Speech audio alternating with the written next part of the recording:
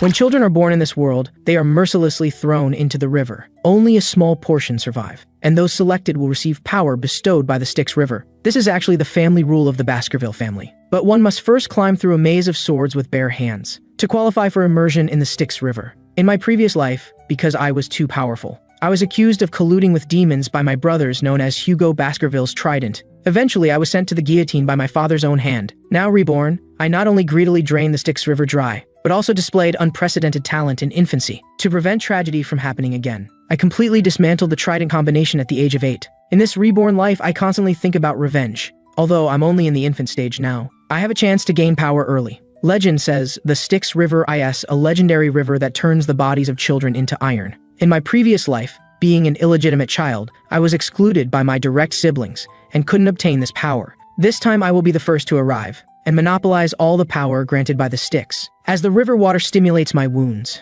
I feel no pain at all, but rather a continuous stream of power flowing into my body. Being just minutes ahead of others has already created such a dramatic change. To absorb power faster, I directly gulped down several pounds of Styx water, even though I started drowning. As long as I have a shred of consciousness, I won't easily surface. 40 minutes quickly passed. Father on the shore revealed a creepy smile, as if seeing his former self. But the servants beside him became restless, fearing I might drown, continuously persuading the master to pull me out. It was then that Father realized he absolutely couldn't overlook a once-in-a-century genius. So he called out that I could come up now, and seeing no response, he immediately reached out and pulled me up. Seeing this, Father revealed a sinister smile, worthy of being Hugo's child, although unconscious. Still managed to seize all the power of the Styx River. Now he would witness the birth of another version of himself. But my ultimate goal is not to become someone despicable like him. What I want to do is destroy my own family with my own hands. Let the Baskervilles completely exit the stage of history. When I woke up again, I had been sent back to the nursery. Little did I know an unknown danger was slowly approaching me.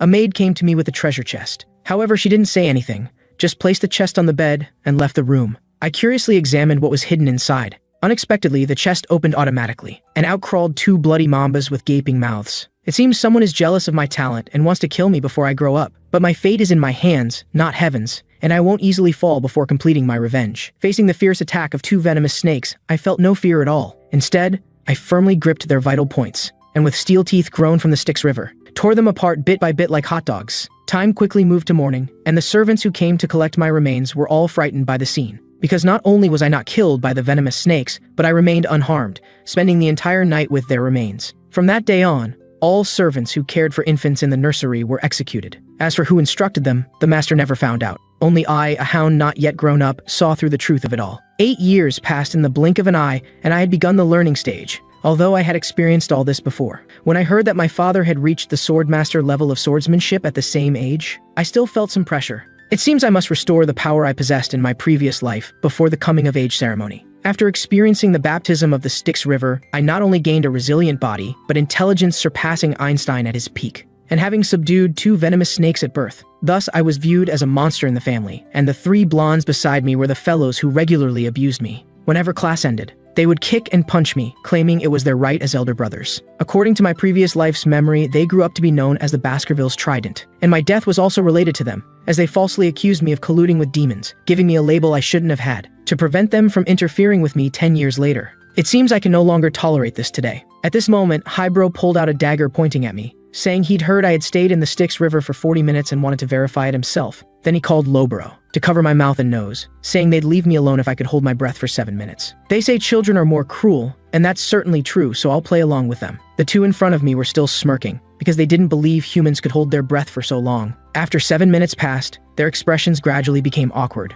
until 20 minutes later, they finally realized they had messed with the wrong person. But just as they decided to let me go, how could I easily let this matter rest? So I bit off Lowborough's finger with 1 bite, then warned the other 2 that everyone must leave behind a body part today, or there would be consequences. Hearing this, Highbrow became enraged, grabbed the dagger, and attacked me. Unexpectedly, I didn't even bother to dodge. Let him witness my iron body given by the Styx River? My eyes flashed with ferocity. Let me play with you properly. Then I punched Highbrow hard in the face. Seeing this, Middleborough wanted to avenge them, but before he could even raise a hand, my foot had already sent him flying. Seeing that all 3 had no strength to fight back, I picked up the dagger, threw it in front of them, and said, I can give you a chance to reform. As for who will win, you decide yourselves. After looking at each other, they began a brutal mutual slaughter. I don't know what happened during that time. I only know that from then on, the so-called Baskervilles' Trident would no longer exist, Soon, Butler John reported this matter to the master. Originally, he just wanted to report my first-place achievements in various tests, but mentioned that there would be a practical evaluation in 5 days, and he had to tell about my dispute with the other young masters. Although the 3 injured had received treatment and recovered physically, their spirits had been severely impacted. From that moment on, not only did they remain silent when meeting, but their personalities also changed from arrogant to timid. The master was shocked that I could fight 3 and still hold my own, so he immediately had the butler summon me. Then asked if I had crippled the triplets. I gave an affirmative answer. According to information I got from the priest, they received appropriate treatment after losing limbs. Originally, father had high hopes for the 3 brothers, because when they acted together, they were among the best of their age. But since things had reached this point, father thought I should reflect on hurting my elder brothers. Hearing this, my face immediately darkened. The fact that I could crush them with my individual strength only proved my power was greater. After all, forgiveness is just an excuse for the weak who cannot take revenge. Father was very satisfied with my answer. The strong are respected, the weak are guilty. This is also the family rule of the Baskerville family. To reward me, father ordered the butler to take me to the snack storage to pick out food I liked. Before leaving, father also instructed that I absolutely must not lose in the practical test to other direct descendants. But what I want to say is, the possibility of losing simply doesn't exist. Scene changes, I arrive at the food storage. After learning I wanted chocolate, the butler immediately instructed the chef to bring the highest quality. However, what I said next left everyone confused. I told them I didn't want the finished product, but unprocessed cacao beans, and specifically the most bitter type. They had never heard of eating it this way, but the chef still followed my request. Bringing the most flavorful bloody beans, 1 bean can produce 100 liters of chocolate. After tasting it, I found it unbearably bitter. This is really not something humans can eat. Of course, my reason wasn't for eating, but for using these bloody beans in the practical evaluation to help me hunt monsters, and what would happen that day would be an unprecedented major event in Baskerville history. Time quickly arrived at the day of the practical evaluation. With Pavlov Van Baskerville as the chief instructor, he explained that this test was simple. Just stay in the Red and Black Mountain for a month and hunt powerful monsters. Everyone's basic survival score was 10 points, while death resulted in 0 points. If one could take any student's badge, additional points would be awarded. At this point, Pavlov mentioned the restricted area of the Red and Black Mountain. He advised everyone to stay within the defined area. As the bell in his hand rang, the practical evaluation officially began. And with the memory of my previous life, I certainly knew which terrain was most advantageous. Soon, some students began to harm their own brothers, but what they didn't know was, the reason for calling so many instructors this time was to minimize casualties. If they killed indiscriminately, even if they seized the other's badge, points would be deducted. Meanwhile, an instructor followed me to the edge of the area, only 100 meters away from the restricted area. Originally, he wanted to see the true ability of a genius. Unexpectedly, while others were wielding swords hunting monsters, I leisurely hid in the shade doing nothing. A series of behaviors made the instructor wonder what he was here for, and whether the rumors about me being a genius were true or false. Little did he know everything I did was just a facade. Finally, after observing me for a week, the instructor felt there was nothing noteworthy about me just hiding and doing nothing, so he decided to temporarily return to report the situation. Seeing the troublesome person leave, I immediately took out a handful of cacao beans and threw them into the fire. Because in my previous life, my subordinate had told me that cacao beans can cover up the bloody smell of meat. Especially the bloody beans work best. Then after setting up hundreds of traps around, the hunt officially began.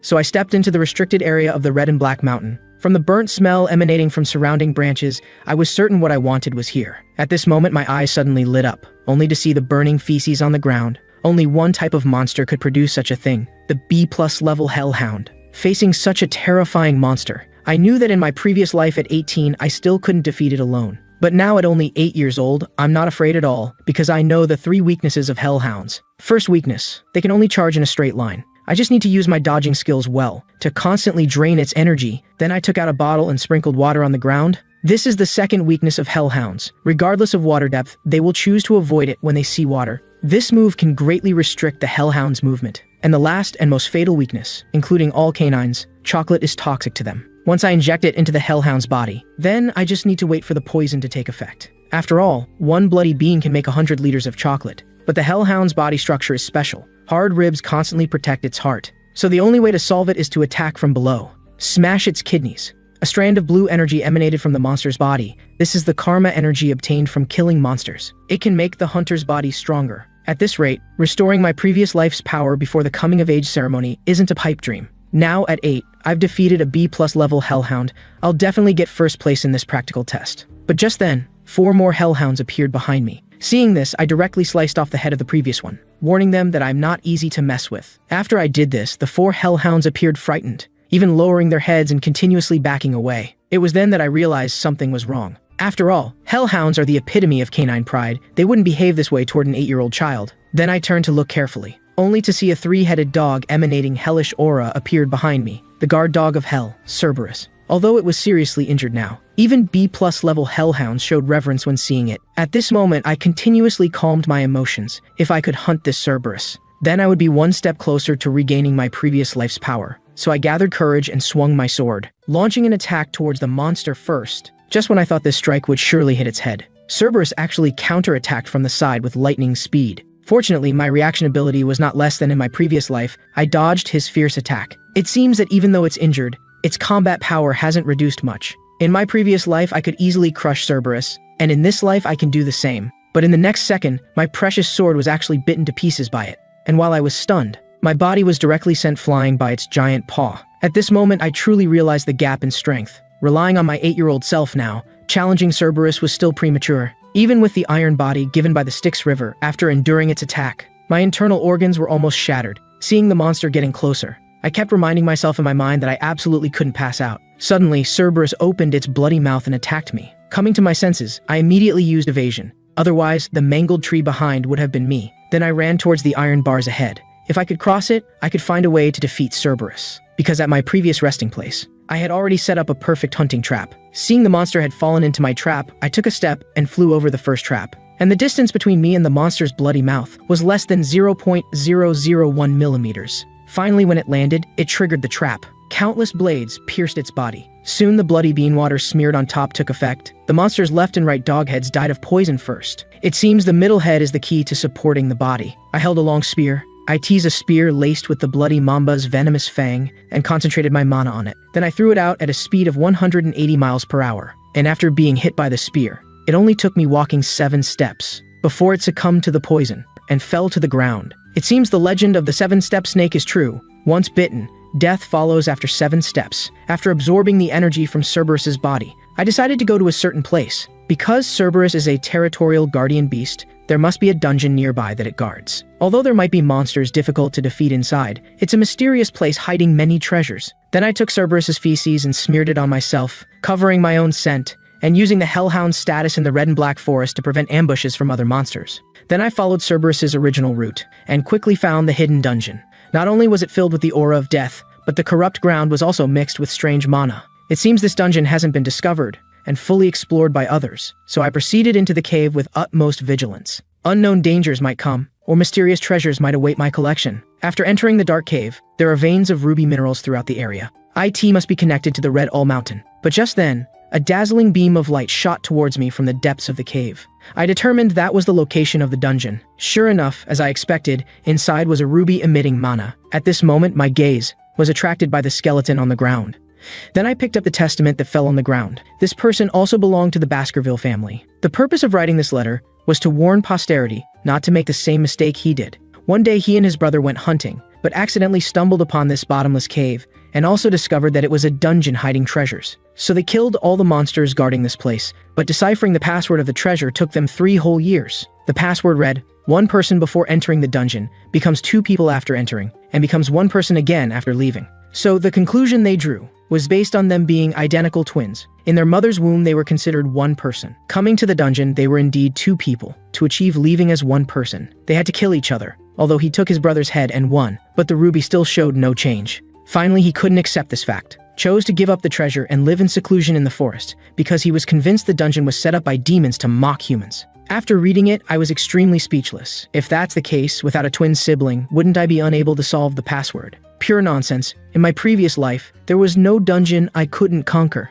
Just then, the contrast between bright light and darkness gave me a hint. This explains why the first half of the cave was dark. So the answer to this password is shadow. Then I immediately smashed the ruby in front of me, and what emerged from it was actually the mythical Beelzebub. It is said to be a demon sword forged from the body of the gluttonous fly. Originally, people thought it was a legend and didn't seek it, until this sword was discovered by the demon family. People realized the crisis was about to descend. But in this life, Beelzebub was first discovered by me, so the demon family's battle power would be greatly reduced. Suddenly, Beelzebub actually transformed into energy and poured into my right hand. At that moment, the sword re-emerged from my body. I couldn't imagine how strong I would be in this life, but before I could rejoice for long, A strong sense of hunger constantly disturbed my thoughts. I guessed it was probably Beelzebub's doing. After all, it hadn't eaten for hundreds of years here. After I walked out of the cave, Beelzebub actually led me rushing in one direction. Sure enough, it discovered the B+ level hellhound I had hunted. The sword immediately plunged into the monster's body. During its absorption, my feeling of dizziness slowly disappeared, and after the absorption,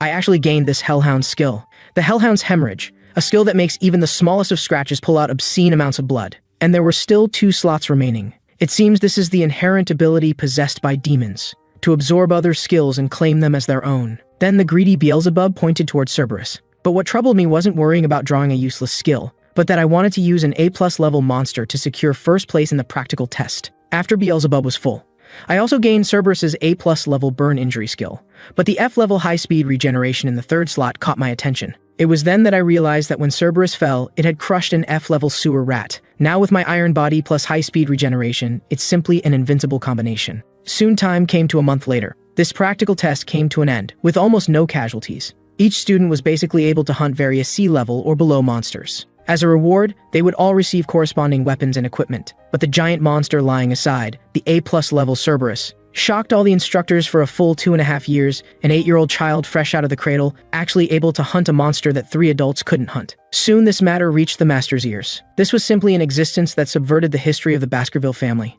Afterwards, father summoned me again, and asked me what method I used to hunt Cerberus. I confidently said, "For canines, chocolate is the most deadly poison. The highest concentration of bloody beans is enough to instantly kill Cerberus." Father heard without any doubt, and even decided to fulfill one of my wishes. It seems this time I finally have a chance to get everything I want. Then I told father, I want to enter the 10,000 book library to study. But I was also prepared to be rejected. After all, my identity is not direct lineage, but an illegitimate child, which is impossible to be allowed in the family's history. But the result exceeded my expectations. Father not only didn't reject me, but even recommended books on the Baskerville 6 sword technique. At this moment, I suspected whether rebirth would change one's personality. In the previous life, an illegitimate child could at most practice to the 4th sword technique, but there's no need to be too happy early. Currently, father's level has reached the 7th sword technique. Even before I was executed, he had practiced to the 9th sword technique. But in this life, I will definitely surpass father's highest level, because I know a forgotten sword technique book. If I can comprehend all its contents, I will directly break through to the 10th sword technique. Later, I came to the 10,000 book library. Every book here was beyond my reach in my previous life, and what appeared before my eyes now was the 6th sword technique that father recommended me to study. But I didn't care about it at all, because my purpose for coming here is this forgotten book. Lurking embedded teeth, it was written by the first ruler of Baskerville.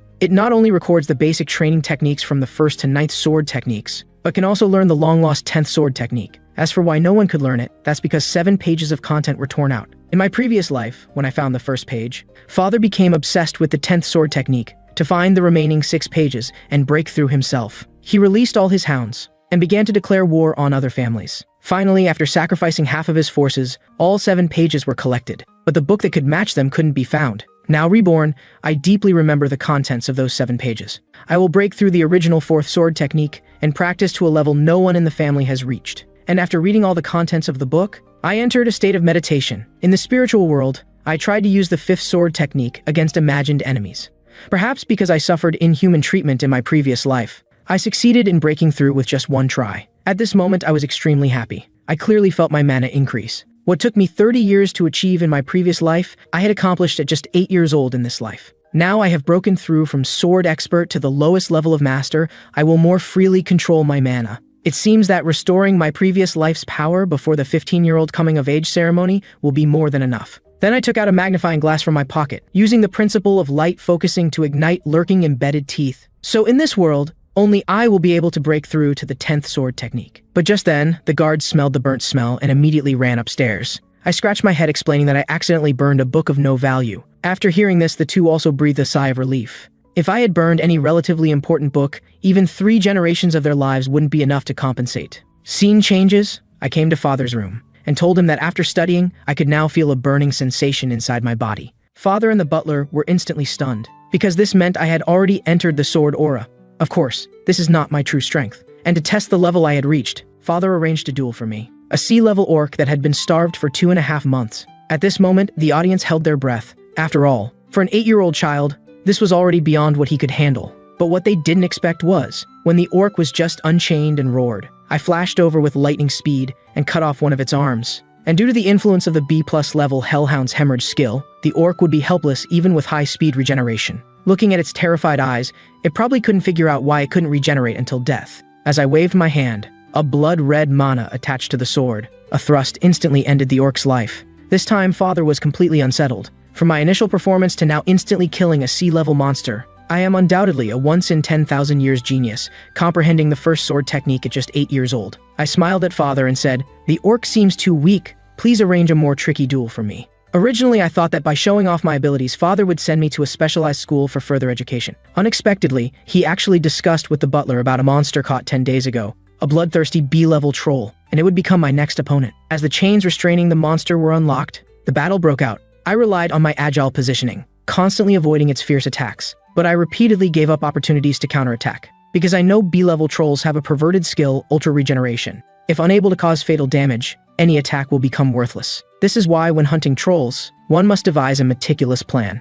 At this point, although I found its fatal weakness, I encountered another problem. How much of my strength should I use to instantly kill the troll without arousing Father's suspicion? Just then, I suddenly had an inspiration. If I could fake a battle of enlightenment rather than immediately killing the monster, not only could I escape Father's suspicion, but also legitimately expose more of my strength. Seeing the troll attacking me again. This time, I didn't choose to dodge, but used the Baskerville's first sword technique, fiercely cutting a huge gash on its shoulder. When the troll's wound was about to fully heal, I immediately shouted loudly, attracting the attention of the audience and Father. "I have finally had an enlightenment. Next, I will try to instantly kill this troll. If I fail, I will give up." My eyes were filled with killing intent, and I also transferred my mana to my sword, just to pretend at this moment that I had mastered the second sword technique. Sure enough, as I expected, the controlled power just cut through the troll's thick skin, dividing its head and body in two. Under the incredulous gaze of everyone, I re-established their cognition with my genius. In the days that followed, because my strength was too powerful, students of the same age and even seniors didn't dare to get too close to me. But none of that matters.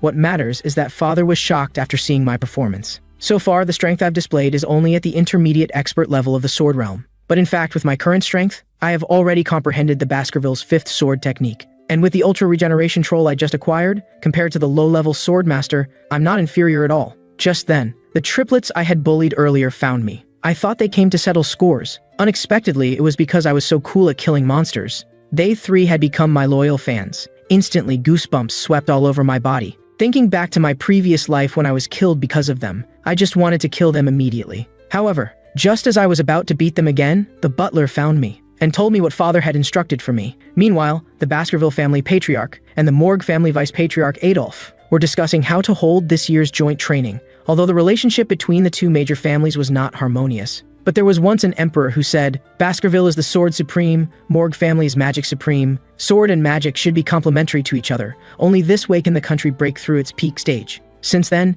every year children aged 8 to 15 must participate in the joint training of the two major families. At this point, Adolf asked, "I heard your Baskerville family has given birth to a world-class genius. Coincidentally, we Morgue family also have one." Then he called his niece Camus. She was also his most beloved niece. But he had already planned his strategy, knowing his niece's hot temper. He wanted to use this to suppress Hugo, the head of the Baskerville clan. Camus showed no regard for family hierarchy and unleashed a verbal attack on Hugo. "You shameless mine thief, give back the ruby mine that belongs to us." The reason these two great families were in conflict was all because of the mining rights to the ruby mine. Seeing this, Adolf pretended to admonish his niece, saying she shouldn't speak to others that way. Fortunately, Hugo wasn't angry, thinking it was just poor parenting of a child. Hearing this, Camus refused to back down. As a magic prodigy, she needed enough ruby mines for her magical experiments. Adolf hurriedly stopped her from continuing her confrontation, because a fierce beast was desperately suppressing its inner rage. Just then, a sentence broke the tense atmosphere. "What doesn't belong to you will never change." I entered with my butler. After seeing me, Adolf began to assess my strength, but he never expected his niece had already left her seat. Camus questioned why I dared to say that earlier. She thought that ruby mines were inherently bound to magical families. I was surprised at that moment, because the girl standing before me would become the most powerful magician 20 years later, even controlling the royal family, respected by people as the fire goddess of authority. Then I mocked her for coming all the way to our territory just to lose her temper. Camus immediately became angry and embarrassed, then gathered ice magic in both hands. I initially thought she wanted to duel with me, but unexpectedly she was just recreating a terrain map of the two families. The place Camus pointed to was the ruby mining area at the boundary between the two cities. She explained that part of the mine should belong to their Morgue family, and the Baskervilles had no right to claim it all. I told her that rubies were less valuable to us than scrap iron. Our ultimate goal in mining was to expand our territory. Camus decided to demonstrate more visually who was qualified to mine and obtain the ruby mines. She extended her hand from their family's territory to Baskerville's land, implying that the Morgue family was stronger. I immediately grabbed Camus's hand, then pulled a small knife from my pocket. Anyone who dared to invade our territory would be killed without mercy. However, just as the blade was about to touch her, I had anticipated that Adolf would intervene, so I released her hand. I explained that blades in our iron-blooded sword clan were merely toys, incapable of causing harm. Afterward, I apologized to Adolf and the others, and my father suggested we return to the main topic, which was this year's joint training between the talented youths of our two families. The scene changed, and Camus and I stood on the arena. As the match bell rang, Camus quickly raised her hands, chanting fire magic spells, lightning magic spells, and ice magic spells, seeing 3 types of magic coming at me simultaneously. I taunted her that she should focus on one thing at a time. Then I dodged each attack with agile movements, strongly refuting their belief that mastering multiple types of magic made one a genius. Suddenly, Camus chanted a sand shield spell, Sand Wall. A wall of sand rose from the arena floor. But unexpectedly, I shattered it with a single punch. It couldn't hinder my attack at all, but to avoid harming the future strongest magician, I only flicked her forehead in retaliation. The difference in our strength was already obvious, but Camus still refused to admit defeat. She summoned 2 more sand walls. Actually, this level of magic was simply an insult to human intelligence. Couldn't I just jump over them to easily solve the problem? To not hurt her pride too much, I decided to be the most dedicated actor, and controlled my strength. After withstanding my punch, the 2 earth walls were left with a small hole. Then towards her forehead, I flicked her again. But even when the outcome was clear, Camus still used fire magic against me, which I guess is why she could become the authoritative fire goddess. Stubborn, proud, never giving up easily. Just then I heard a conversation behind me in the arena, so I retreated instead of continuing my attack. The next second, a huge fireball suddenly appeared behind me. This was the solution I had thought of. To make the match a draw, with no overwhelming victory for either side. After we were both hit by the fireball, Camus's clothes were burned away, leaving only the essential parts covered. So I took off my shirt and gave it to her. The result of the duel was as I expected. Due to unavoidable factors, our duel was declared a draw. But I believe at that moment, everyone would recognize that Baskerville had won. However, on the way back, my father still criticized me, because I hadn't used my full strength. Being merciful on the battlefield is a major taboo. He warned me that whether it's women or relatives, anyone who poses a threat must be countered. Suddenly, I was shocked. In my previous life, after my father's first wife died, he had ignored me, his illegitimate child, even treating me like discarded garbage. I told him I was planning another strategy. After all, Baskerville's focus was on expanding territory. But the Red and Black Mountain area and ruby mines were constantly threatened by barbarians and hellhounds. If we could borrow the Morgue family's power, we could minimize our losses in expanding our territory. My father was very satisfied with my plan, not knowing that I had proposed it before him based on memories from my previous life. When we reached the corner, Adolf found us again. He knew that Baskerville's strength far exceeded the Morgue family's, so he decided to handle the land and ruby mine issues peacefully. With an inter-family marriage, having Baskerville's eldest son engaged to their genius Camus. As soon as he finished speaking, Camus refused Adolf, saying she wouldn't marry someone 17 years older than her. If she were to be engaged, it should be to someone close to her age and whose strength she acknowledged. I guessed she was referring to me, because since entering the room, her gaze hadn't left me for a moment. Adolf also guessed his niece's thoughts, stating that someone of her noble status couldn't marry an illegitimate child of impure blood. Hugo didn't want to get involved, so he gave me the decision. And I agreed to the proposal. But Adolf was the first to disapprove, so he decided to personally test whether I was qualified to be his family's son-in-law. I agreed without hesitation. After all, Camus was one of the Empire's finest in both beauty and strength.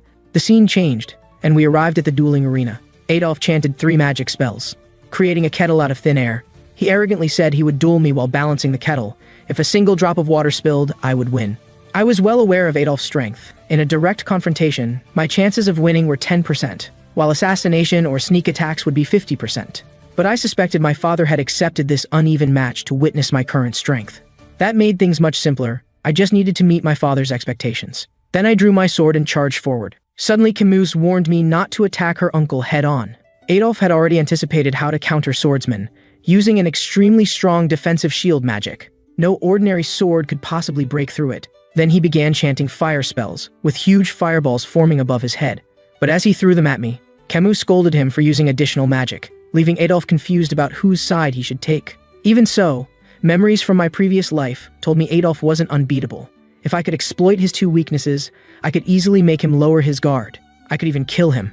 So I swung my sword and continuously attacked the magic shield. Seeing this, Adolf advised me not to waste my energy, saying that no matter how talented I was, with inferior weapons, I still couldn't break through this level of magic. But just as he finished speaking, the next second, cracks actually appeared in the magic shield. Adolf admired my concentration, as I had precisely hit the same spot 23 times. After my final strike, my sword shattered from the pressure. Little did he know this was the final step in completing my plan. Both my father and Camus were astonished, because at that moment, as Adolf was saying I wasn't worthy to marry his niece, water began dripping from the kettle on his head, meaning I had passed the strength test. I cast a contemptuous glance at him, knowing he would never realize that letting his guard down when he saw my broken sword would be his biggest mistake. Camus's face flushed somehow in just 2.5 minutes of knowing me. We had truly established an engagement for peace between our families. 7 years passed quickly. At Baskerville's training ground, the once naive children had become spirited teenagers. Their sharp eyes indicated they had become qualified hounds. They were now cooperating to hunt an A-class bull bear. This was also their final exam to successfully graduate.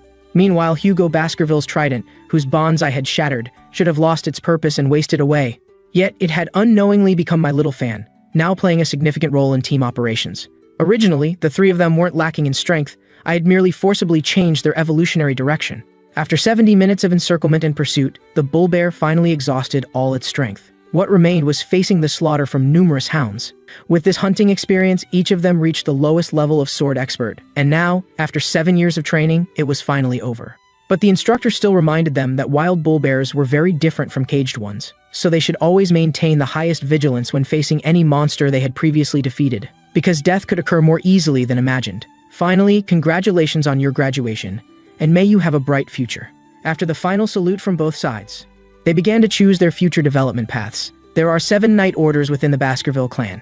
Each order is established and managed for various objectives, such as watching, searching, guarding, assassinating, suppressing, all-out warfare, etc. After long consideration, I chose the Pitbull order from my previous life. I was now at the intermediate master swordsman level, although in these 7 years I had only advanced from low to intermediate level. Compared to my previous life, I had already surpassed my strength at age 40. Just then, the butler suddenly appeared, happily telling me that my father wanted to see me about something. I already had an answer in my mind. My first mission at age 15 was probably determined. The scene changed, and my father, whom I hadn't seen in 7 years, sat before me. I quickly noticed something unusual, and asked him about the scar on his face. He touched his face and said meaningfully, "It was left by a female barbarian archer from the Red and Black Mountain, and he had returned a strike to her as well." Nevertheless, he congratulated me on successfully graduating and becoming a qualified hound. But then my father's next words left me unable to calm my emotions for a long time. In my previous life, for 40 years I was either on the battlefield or assassinating. As an illegitimate child, that was the only treatment I received. I could never enjoy the elite management and training like pure-blooded children. Unexpectedly, this time my father suggested I gain experience in the lower house of parliament, which was also part of the elite level. It seemed my father's character had truly changed in this life. He no longer looked at bloodline, but at achievements. My current achievements had already surpassed those of an 18-year-old hound, so my father gave me TS preferential treatment. The position you will be taking is the deputy consul of the underdog city. I agreed to my father's proposal, but before taking on this consul position, I still needed to borrow a huge sum from him. I thought he would contemplate this before making a decision. Unexpectedly, he stamped the approval without any hesitation, and said he trusted I wouldn't do anything foolish. As I was preparing to leave, the butler decided to tell me some heartfelt words. Because of my exceptional talent, the family head held me in high regard and valued me greatly. He hoped I would do my utmost to complete this mission. After all, before going to the battlefield, my authority as consul would greatly increase, even surpassing some pure-blooded children. Hearing this, my face immediately darkened. "Let's talk about these things later," I said, as I wasn't yet sure if I could handle being a consul. Although this was definitely good for me, as I could use it to hone my skills, I had no interest in politics. Regardless, I couldn't forget the feeling of losing my head in my previous life. Whenever I thought about it, my heart filled with resentment. Despicable Hugo, just you wait. I'll definitely make you experience this feeling once. When I arrived at Underdog, Baskerville's most corrupt city, the people there had basically lost hope in life. Even the consul had been replaced 70 or 80 times in a month. But now it was my turn to be consul, and this city would take on a new appearance, becoming a first-tier city in Baskerville. The person standing beside me now was my future assistant Chihuahua. In this city with a huge wealth gap, he was the most prominent representative of the poor, despite how much he wanted to change the city's current situation. He had been repeatedly obstructed by the rich hiding in the background. Meanwhile, I was looking at the various regulations in the decree book. Basically, every clause had small loopholes. This had led to the emergence of many illegitimate businesses, and even underground criminal organizations operated above the law. I told Chihuahua I wouldn't change the existing laws, but would establish a new one under their premise, and promised that, within a week, I would shut down all illegitimate businesses. But because of my young age, my words probably wouldn't be very convincing. So I needed to stage a play to make the residents obey me. The next day, I instructed Chihuahua to issue a notice about the new decree, gathering everyone in the city center. Looking at the new consul whose beard had barely grown, people below made contemptuous sounds. But I couldn't care about that. Today's emergency meeting was held to convince them. I was explaining the already effective decree behind me, stating that it would continue to be enforced and would be even stricter than before, with violators being held fully accountable. At this point, people below didn't believe it. Past experience told them that newly appointed officials just put on a show and eventually did nothing. Chihuahua immediately reprimanded those making random comments, and several people quickly shut up. Seeing this, I really wanted to give the position to Chihuahua. It would be much more useful than me standing in the blazing sun talking. Then I took out a wooden stick, under the surprised gazes of the crowd. I used great force to drive this stick into the ground. This was the prelude to my plan to establish a new decree. Special Decree Article 1. Whoever can pull out this wooden stick will receive a reward of 10 billion gold coins. Immediately, everyone in the square let out exclamations of surprise. This 10 billion was 400 times the average monthly salary. They began to suspect I was trying to catch greedy and corrupt people, and that it was impossible to actually give so much money. Just then, a little girl raised her hand saying she wanted to try. An elderly man nearby advised her not to be foolish, though as they say, a fool's fortune. Her mother was seriously ill and urgently needed money, so she had to seize this opportunity. Looking at the weapon at my waist, the girl fell into deep thought. If what others said was true, that the reward money was fake and she would be executed, who would take care of her mother? I used a serious tone to instruct the little girl not to dawdle. Since she had come up, she must obey the decree or face serious sanctions. She couldn't think about it anymore, so she squatted down and gripped the wooden stick firmly. Unexpectedly, she pulled it out with just a slight effort. At this moment, not only was the little girl stunned, but everyone below was frozen in place. I was surrounded by a murderous aura because I knew that when people's expectations are at their highest and suddenly drop to their lowest, they would feel extremely uncomfortable, so I pretended to draw my weapon. Seeing this, the crowd held their breath. By now they had no way to save the little girl, and she closed her eyes in fear, quietly waiting for execution. But unexpectedly, the next second, I truly took out a bag of gold coins. But this wasn't all the money. The rest I would have guards deliver to her later today. Then I patted the little girl's head, telling everyone this was the benefit of following the special decree. In the days that followed, the percentage of people violating the decree in the city had decreased from 80% to 50%. However, this wasn't the result I wanted. I wanted 99% of people to obey the law, because this method was actually implemented by Camus in my previous life. But due to her irritable temperament after taking office, even though she established this decree, she never gained the people's love. Suddenly, Chihuahua covered his eyes and wept. Actually, he had looked down on me from the beginning. But now, on just my second day in office, I had achieved such good results. He truly admired me, swearing to heaven that he would closely follow me from now on. But I told Chihuahua not to be too happy too soon, because the real battle was just beginning. Then I marked dozens of X's on the map, and these places were where the criminal forces were located. Looking at the diagram, Chihuahua was amazed. Although he knew a few of these forces, there were so many more that were quite unexpected. So he asked me how I could investigate so thoroughly. I pointed to my nose and said I didn't investigate at all, but rather smelled it out. But just then, an attendant suddenly came to report. He said people from the Youth Autonomy Association had invited me to attend an important meeting. However, as a newly arrived consul, I didn't know that the regional association was an organization established by 7 cunning native families. Although the sign clearly said autonomy, it was actually just a promiscuous entertainment club. Hearing this, the corners of my mouth turned slightly upward. It seemed these worms were already beginning to stir. Meanwhile, the association members were leisurely having a party to celebrate the new consul's appointment. Whether it was alcohol or beautiful women, they were all ordered vigorously. As rich family sons, they did indeed have money. But all of this was actually prepared for me. As soon as I arrived to accept the invitation, they would threaten me with the lives of hundreds of civilians to make me pay for this huge expense out of my own pocket. At this time, the yellow-haired leader even mocked the Baskerville family, calling them just sword-dancing dogs. Years ago, he had a conflict with a family, and Baskerville actually backed him up and got serious with the other side, even personally wiping out everyone in that family. But just as they were discussing the new consul's background, a redhead nearby noticed something unusual. Because a stranger had entered the room, after learning that no one recognized me, the waiter grabbed my hair and tried to force me out. But in the next second, in just the blink of an eye, his arm was bent 90 degrees by me. Then I strode forward, telling everyone I was the new consul, so I asked them why they had called me here. Seeing this, they not only ignored me, but even continued chatting privately. I slammed my hand hard on the table, then released 40% of my magic power. Instantly, hundreds of glasses of red wine shattered from the infused magic power. After this commotion, they realized the seriousness of the problem. They had truly messed with the wrong person. Although the new consul was indeed 15 years old, based on his current strength, even if all of them, with their intermediate sword expert level, attacked together, they might not be able to defeat me. Later, I went to the redhead side and asked if he had intended to lure me here to pay for today's expenses. According to my memories from my previous life, people like them enjoyed bullying new consuls this way. The redhead stammered, not knowing what to say. Seeing this, the yellow-haired man immediately answered my question, saying they wouldn't dare do such a thing. The purpose of inviting me was actually to test my integrity. After all, the city was currently corrupt, and if the new consul could be easily bribed, they would protest to the superiors and demand a replacement. Obviously, I knew he was making this up, so I had no choice but to take action. I immediately punched the redhead hard in the stomach, kindly reminding him that even the most loyal dog can't completely obey its master. After pinning the redhead under my foot, I asked the others why I had suddenly attacked him. If they didn't know, they would face the same fate. To avoid being beaten, they of course clearly explained the reason. But what they didn't know was that regardless of their answer, I would beat them up anyway, because my purpose today was to eliminate this regional autonomy association. Hearing this, they no longer held back, believing that their combined numbers were enough to crush me.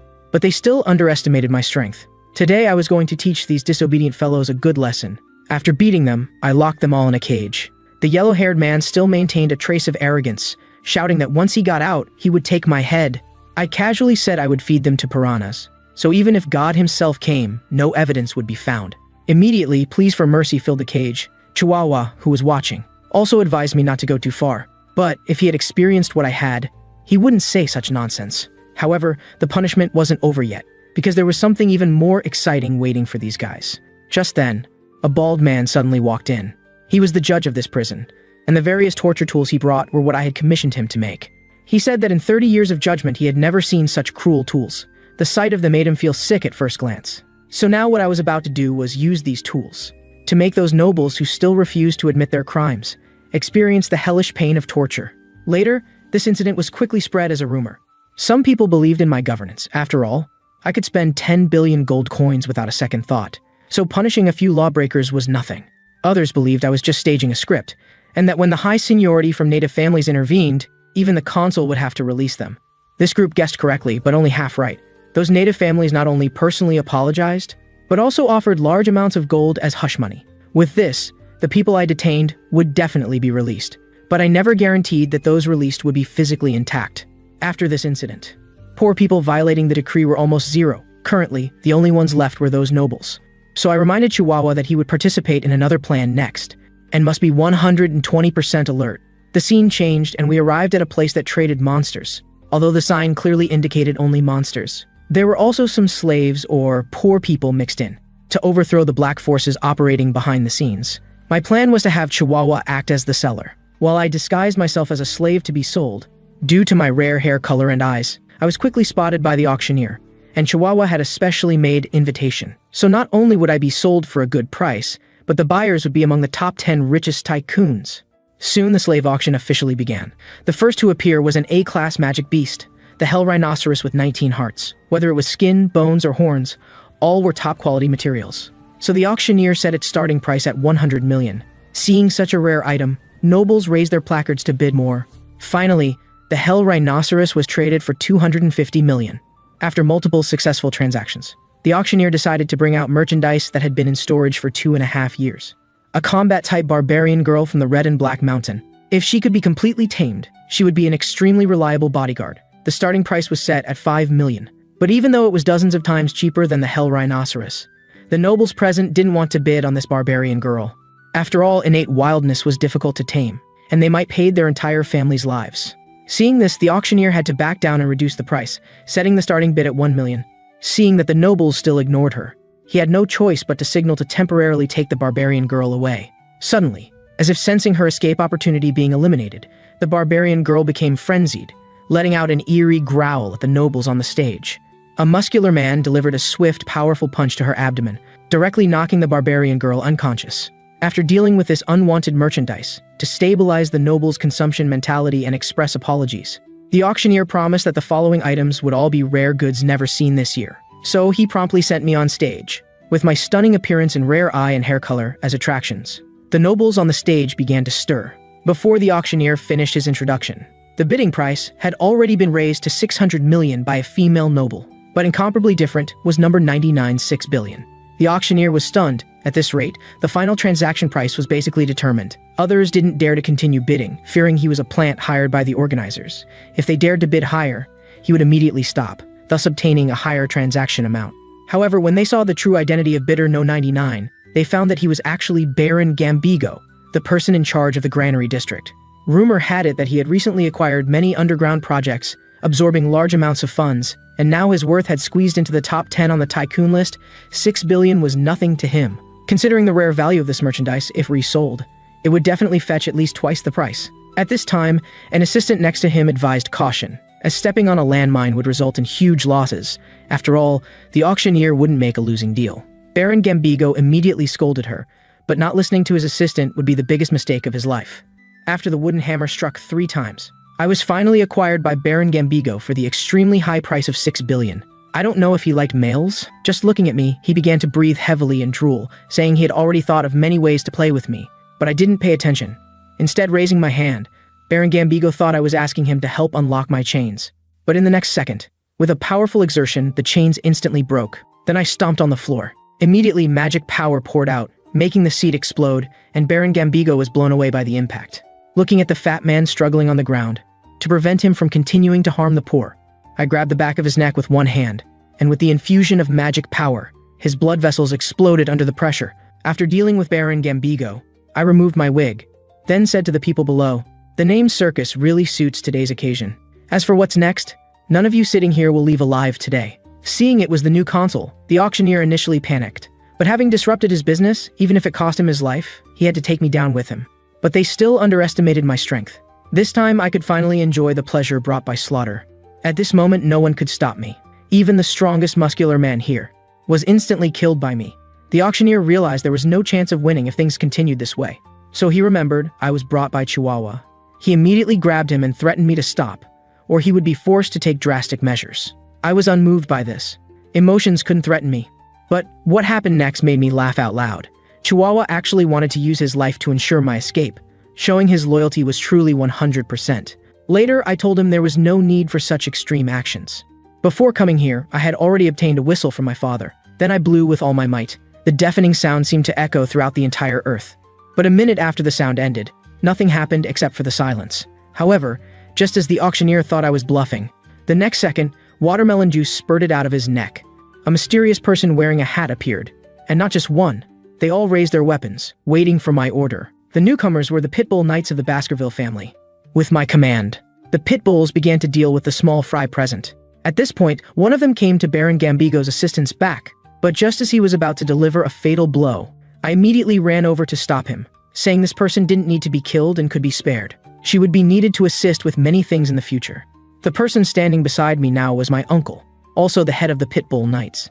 His timely arrival to help me this time also had another intention. That was, after I was sent to the battlefield, he wanted me to join their Pitbull Knights, but I didn't want to. So I found a random excuse and left first. Then I arrived at the underground warehouse of the circus, ready to raid the vault there.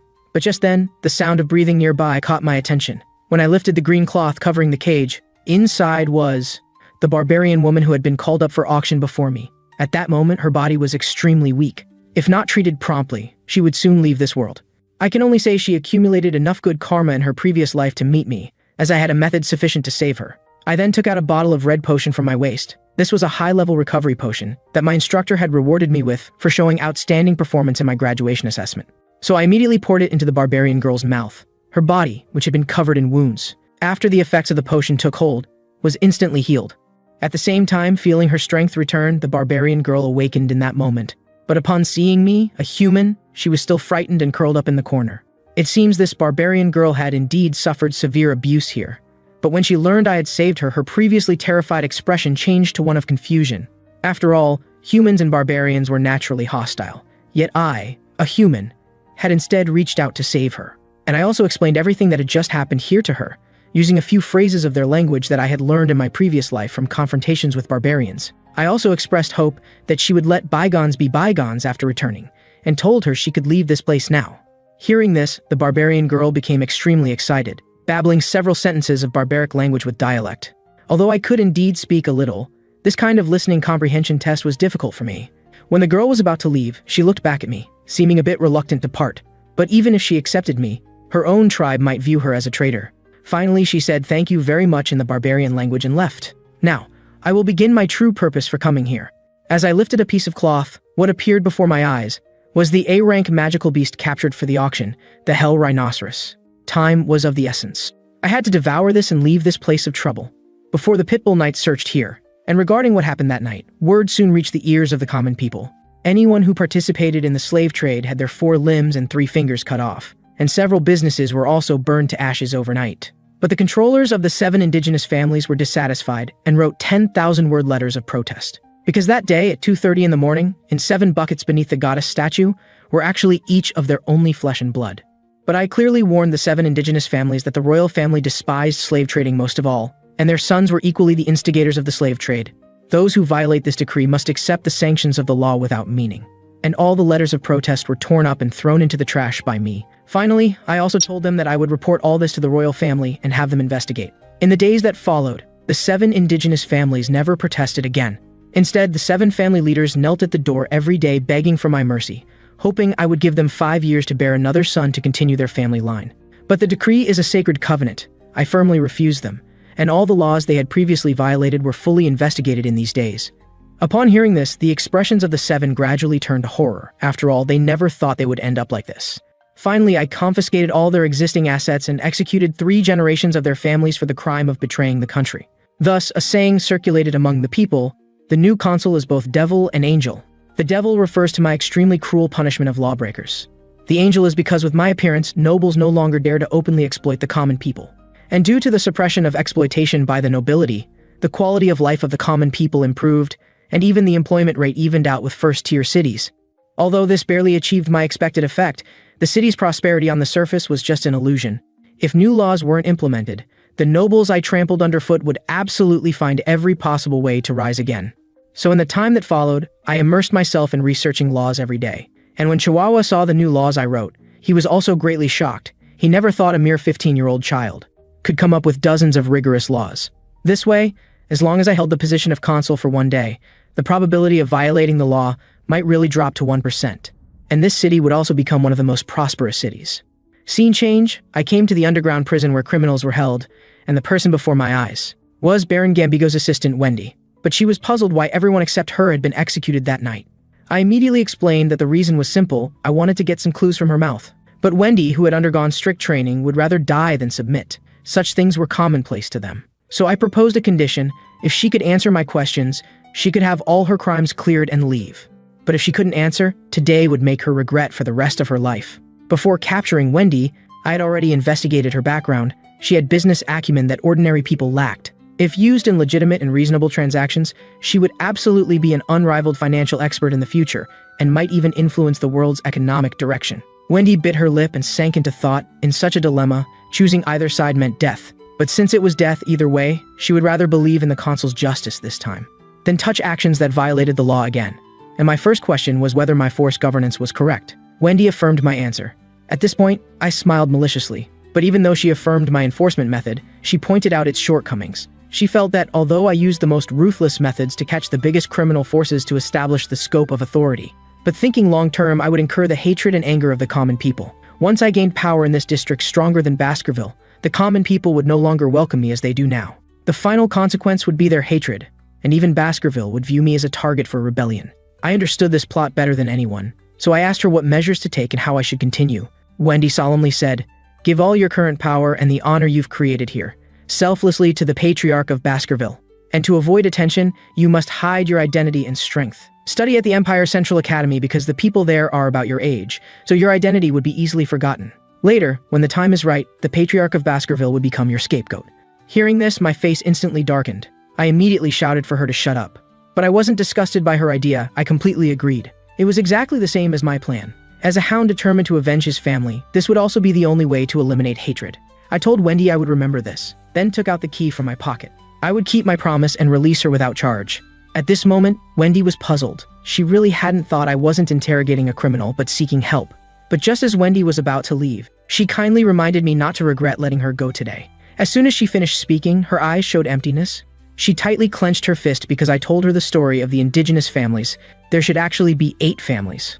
As the 8th-ranked Mesimadubaro family, which was also the wealthiest merchant family, before being exterminated, the youngest son of the Mesimadubaro family, at his birthday party, showed off his new sword technique he had just learned for 2.5 days. But when the elders found out, they fell into panic, because this sword technique was actually Baskerville family's. Soon this matter was leaked and reached Hugo's ears. With family secrets leaked, he immediately released hounds to clean house. But no one knew that behind the frame-up of the Mesimadubaro family were the offspring of the other 7 families, who stole Baskerville's sword technique secrets and deliberately taught them to the young child of Mesimadubaro. At this point, Wendy, holding back her grief, indicated this had nothing to do with her. Then I could only unveil her disguise, because she was the only Mesimadubaro surname who was secretly kidnapped by the 7 families' offspring, and even suffered humiliation for a full 2.5 years. At this moment, Wendy was furious. She didn't want to recall that tragic memory from childhood, insisting on leaving this place of right and wrong immediately. Seeing this, I asked if she knew the aftermath of this story. It's not that I'm deliberately imposing crimes on the 7 offspring, but the extinction of the Dro clan was indeed related to them. It was their own admitted crime. Before their deaths, wanting to survive, they naturally revealed all the unspeakable secrets of others, including the crime of framing the Mesimadubaro family. Hearing this, Wendy suddenly turned around, scolding me that this was absolutely impossible. Although her family was indeed ranked last, they had always been respected by other families. If you dare deceive me, I will tear you into pieces even if I die. So I lit a light stick, letting her confirm this with her own eyes. Inside the cell were the crime records written on the walls and floor by the descendants of the 7 families when they were begging my mercy, including the truth about the harm done to the Mesimadubaro family. And in the next second, Wendy covered her mouth and wept bitterly. The hatred she had suppressed for 10 long years, only to discover that the true masterminds behind the destruction of the Mesimadubaro family were actually the people closest to her. Afterward, I comforted her not to grieve anymore. The dead will not be resurrected. The only method is to take revenge on Baskerville. It was Hugo who didn't investigate clearly and killed innocents. Go ahead and blame Baskerville all you want. This is also your mission for surviving. But Wendy was puzzled why I, also a Baskerville, would choose to help and spare her. My eyes were filled with killing intent as I murmured, I think you know more clearly than I do that this is a very stupid question. Hearing this, Wendy instantly understood my intention and expressed that she would absolutely repay today's kindness, and also said that if I ever needed money, I should just come to her. Finally, my purpose was achieved. One more member added to the anti-Baskerville faction. By the next day, Chihuahua had found me early. But as soon as he opened the door, he was terrified by the scene before him. At that moment in my room was a bloody mess. And there was even a soldier split in half lying on the floor. After I was awakened from my confusion, he immediately asked what had happened. I indicated that there had been a lot of flies recently. Killing 1 or 2 was nothing unusual. Just as I finished speaking, 2 sharp arrows came toward my chest, and upon seeing this, Chihuahua instantly understood the situation. I told him this was just the lightest assassination attempt. I had been poisoned while drinking water, had corrosive sulfuric acid poured on me while bathing, was run over by a carriage while walking. These accidents had occurred no less than 30 times. If I didn't have the blessing of the Styx River, I would have been framed and killed long ago. But what protected me wasn't just a body of steel, but also the Hell Rhinoceros's A-class skill, tough life. Just then, a carriage with the Baskerville flag arrived. When Chihuahua saw the person getting off, fear had already filled his face. It was John, the steward beside Hugo, also Baskerville's most excellent chief steward, who had served continuously for 4 generations of Baskerville. And he was extremely strict with his subordinates. If someone made a tiny mistake, their life would be over. John's unexpected appearance still surprised me, so I asked him what his intention was for coming here. It turned out that because my recent performance was outstanding, Father had ordered him to bring me back for a reward. Hearing this, my thought process was instantly blocked. This kind of plot shouldn't happen by common sense. My authority increases, and rather than countering me, Hugo is happy for me. After arriving at Father's room, I saw him holding a headline newspaper, which clearly wrote various evaluations about me, and the reason he was happy for me was because Baskerville had always had a label in history: ignorant people who only know how to swing swords and kill. Now, with all the good reviews about my governance, that label would no longer target Baskerville. To reward my excellent performance, Father had listed me in this year's roster for Colosio Academy. Colosio Academy is the highest institution in the Empire, also a place where the Empire gathers various elites. However, the Academy has a clear rule that anyone who comes to study here must live in the Academy dormitory and cannot easily go out. But this is exactly what I was looking forward to. If I could successfully enter Colosio Academy, I would escape Father's surveillance and accelerate my path to becoming stronger. Then Father asked if I got along well with those brothers and sisters, as he decided to choose a few to accompany me.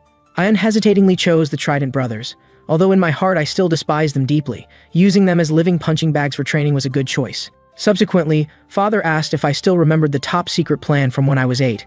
Of course I hadn't forgotten. Leasing part of the territory rich in ruby mines to the Morg family, then using them to eliminate the barbarians and expand Baskerville's territory. Father chuckled. It turned out this plan had worked and was very successful. But the only difference was that the Morg family head, Adolf, suggested a joint expedition. They were being overly modest. So Father decided that before I entered Colosio Academy, I should inspect the territory leased to the Morg family and observe whether they violated or supported the newly established laws. I respectfully accepted this assignment. It seems I'll have to participate in the joint expedition. Later, I arrived at the city gate, said goodbye to Chihuahua, then mounted my horse and set off for the leased territory. But I knew that after returning from this inspection, it would likely be the day of parting from Chihuahua.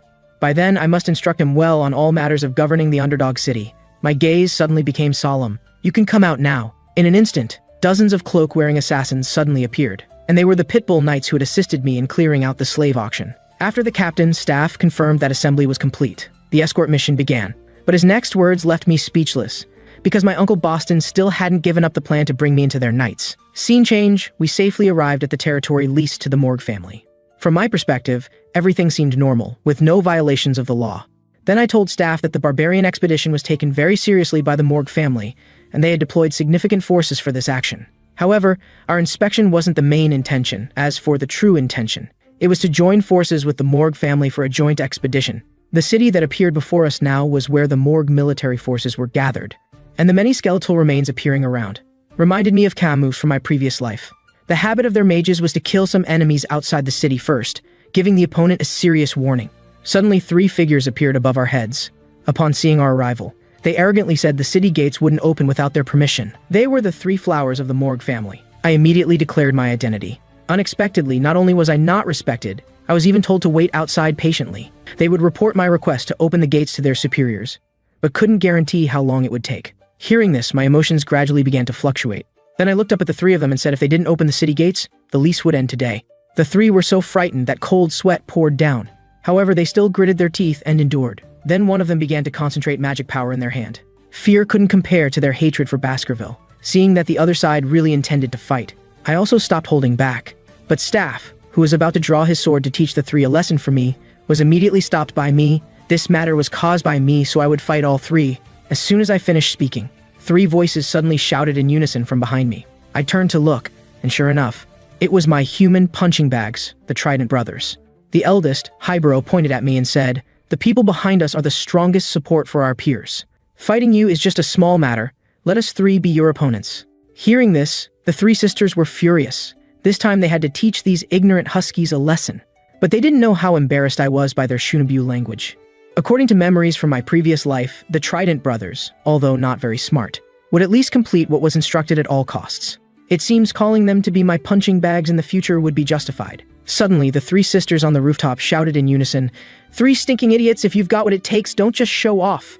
But the 3 brothers were completely fearless, then made an international gesture toward them while saying, You're the idiots." This really angered the 3 sisters thoroughly. They instantly concentrated magic in their hands. Seeing them like this reminded me of my previous life. The eldest sister with 1 braid used grass magic.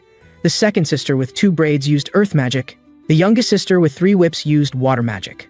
Although these weren't high-level magics even in the Morg family. If the 3 sisters could coordinate, the power displayed would be greatly increased. As they chanted their spells, a small sprout suddenly emerged from the ground. In less than 2.5 seconds, it rapidly grew into a man-eating towering tree. The eldest brother Hybro was not afraid at all. His eyes were filled with killing intent. With 1 swift cut, he easily sliced through a giant vine root. The fluid operation even earned praise from staff, but I had a solemn expression, because the 3 flowers hadn't even used their full power. In the next second, Hybro was successfully ambushed by a vine root from the side, and although he reacted quickly and barely blocked it, the powerful impact still forced him to temporarily avoid the edge. The pathetic state of the Trident at this moment immediately caused the 3 sisters to mock them, calling them useless sword wielders. Hearing this, the 3 brothers were so angry they could explode, because this wasn't just an insult to them, but even concerned the entire Baskerville family. The 3 then flashed to mid-air and began to take action separately to launch an offensive, and the 3 sisters were no ordinary opponents. Facing the Trident's aggressive attacks, they could counter every move. Seeing that the 2 sets of triplets couldn't determine a winner for a long time, waiting would only waste my time, and recent affairs were already quite busy. So I decided to personally teach these impolite tenants a lesson. Just then, a huge fireball suddenly appeared. After a loud explosion, my face was instantly filled with excitement. This move would likely burn the annoying bunch to ashes. But surprisingly, the trident just had their hair singed and were otherwise fine. At the same time, they were puzzled how the three sisters had mastered fire magic, but when the dust settled, they discovered that the huge fireball wasn't their doing at all, but from the person standing on the roof. She was Camus, the future strongest force of the Morgue family. She looked down contemptuously at the people below and said, "Those who dare to cause trouble in my jurisdiction, whether from the Morgue family or outsiders, cannot be forgiven." Having said that, she leaped down from the roof. The three sisters wanted to take the opportunity to explain they didn't intend to cause trouble, but received Camus's fierce glare. She then pointed at the enemies suspended in mid-air by tree branches, angrily scolding them that if they didn't want to end up like that, they should shut up. But just as she finished speaking, Camus noticed me. Quickly, her fierce expression instantly disappeared, and she even greeted me, "Long time no see, I think it's been 7 years since we last met." Indeed, just like in my previous life, grown-up Camus was not only charming, but also extremely powerful, almost perfect. The pit bull knights behind me were captivated just by a glance. Back to the point, I then recounted everything that had just happened. Who would have thought that after hearing this, Camus immediately yelled at me, "What? You haven't seen me for so long and all you want to talk about is this?" Staff immediately sensed trouble. It seemed that after the previous battle ended, now it was time for the two family geniuses to fight. But even seeing Camus fuming with anger, I still didn't understand her meaning. With no choice, she pointed at me and said, "I am your future wife. How can you treat me like this?" Hearing this, both sets of triplets were immediately speechless. Even I was somewhat at a loss for words. So I had a fiancé? I almost forgot. So I quickly changed the subject and talked to her about the joint expedition against the barbarians. But because many of the people I brought were relatively young subordinates, Camus took the opportunity to taunt me for not understanding the strength of the barbarians, actually wanting to support the front lines with just some small fry. I told her that Baskerville had been fighting the barbarians for years, and strong hounds had already been deployed to the front lines, lurking in the shadows. It was just that father had entrusted another task, which was to inspect the territory leased to Morgue family and see if they legally complied with the newly established laws. To test whether I was just boasting, Camus threw another question at me, asking which tribe among the barbarians was more troublesome. At this moment, I was extremely speechless because Camus kept asking questions, but I still seriously answered her query. There are two troublesome tribes, the warrior tribe Balak, known for its warriors, and the sorcerer tribe Rococo, which uses witchcraft as its main attack method. However, what's most headache-inducing is Balak's archery, which isn't on the same level as the Empire's. No one knows what principle it's based on. Camus was very satisfied with my answer, so she gave me a score of 8, with herself as the standard. I was very puzzled by this. Camus explained that men don't need to be too smart. Then she scored me on other aspects, 6 points for horse riding, 4 points for clothing, 1 point for etiquette. As for appearance, she still approved of the original 99 points. I quickly tried to stop this unplanned activity, but Camus naturally refused, saying she must be strict with her future husband. Hearing this, I told her that the childhood betrothal was just a joke between me and Adolphe. There's no need to take it seriously. At that time, Adolphe just wanted to test my strength. Piercing Adolphe's water jug on his head with a broken sword could only be considered luck, not a true victory. At this moment, Camus was instantly furious, muttering to herself, although she blamed her uncle for using such a low-level test method to choose a husband for her, since he had already made the decision. She would of course have to be patient and tolerant with her future husband. But my next sentence made Camus's anger level soar to its highest. Just treat the childhood betrothal as a childhood memory. Hearing this, she angrily threw a piece of clothing at my face, telling me that the childhood betrothal was the premise of cooperation between the two great families, and now that it had been implemented, there was absolutely no way to reverse it. She also said she was a genius and would remember any important matter by heart. But come to think of it, the clothes I had lent Camus to cover her shame had been preserved until now. It seems this childhood betrothal couldn't be denied. Then Camus told me about recent events. The barbarians would occasionally invade this territory, not only plundering crops but also slaves. And the bullet holes now visible on the city walls were caused by arrows during the barbarian invasion. In long-term observation, the Morgue family scouts discovered that the barbarians' arrows all carried a mysterious aura, so their arrows could easily penetrate walls 2 to 3 meters thick. Even Adolphe's proud magic shield had been broken through, and along with the arrow wounds to his body and severe damage to his self-esteem, he still couldn't get over this shadow. This reminded me of Father's facial wound. He had warned me that the barbarians' current strength was more than 10 times stronger than before, and many gifted offspring had been born. Just then, a Morgue subordinate suddenly came to report. 2.5 minutes ago, the search team at the front line caught a barbarian suspected of doing reconnaissance work. When I saw the person's face, I determined at a glance that he belonged to the Rococo tribe, but they were also extremely cruel, actually putting a curse on themselves, causing Morg family's memory-reading magic to fail. Then Camus scolded, "You despicable scum, how many people did you kidnap from the village you successfully ambushed a few days ago?" The reason Camus was so angry was because among those people was her most beloved sister. But since all the people who understood the barbarian language had been captured, Camus had no idea what they were saying. Given the situation, I told her that I had studied some basic barbarian language as a child, so let me interrogate them. But when I relayed Camus's question to them, the barbarians all showed creepy smiles, then repeatedly said the people they captured were killed. Although the result was tragic, I still told Camus the original words. She was dead. When she heard the word dead, Camus could no longer suppress the anger in her heart. Suddenly a golden light flashed, and what greeted the barbarians was piercing through their hearts, and on-the-spot execution by fire. Her eyes were filled with the aura of death. She vowed to kill the barbarians to extinction. After doing all this, Camus turned and walked outside. But when I followed closely behind, I discovered Camus had actually gone outside to cry. She didn't want the barbarians to see her like this. I quickly comforted her not to be too sad, but Camus told me the Licky sister who was killed had grown up playing with her since childhood. She was an innocent child who hadn't even encountered killing, and shouldn't be had ended her life in such a cruel way. At this point, Camus suddenly asked me, although she didn't particularly understand the barbarian language, she did know a few words. "Tell me, what exactly did that barbarian say?" I decided not to conceal it anymore. What the barbarians said at that time wasn't just about death. They deliberately said that all the captured people had been eaten. After hearing this, Camus shed tears again. This time she cried unreservedly. I didn't know how to comfort Camus, so I just stayed with her. Camus gradually adjusted her mindset and vowed to devise a plan to actively attack the barbarians now. But just then, a bell sound that could be heard for thousands of miles rang out. Seeing this, Camus's expression instantly became solemn, because she knew this bell sound meant barbarians had appeared near the city area. At the same time, on another corner of the hill, an archer was drawing their bow, ready to release, aiming at the city wall dozens of kilometers away. When she released, the arrow poured out like a cannonball, directly aimed at the scout soldiers on the city wall. By the time they sensed danger, it was already too late. The arrow not only instantly killed 2 people but even turned the city wall into ruins with one shot. Then the leading woman issued the invasion order. Her subordinates rode giant wolves and frantically slaughtered innocent civilians. As for the women, they used ropes to capture desirable men, planning to take them back as breeding machines. Such a large disturbance made me quickly arrive at the scene just then. 2 ropes imbued with magic power suddenly came at me, firmly looping around my neck. I looked up and saw 2 female barbarians in front of me. From their conversation, it seemed they were completing the work of finding husbands for the tribe, apparently planning other unknown secrets. But how could I easily let the 2 succeed? Suddenly, I grabbed the ropes and directly threw the 2 into mid-air, smashing them hard onto the floor. 2 male barbarians were stunned at the sight, but they quickly adjusted and took offensive positions, shooting arrows. At this moment, I had no intention of killing them, just swinging my sword to block their attacks, because before coming here, Hugo had anxiously instructed me that before Baskerville's main force arrived, I absolutely could not sound the horn of war. However, as I was pondering, a ball of raging fire suddenly descended in front of me, instantly burning the 2 barbarians to ashes. I knew without thinking who had arrived, just that Camus's mood was now extremely angry.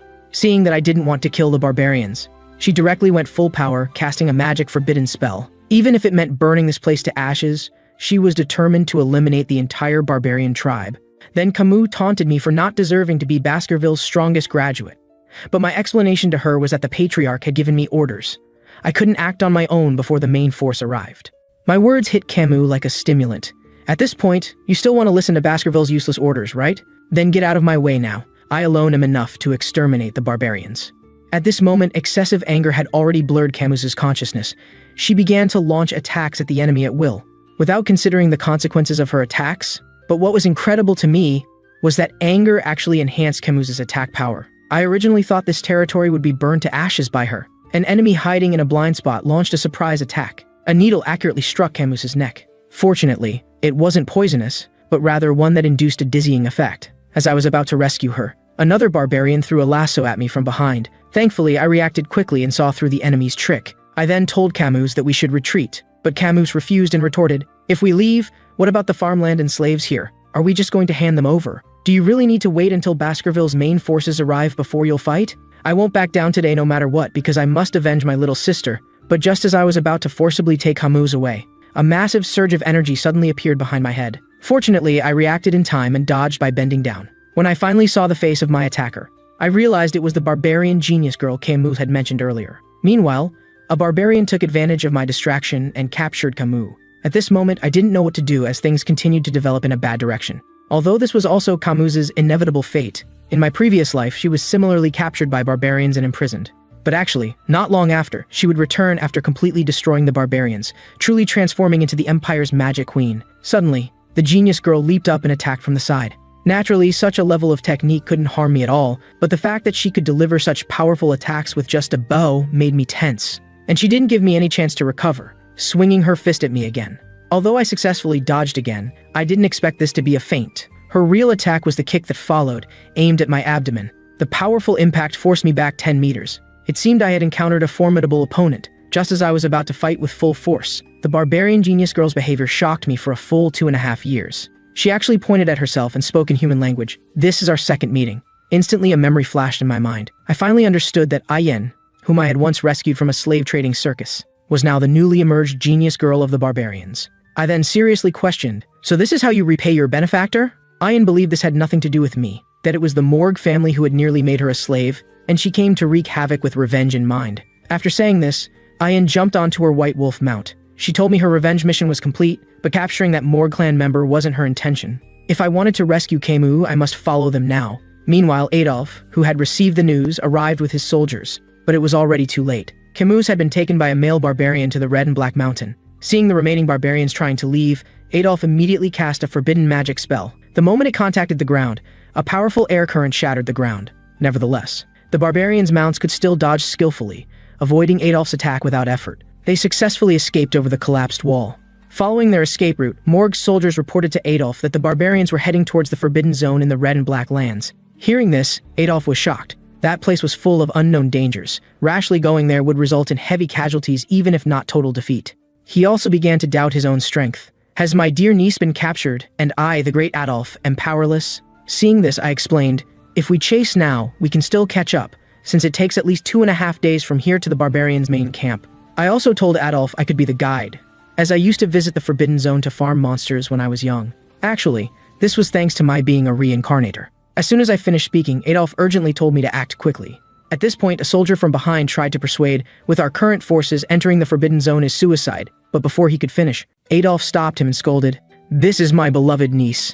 If anyone doesn't want to go, feel free to leave. Whether we succeed or not, I won't blame anyone." Now I have no other choice but to place my last hope on Camus's fiancé, my nephew-in-law. The scene shifts, and we arrive at the boundary of the Forbidden Zone and the Red and Black Mountain, although this area is still within Baskerville's territory. As soon as night falls, huge numbers of bloodthirsty monsters suddenly appear. Adolphe is shocked for a good 2.5 years. He finally understands the gap between his family and Baskerville, losing completely just in terms of courage, because everyone accompanying him is from Baskerville. As for me, I serve as the vanguard for the entire team. When monsters block our path, I draw my sword and instantly kill them all.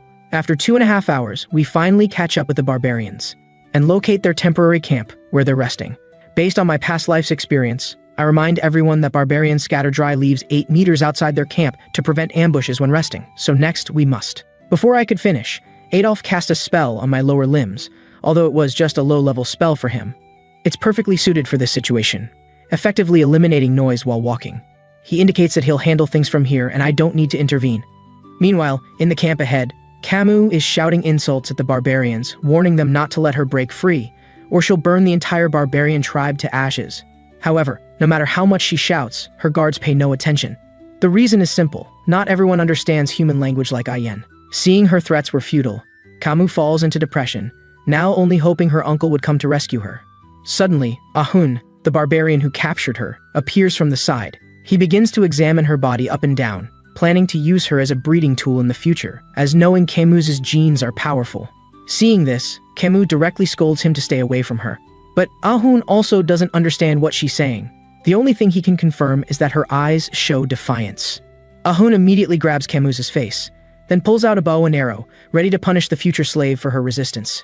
At this moment, Ayen walks over and orders, "Get away from my slave." Naturally, Ahun is upset about having something taken away. "Although you are my commander, Ayen, this Morg family girl was captured by me personally." Ayen immediately questions, "What do you mean captured by you? Can you recognize your own strength? Without my paralyzing needle, without me holding off that sword-wielding boy, do you really think you could escape so easily?" But Ahun still insists on not giving up the slave that's almost in his possession. Ayen decides not to waste more words with him. Her fists begin to emit blue flames. If you don't accept what I'm saying, let's have a duel. Whoever wins gets the slave.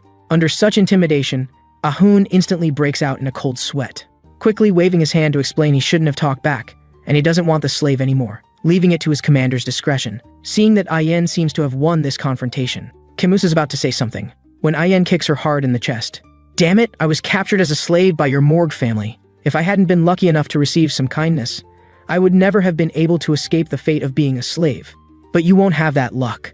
I will personally tame you, making licking toes one of your daily tasks. Just then, a violent explosion suddenly occurs behind Ayen. By the time she reacts, her subordinates have already suffered heavy casualties, and the one who could instantly kill so many people is none other than the head of the Morgue family, Adolf. You despicable, lowly barbarians, I give you 3 seconds to consider. Release my niece immediately, or don't blame me for showing no mercy. Adolf successfully ambushed the barbarians' temporary camp and ordered his men to eliminate them all. Seeing 2 enemies mounting giant wolves trying to escape, Adolf shouts loudly, "Today, not a single barbarian can be allowed to escape from here." Meanwhile, I secretly sneak to the tree where Camus is tied and make a gesture for her to stay quiet. But when I cut the ropes binding Camus, she excitedly asks if I've come to rescue her.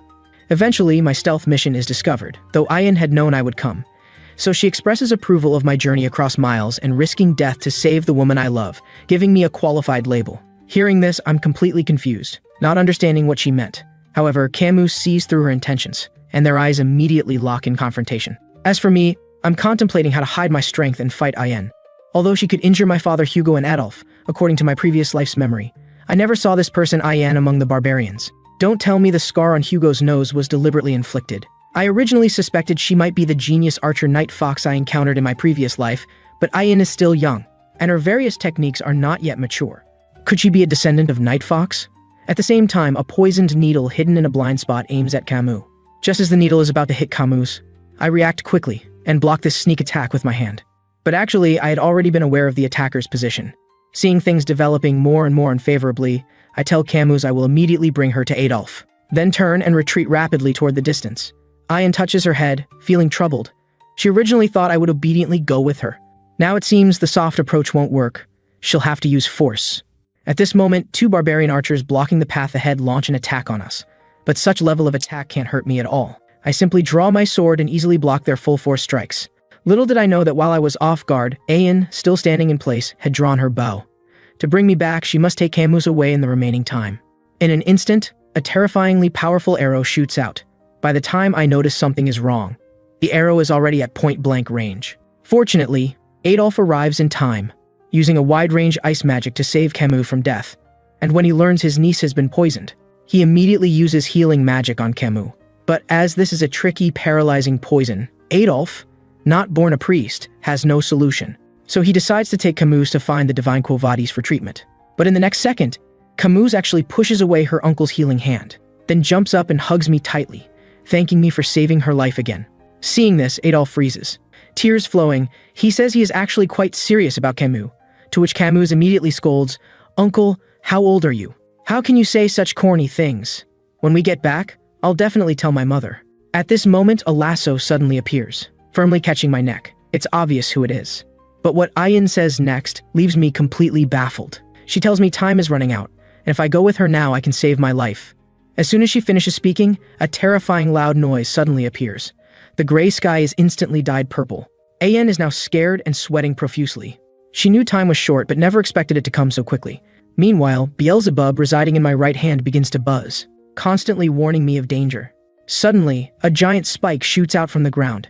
The barbarians who know what it is all say, "The monster is coming." But just as Camus is wondering what it is, the spike opens into 8 legs that pierce into the ground.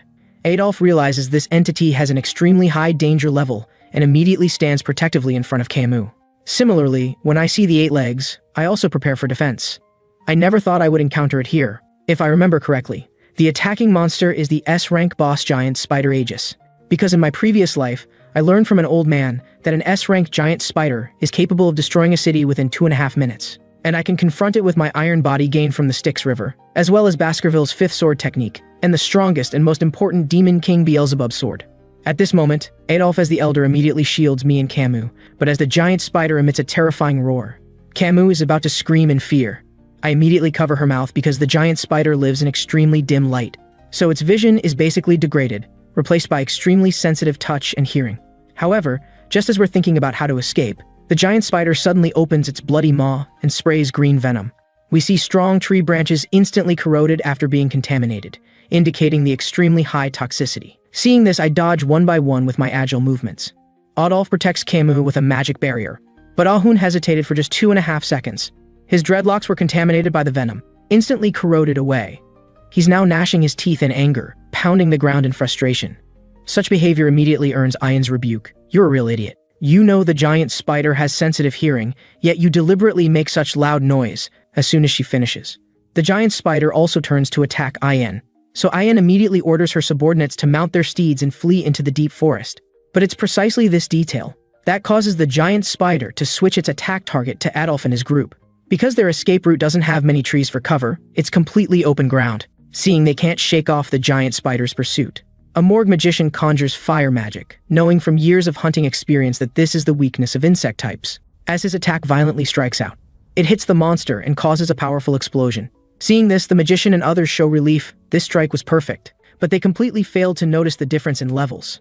Even if the giant spider's weakness is fire, attacks with extremely low lethality cannot cause fatal damage. In an instant, 2 people are impaled by the giant spider's powerful claws. Even though they shed tears of unwillingness in the end, they couldn't escape their ultimate fate of death. With no alternative, Adolf can only continue trying to stop the giant spider, but Camus's condition poses a dilemma to him. Suddenly, I have an inspiration. I brake hard, turn around, and stop. Staff immediately asks what I'm doing. I respond sternly, if we continue to flee without resistance, everyone will die under the giant spider's attack. We must have someone stand up to temporarily restrict the monster's pursuit. And to discourage staff from volunteering, I immediately question, do you think you have the strength to face an S-rank monster? If not, continue fleeing. Moreover, Baskerville's territory is just ahead, and we absolutely cannot let it step in there half a step, otherwise the consequences will be unbearable. So the only one who has a chance to complete this task is me, and it must be me. I also give Adolf the decision on whether to escape or stay and fight together. But as Camus's condition continues to worsen, Adolf must personally escort her for treatment. Finally, he makes a firm decision. That is to not waste the escape time I've created for the team. Seeing this, Camus cries heartbrokenly, shouting that I must return safely to see her. Hearing this, I feel a bit speechless. A simple lie made everyone believe it was true. After all, even if I lead it to the territory ahead, combining Baskerville and Morgue's current forces, they couldn't defeat the giant spider. But for me, this is undoubtedly the only opportunity to escape Hugo's monitoring. If I can pretend to die in this action, I'll have time to learn until I break through the 10th sword realm. When I'm proficient enough, I'll no longer be manipulated by Hugo, or I can further refine my skills to hide my true strength, then I'll return to the Baskerville family. At this moment, Beelzebub residing in my right hand is already eager for battle. Meanwhile, the shadow of the giant spider also appears above my head. At this moment, I will use all my power without reservation, including the iron body granted by the Styx River. Baskerville's 5th sword technique, and the strongest and most important Demon King Beelzebub sword. Then I transform into a series of afterimages, directly soaring to the giant spider's head. Soon it also detects a terrifying demonic power, but I absolutely won't give it any opportunity. My Beelzebub sword erupts with horrifying magical power. I instantly thrust down toward the giant spider's head. To complete my revenge plan from my previous life, I absolutely cannot miss this opportunity. Seeing the giant spider's claws beginning to make cracking sounds, I actually exceeded the limit and broke through its ultimate defense. At this moment, countless blood gushes from its giant mouth, and my powerful strike forms a huge red shadow filling the entire forest. However, seeing this scene, Camus is also deeply struck in the depths of her heart, along with her helpless cry of being unable to help me. I was evaluated as a genius at 6 years old, entered an assassination organization at 18, broke through to the limit of swordsmanship at 25, and at 36, I annihilated the demon race, leading humans to victory. But my reward for returning in triumph was being personally sent to the guillotine by my father for execution. Now, even though I've been reincarnated and embarked on the path of revenge, this hateful memory still constantly plays out in my mind like flowing traffic. When I open my eyes again, I find myself lying in a strange place, not knowing how many days I've been unconscious. Did I survive that battle? At this moment, I suddenly recall the segment of fighting with the giant spider. If it hadn't been frightened by the dazzling light from the explosion during those 2.5 seconds, I would have died without being able to defeat it. I misjudged the giant spider's strength. Its attack power is a nightmare level for my current self. Now every muscle, bone, and blood vessel is in pain. However, I still don't know why this rope is tied around my neck. Did this rope save my life? But no matter, if things continue to develop like this, I can implement my original plan to escape Hugo's sight. Naturally, I don't need to worry about my death certificate. Camus and the others will all be crucial witnesses. But when I walk out of the crude tent, I discover I've been brought to a barbarian tribal camp. It seems I was captured by some enemy who took advantage of the situation. Meanwhile, behind me, a barbarian female leading 4 slaves walks by quickly, preparing to execute them. I recognize the identity of those 4 slaves. They're from Baskerville's third-rate clans. But as for why I'm being treated differently, I'm still completely puzzled. Suddenly someone calls out to me from behind. It's a hound who attacked Camus. Seeing that I'm awake, he asks, "How does it feel to watch your compatriots walk to their deaths? I bet you feel desperate and painful, but with your crippled body, you have no strength to resist. Still, you should be grateful your master saved you. Otherwise, you'd end up like those 4 slaves just now." But what he says next completely angers me. "You, the commander's pet dog." At this moment, I once again recall the fate of being dominated by Hugo in my previous life. In this life, no matter what price I pay, I will not repeat that mistake. The killing intent I emit when angered makes a hound feel as if death has descended upon him, but he quickly realizes I'm now a cripple. He immediately swings his fist and lands a heavy blow on my face, then scolds me to quickly follow the rope to find my master, who is at the end of the rope. After saying this, a hound leaves the scene angrily. It is never too late for a gentleman to take revenge, but when my body recovers, I will definitely return that punch to that bastard double punch. Then I follow Ahun's words, successfully find the end of the rope. To my surprise, the so-called master is actually the barbarian genius girl Ayin. Seeing she's still bathing in the river, I don't know what to say. But at this moment, Ayin suddenly shouts for me to get down, and pulls on the rope to forcibly press me to the ground. Then an arrow hits the tree trunk in front of me. Hearing Ayin scold those barbarian children, I realize I was being used as a target. It seems staying here will be quite miserable for a while. After the scolding, Ayin thanks me for saving her life earlier, and she says she has saved me twice. Because in the barbarian tribe, there's a clear rule that debts must be repaid double, but for grudges, they must be repaid tenfold. Hearing this, I ask puzzled, "So this rope is proof that you saved me, right?" "That's right. Without it, you would have been swallowed by the giant spider long ago." Then I ask again, "I'm an enemy of the barbarians. Why am I being treated differently and not executed?" Ayin smiles and says, "That's because your position in Baskerville seems quite high, so I want to see how much money I can exchange for you. It seems I'm in big trouble. If the barbarians really negotiate with Baskerville for my ransom, then my plan to fake death and all subsequent plans will be ruined." At this moment, Ayin suddenly reveals a mischievous smile. "Unfortunately, I don't want money anymore. I just want you to be my slave. So now I'm going to teach you the first step in the slave training manual, which is to call me master whenever you see me from now on." After saying this, she cuts the rope with her sword. However, Ayin believes that before taming me into a slave, she must take me to see someone. This person is the tribe's chief. This is a female-dominated, male-subordinate tribe. Women have become the mainstay supporting the race. They go out every day to find prey with strong genes, and capture them to use as slaves for breeding offspring. In contrast, males are born as beggars of the race. They have to go out every day to beg food from women and can only sleep in hammocks. Ayin tells me this is very common in barbarian tribes after all. Which strong woman would refuse a partner with powerful genes? But there are exceptions to everything. Over the centuries, a very small number of men have emerged as strong among males, and the chief's father is one of them. As we chat, we arrive at the central tent. But to my surprise, the moment Ayin enters, she addresses the chief as Mother. Seeing her daughter bring a slave, and a male one at that, she teases, "It seems you've finally brought the genetically strong boy you've been thinking about day and night." Hearing this, Ayin immediately stops her loudly. "I haven't done that. Mother, stop joking. I brought him to see you for other important matters. It seems everything will become more interesting." In other words, the woman standing before me now was the night fox that I knew in my previous life. Also, the female warrior who left a scar on Father Hugo's bridge of nose and made Adolf Morg's mentality explode. So to test the current strength of the barbarian chief, I compare her with my previous life's condition. In frontal confrontation, chance of winning, 0. In sneak attack, chance of winning, also 0. If it's escaping, although there's a 20% chance, this probability isn't for winning, but for the survival rate of escaping from under her eyes. At this moment, the barbarian chief carefully examines me, seemingly unwelcoming of my arrival. But in the next second, she shows a surprised expression. I seem to have seen this face somewhere before. But she doesn't say much more. After all, in her knowledge, most kings look this way. After my identity isn't exposed, my suppressed mood finally eases. I almost thought that with her intuition, she could determine I'm Hugo Baskerville's blood relative. Then the barbarian chief questions why my body is wrapped in bandages. "My precious daughter, the slave you've brought me seems no different from the cripples in the tribe."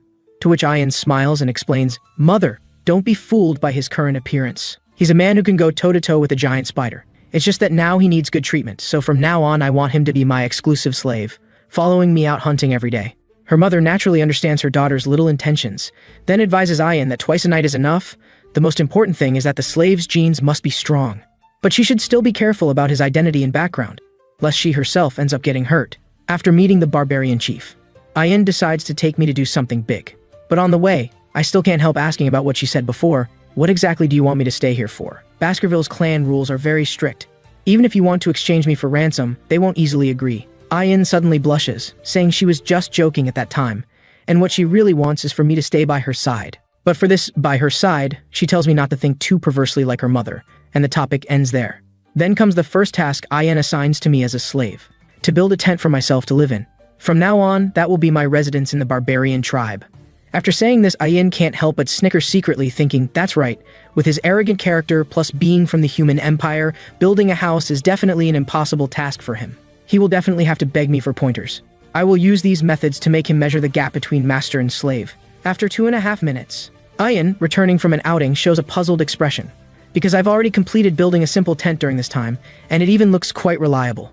It seems Ayan's original plan has been completely ruined, and she had even laboriously gathered a lot of usable tools.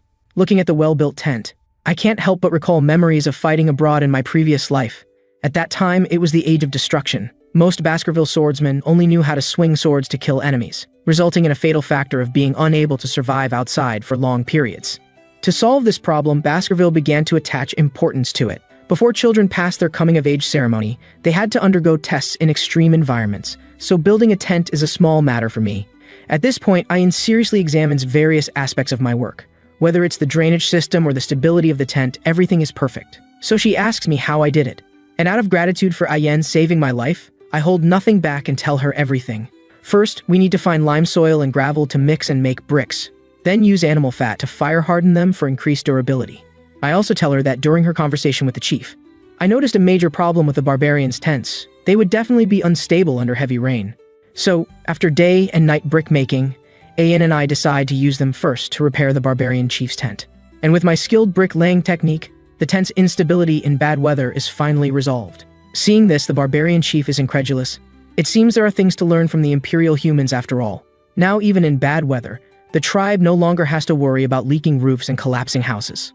So my next task is to work with Ayan to solve the tent problem for the entire tribe. Several days later, I officially enter the miserable life of a slave, having to do laundry, cooking, and other miscellaneous work every day. Ayan finally can't stand it anymore and asks if I really want to continue like this. Haven't I thought about becoming an official member of the barbarian tribe? I respond calmly that doing chores isn't such a bad thing. Indeed, it's better than the scheming Baskerville. Hearing my answer, Ayan knows I must have received professional training. But on the way back, Ayan still insists on persuading me to integrate into their barbarian tribe. She will teach me how to survive and adapt to the environment here, but I'm not interested in these things. Until she says she can untie the rope from my neck, I turn back and ask if it's true, then ask what I need to do, and going out to hunt is Ayan's answer. Because during this time, the barbarians haven't caught any large prey for a long time, causing the tribe's children to lack sufficient nutrition. In other words, if you can change the current situation, then naturally integrating into the barbarian tribe wouldn't be difficult. Moreover, with your skills, being a sparring partner here would definitely be a top-tier existence, so trust me, you won't go wrong. In the future, you'll definitely appreciate me, the hunting department commander. With no choice, I have to agree for now. After all, who could stand having a collar around their neck like a dog every day? But just as we're preparing equipment to go hunting, a figure suddenly appears behind us, eavesdropping. This person is Ahun, who wants me dead. You disgusting bastard, I will definitely make you pay the price. It's absolutely impossible for you to survive here. At this moment, I am preparing to head to the hunting ground. However, Ayan told me there is still one thing that must be done. That is to participate in the shaman's prayer ceremony. Legend has it that after killing prey, death will descend. Therefore, to avoid being accidentally harmed by death, one must smear their face with charcoal ash. So hunters, whenever they go out hunting, will receive the blessing of charcoal under the leadership of the shaman Ahuman. Although this is a custom of the barbarian tribe, many people do not acknowledge it, and even feel extremely disgusted, because the young people of the Balak tribe think the shaman is too talkative, feeling there's no need to waste everyone's hunting time just to highlight the shaman's status. His position in the tribe doesn't play a significant role. When I saw Ayan after receiving the charcoal ash baptism, with such gorgeous makeup, I was about to hypocritically compliment her. Ayan immediately angrily wiped off the charcoal ash with her hand. Shut up, I don't get along with the shaman at all. I really hate his practices. At this time, Ayan took out a strange collar and asked me to put it around my neck. I was extremely confused about this. What is this thing? Why change a perfectly good rope into a dog collar? Hearing this, Ayan explained, this thing is very useful. We usually wear it to prevent prey from attacking the neck. After hearing this, I didn't question further. After all, I'm now in a barbarian tribe. Following the customs or habits here is necessary. After all preparations were ready, Ayan and I got on the white wolf ready to depart, and she also reminded me to hold her waist, but hindered by the fact that I have a fiancé in the Empire, I didn't follow her words. But this also caused me to lose my balance immediately when the white wolf suddenly accelerated. Ayan turned her head with a mischievous smile. See, this is what happens when you don't listen to me. I fell heavily into the mud, which made my already broken body even more battered. Seeing this, Ayan couldn't help but laugh out loud. I already reminded you to hold my waist. The starting speed of the white wolf is comparable to that in GTA. Just then, Ahun suddenly appeared behind us. Ayan immediately dismounted the wolf to ask what his intentions were. But I didn't even need to think to know he was coming for me. Commander Ayan, it seems you and your crippled slave are having a good time, but let me say this up front. This time I will definitely catch a bigger prey than you. And I guarantee it with my grandfather's honor, to replace your position as commander. Ayan didn't want to acknowledge the first two sentences. But regarding the guarantee issue, she raised doubts. Your grandfather only understands shamanism. His status in the Balak tribe doesn't rank at all. And during their conversation, after resting briefly, I was finally able to stand up. But just as I sat up, Ahun swung his foot and delivered a heavy kick to my face. You worthless bastard. Do you have the right to stand up when your master is talking? At the same time, he also questioned Ayan. You put a special dog collar on this crippled slave. Are you thinking of having him fight alongside you during the hunt? Don't joke around, he's purely a burden. Hearing this, Ayan wasn't angry at all, but rather smiled and said, it's up to me, and your observation skills are simply garbage. You don't even know when something on your own belt has been stolen. As Ahun looked down, he immediately showed a shocked face. Where did my bow and arrow go? Only to see me spit out a mouthful of blood and taunt. If you can't even protect your weapon, you don't deserve to have one, let alone think about protecting your loved one. Hearing this, Ahun's face gradually turned unpleasant. Then he picked up his fist and charged at me, but just as the attack was about to hit, Ayan stopped his unreasonable behavior with her bow. Damn it, that's enough. Don't you see whose slave this is? Who are you to discipline him? Ahun immediately retorted, he's just a slave, right? If he shames the warriors of the Balak tribe, he must be punished. Commander Ayan, you go to such lengths to help him? Could it be that you like this crippled slave? Seeing things develop to this point, Ayan had no choice but to cooperate with Ahun. All right. A slave is a slave. If he did something wrong, he should indeed be punished. But I still want to make it clear to you. He is my slave. You have no right to touch a hair on him. After Ayan finished speaking, she swung her fist and heavily rewarded me with a punch. The fresh blood from my mouth stained the grass by the roadside. Damn it, I got hit again. Upon seeing the scene, Ahun was shocked by Ayan's actions. He didn't expect Ayan to be so ruthless. I fainted on the ground, and Ayan angrily said, so now are you happy? But I know why you hate him so much. It's nothing more than the girl you caught earlier being rescued. At the same time, let me warn you now. If next time I find out you dare to punish my slave without permission, the consequences will be unbearable. If you understand, get out of here right now. But why am I so unlucky? Being kicked for no reason is one thing. Now I've been rewarded with a punch. When we rode the white wolf to continue on our way, Ayan apologized for what she had done earlier, and asked if my face still hurt. Seeing that I didn't respond, she anxiously explained that because Ahun is a petty and stubborn person who holds grudges, I hit you to make him stop bothering us. But despite Ayan's continuous words, I still didn't respond. At this point, Ayan suddenly did a big backflip backwards. Did that punch hurt your mouth? Is the injury life-threatening? Helplessly, I could only respond, my face is swollen, it hurts to talk. As soon as I finished speaking, Ayan moved closer to me and used her tongue to lick my wounded area. Afterwards, she shyly said to me, if you have any requests from now on, I will do my best to help you. Hearing this, I was extremely surprised, really? My current status is a slave. Seeing this, Ayan guaranteed with her honor, a warrior of the barbarian tribe will absolutely never break their word. So I lowered my head and fell into deep thought. This made Ayan fantasize, thinking perhaps it's time to make babies. But when I expressed my request, Ayan's heart instantly cooled. I said, anything would be fine. Why don't you teach me how to shoot a bow first? Ayan laughed awkwardly. Then starting tomorrow, we'll begin some special training. The next morning, Ayan began teaching me archery, though her method of teaching shooting was indeed malicious. On one hand, mocking that I had no talent in this area. On the other hand, using her hands to hold my waist and carefully guide me. Although Ayan tried to explain that this was the best method, hindered by my injured waist that hadn't healed, she deliberately twisted forcefully and fixed my body for a long time, making me deeply believe she had malicious intentions. Fortunately, at this moment, the white wolf Balira suddenly emerged from the bushes, making Ayan stop the torment of my waist. But just as I hadn't rested long, Ayan called me to get up quickly. Balira had already discovered the location of the target. At this moment, I couldn't help but break out in a cold sweat. If I were to have another confrontation with large prey this time, I'm afraid my survival would be difficult to guarantee. Afterwards, following Balira's guidance, we found a place filled with sharp rocks and a very ordinary mountain stream. But Ayan seriously said, don't be deceived by its appearance. This stream is where the ocean converges. The prey we want will come here to feed and occupy this place. And the prey's food is precisely the salmon attempting to cross the mountain ridge. My grandmother once told me a legend. Salmon always believe that if they successfully swim up the waterfall, they will evolve into powerful and fierce beasts. However, most salmon fall from the waterfall midway due to exhaustion, although some lucky salmon that fall down aren't injured and can try again. But if they are pierced by sharp rocks, then they will also be punished by nature, becoming a meal in the stomach of the forest's ox bear. But seeing it at first glance, I was full of doubts, because according to the information I understood, the ox bear doesn't look like this. Hearing this, Ayan explained, this is not an ordinary ox bear. It is a purebred type that has experienced countless life and death battles, as can be seen from the permanent scars all over its body. So I asked again, so our prey today is it, right? Unexpectedly, Ayan gave a negative response. I didn't ask Balira to find a female ox bear for me, because they are several times more ferocious than males. So our target today is the male ox bear that comes to court the female ox bear. And at the moment their eyes met, that female ox bear actually started to fight fiercely. Soon several minutes passed. The dozen or so male ox bears were beaten and fled in disarray.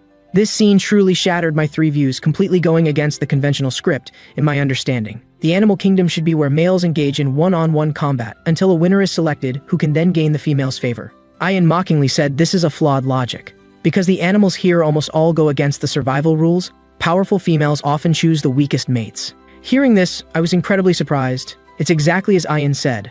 The female side really looks for males they can boss around. Next, Ayan explained the reason. When a strong male gets XEI'd, there are situations where it kills its partner, so they're not popular among the ox bears. That is why females look for weaker and smaller partners. I tease similar to how the Balak warriors select their partners. Then Ayan continued to ask, do you know what kind of men are most popular in the tribe? It must be those with strong DNA genes, and if they are weakened due to injury, that's even better. Hearing this, I was puzzled. This means that all the barbarian tribe wants is genes. They don't care about a man's appearance or other aspects. At this moment, I became more determined. I must recover my body as soon as possible. Otherwise, I will definitely not escape this damned fate. As for what we should do next, it's just to wait, because during the mating process, the female ox bear will exhaust all the strength of the male ox bear. And as indescribable sounds echoed through the mountains, I knew that that kind of battle had officially begun.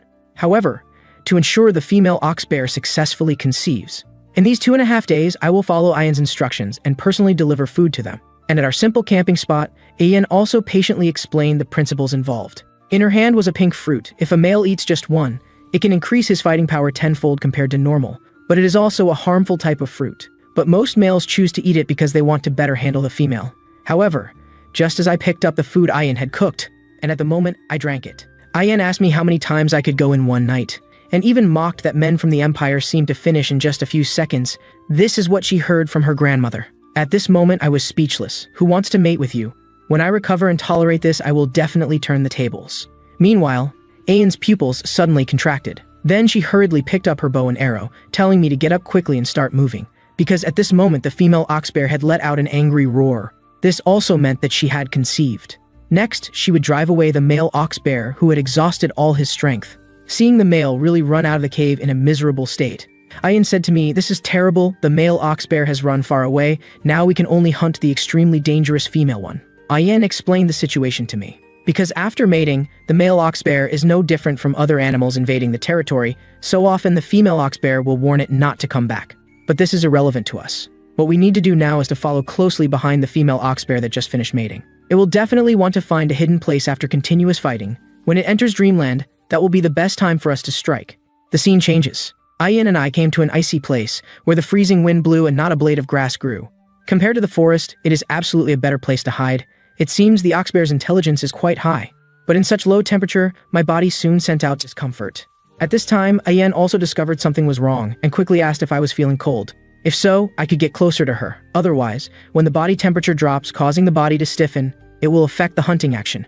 Hearing this, after pondering for a while, I decided to believe Ayan had no other bad intentions, resolutely choosing to hold her waist to save my life. In an instant, Ayan's cheeks flushed red. Just as she was fantasizing, Balira's reaction brought her back to reality. Originally, they were following the ox bear's footprints. However, at this time there appeared a break, which means, before Ayan could finish speaking, in a gap beside her, a pair of crimson eyes were staring at her. And the exhausted ox bear, knowing its whereabouts were exposed, also decided to take countermeasures. What rushed forward was the ox bear's powerful swipe of its paw. The scene returns to the Balak tribe. Ahun successfully brought back a 3-meter-tall spiked wild boar to the tribe. The people of the tribe also continuously praised him after seeing it. Plus, Ahun went alone. This made the people of the tribe unanimously believe that in the next election for the hunting group leader, it would definitely be him. Hearing this, Ahun was extremely excited. Everything he did was to replace Ayan. At this moment, he was gradually losing himself in the tribe's praise, even mocking that Ayan, bringing a crippled slave, probably couldn't even catch a decent rabbit when she returns. At this time, Ayan, who had sensed the crisis, although she reacted in time, was frozen in place because of her instinctive fear. Fortunately, I timely grabbed Ayan's waist, forcibly leaning backward to avoid the tragic accident. However, the serious loss of balance also made us fall heavily to the ground. Balira, seeing his master being bullied, also opened his bloody mouth to attack the ox bear. Even though Balira successfully bit the ox bear's arm, in the face of the absolute difference in level, his attack couldn't have any effect at all. Seeing this, I reminded Ayan to avoid confronting the ox bear head-on.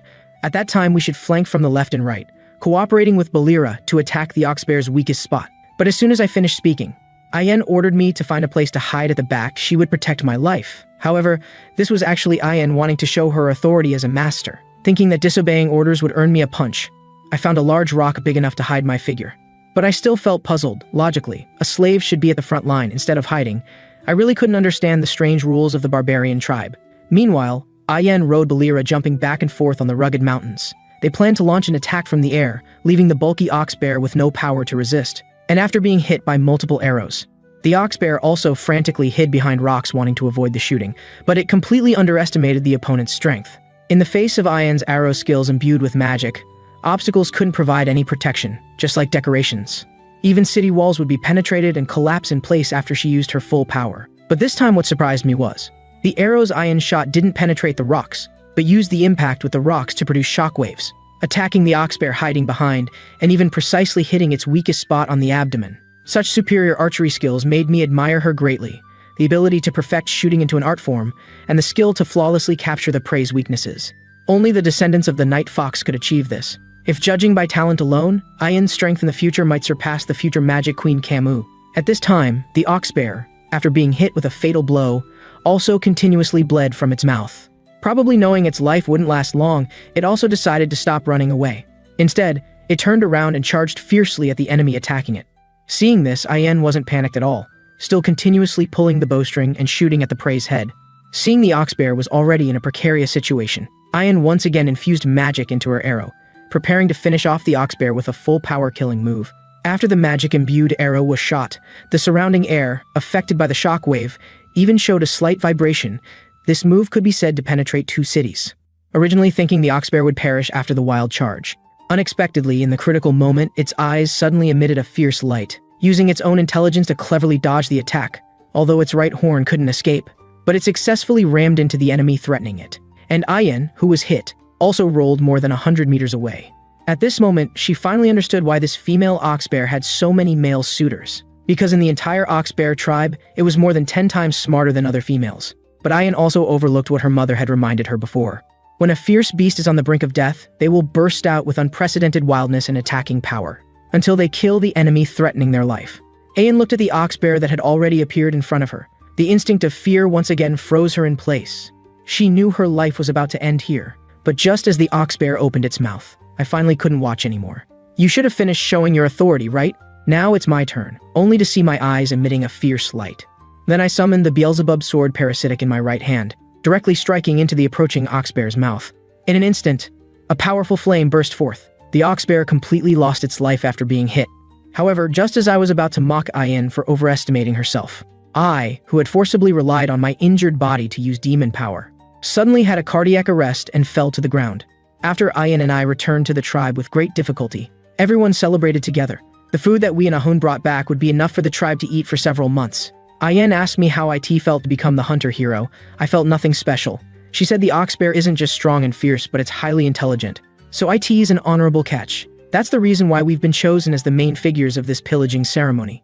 IT's different from a boar that's sluggish, scared, and poos whenever IT runs away. At this time, a hound, dissatisfied, came over. He brought over a bowl of meat soup. Looking at it with only sparse pieces of meat, most of it being soup, I asked, "Why don't I get lots of meat?" Ian explained, "IT is a tradition of the Balaks. The one who contributes the most in the hunt gets the least amount of meat and gains that much honor in return." I immediately felt speechless. Isn't meat better than some useless honor? But fortunately, I had a better gain in this hunt.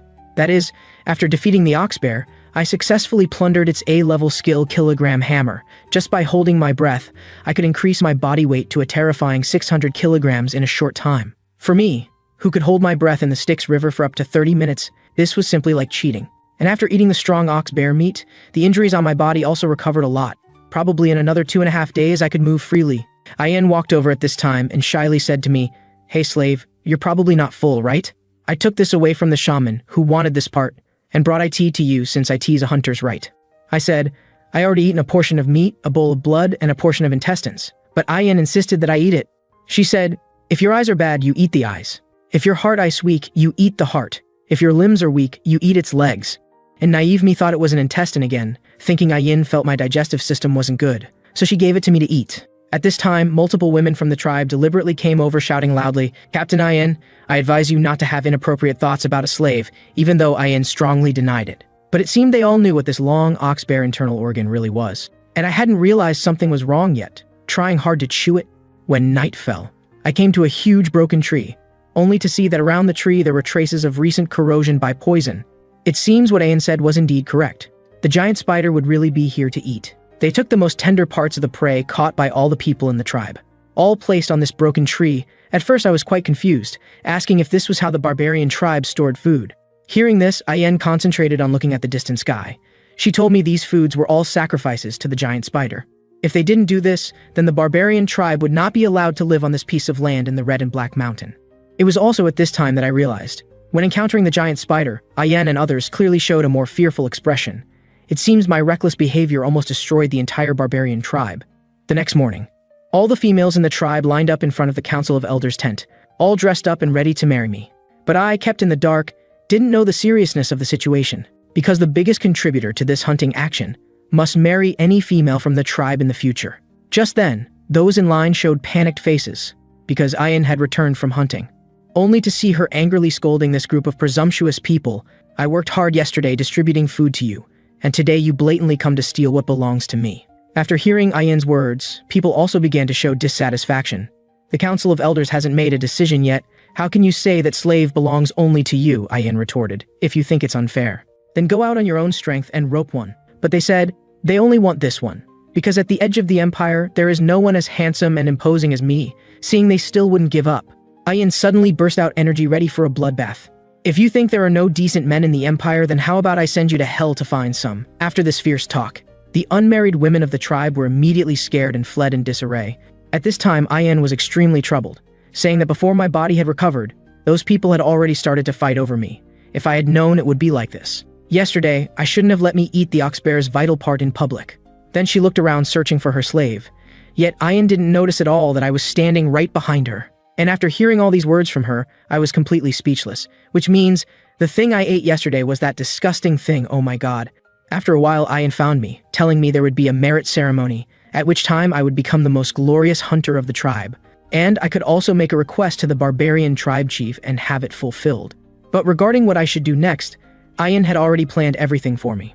Soon we arrived at the tribe's meeting hall. To host this, they had even hung festive red cloth. And I, under the chief's gaze, and also under the observation of various elders and tribe members, put on the clothes of the tribe's most glorious hunter. But what surprised me most was, the usually cold and heartless night fox Aquila actually made me feel a tenderness I had never experienced before. At this time, Aquila smiled and said, "In view of your hunting rewards yesterday, I will exempt you from your status as a bottom-level slave in the tribe. From now on, you will officially become a member of our big family." As soon as the words fell, the shaman Ahuman among the elders coughed, seemingly not approving the chief's exemption decision for an empire enemy. And before this ceremony was held, Ian had actually already told me. Ahuman is Ahun's grandfather. Naturally, his dissatisfaction with me would be the greatest. Meanwhile, Aquila slowly stood up, then asked me what kind of wish I wanted to fulfill. If I wanted to marry and have children with any female in the tribe, she could arrange it for me. If I wanted to get one or more slaves, that could also be arranged. And Ayan was urgently giving me hand signals, telling me, "You didn't forget what I told you, right?" Hearing this, I pretended to close my eyes and start thinking about the problem. This part was actually also a step in Ayan's plan. After 2 minutes, I showed a determined expression. If the chief is willing, I want to soak my body in the hero's spring. But as soon as my words fell, whether it was tribespeople or elders, all were shocked on the spot. As for Aquila, with a serious face, choosing the hero's spring, do you know what that means? Just as I was about to answer, I was scolded by the shaman elder, a human sitting beside me. "Nonsense, how dare you, an outsider, be so arrogant? You should know that to enter the hero's spring, one must at least have an impressive combat record in the tribe to qualify." After hearing Ahuman's words, Ahun sitting at the opposite corner also agreed, Yes, to enter the hero's spring one must prove their strength. Not just anyone can enter as they please, but Ayin seemed displeased. Because in this hunting action, not only did I catch the extremely powerful ox bear, but also let the entire tribe eat to their heart's content for 2 months. Then Aquila asked again, "How much do you know about the hero's spring?" And I firmly replied, "Its biggest function is healing. As long as you soak in it for a few minutes, no matter what internal or external injuries will be instantly healed. It's just that it takes a very long time for the spring water to gather, so its value of use is definitely extremely high. To enter, one must be among the most powerful in the barbarian tribe." After carefully listening to my explanation, Aquila couldn't help but appreciate me more, then she fell into deep thought. Seeing this scene, the rest of the tribe's elders also expressed their opinions. Some people thought that a lowly outsider shouldn't be allowed to use the hero's spring. Others felt that my talent was extraordinary, and cultivating me in the future would definitely result in a powerfully strong general. Seeing this, a human also took the opportunity to mock. "Since when has our precious hero's spring become a small spring eye that can accommodate countless people?" Looking at Aquila, she only felt it was a pity she could fulfill this request. But the opposition of most people, and the firm obstruction of the shaman elder, for a moment she still couldn't give a response. Just then, a reporting bell suddenly rang from outside. So I asked with a puzzled face, "Could it be that the sentinel tower has discovered invading enemies?" Hearing this, Ayan explained, "Those coming this time are not enemies, but guests. It seems that this visit is of great significance to the barbarian tribe." Aquila hurriedly instructed the people here to go out and welcome them. As for the hero's spring, she would let me discuss it properly after the matter was dealt with. This was naturally a good sign for me. But seeing that his various arguments could not convince the chief, a human's eyes were instantly filled with hatred. After Ayan and I hurried to the sound, many people from the tribe had already gathered here. Unexpectedly, the scene that met my eyes actually shocked me, only to see countless merchants bringing goods to the barbarian tribe. Then Ayan told me these people were all here to exchange goods. Relatively, they could get rare goods that could only be bought from the empire. For this, I felt extremely confused, because the flag on the visitor's cart belonged to one of the 7 families, the bourgeois family. But to come here, one would have to pass through the territories guarded by Moog and Baskerville. Naturally, this kind of merchant behavior would not be allowed, so they could only come in another way, that is smuggling. As the merchants displayed various empire goods, the tribe's people offered various leather and sweaters as exchange items. But the best-selling one was still the glass bead known as the Dreamy Sleepiness. However, I determined at a glance that these merchants were implementing fraud. They wanted to use the information gap of the barbarian tribe to exchange extremely low-value things for high-value items. Just then, Ayen suddenly scolded the trading merchant. The reason was that she had exchanged a diamond for just 1 corn, but I had thought she had seen through the unfairness of the trade. Unexpectedly, her next words left me speechless. How is 1 enough? At least 2 would be fair. And seeing Ayen's actions, the rest of the barbarian tribe members also followed suit. In the end, they also got double the exchange items. Seeing this, I immediately turned and left, afraid of being recognized. Meanwhile, a little girl found a merchant, saying she wanted to exchange for a glass bead. But when the merchant saw what the little girl brought for exchange, his face immediately showed disgust. Then he knocked away the insect in her hand and turned to leave, leaving the little girl kneeling alone on the ground checking the insect's injuries. Originally, this was internal to the barbarian tribe. I didn't want to interfere and cause trouble. Until that merchant said a sentence, he wanted to take that little girl as a slave to sell. I decided to unveil this scam that had been going on for who knows how long. I first told him not to hurry to leave, then firmly said to him, "This is an unfair trade." Ayan nearby seemed to discover something unusual. She didn't understand why I suddenly painted my body gray. Seeing a barbarian who understood the empire's language, the merchant also pretended to be friendly and greeted. But I still told him not to change the subject, because this is a fraudulent, unfair trade. Unexpectedly, he firmly told me not to make trouble. He believed he had already done his utmost, and this was a trade permitted by the shaman elder on behalf of the forest god. So I seized the opportunity, pointing at the vegetables in front of me and said, "The corn you brought is at most worth 100 gold coins each. But the diamond you exchange is at least 2 million gold coins each. Is this what you call doing your utmost? After hearing what I said, the merchant was scared and breaking out in cold sweat. As for how I would expose them next, I took out a glass bead known as the Dreamy Sleepiness. This thing is the main source of income for the Empire's underground organizations, an illegal drug that causes hallucinations once inhaled. Excessive use can even turn healthy, strong people into walking corpses. Having said that, I crushed it into pieces with a firm grip. When the merchant saw that there was someone knowledgeable among the barbarians, he immediately signaled with his eyes for the others to flee. Since Ayan understood some Imperial language, she seemed to hear that the glass beads would damage health and raised her doubts, to which I gave her a firm answer. At that moment, she became furious. She immediately took out her weapon and shot an arrow at the merchant who was still playing dumb. Now the entire tribe knew about the harm of the glass beads. They decided to confront the merchants for answers. Seeing the situation deteriorate, they abandoned their goods and fled on horseback. I asked Ayan why she didn't chase after them, but the experienced hunter told me that as merchants, they wouldn't give up easily after suffering a loss, and they would certainly return with reinforcements for revenge. Meanwhile, the merchants arrived at a camp, where a group of thugs with weapons had gathered. It seemed there would inevitably be a fierce battle tonight. When night fell, Ayan's white eagle came to report the situation. As we stood on the highest cliff of the Red and Black Mountain, watching those merchants who had found reinforcements, Ayan decided to launch a preemptive attack to completely annihilate those cunning merchants. At the same time, the merchants had also planned their strategy, preparing to secretly infiltrate the barbarians' most weakly guarded area and launch a surprise fire attack. But on the way, the one-eyed leader of the mercenaries began to mock his employers, saying he had always thought the barbarians were despicable and working with those savages was unrealistic. It would be better to exterminate them or sell them as slaves for money. Although the merchant endured the verbal humiliation, he still kindly warned the mercenaries. In his understanding, the barbarians were one of the strongest tribes, and it wouldn't be easy to wipe them out with just their few dozen men. However, One Eye remained dismissive after hearing this, claiming he had never failed a mission since birth. He even boasted that he was an undefeated elite in the entire mercenary business. So One Eye forcibly set the commission for this task, taking 50% of the total income from this deal. But at this point, the merchant didn't care about making money anymore. He just hoped that, as the mercenaries said, they could wipe out the entire barbarian tribe. As he spoke, he handed a lit match to his subordinate. Just then, two men had a disagreement over lighting cigarettes. It turned out one of the mercenaries was a newly joined intern. He didn't know that continuous lighting was a major taboo on the battlefield, but ignoring advice, he snatched the match and lit his cigarette. He thought it was just superstition, but before he could be arrogant for even a few minutes, his forehead was pierced by an arrow, which also caused his companions to meet their demise. The merchant immediately shouted toward the rear, "Defensive positions! The barbarians have likely launched a preemptive strike." Ayan's appearance in the distance confirmed the merchant's guess, but by then it was already too late. Tonight, Ayan would absolutely not let anyone who dared harm her tribe escape from this forest.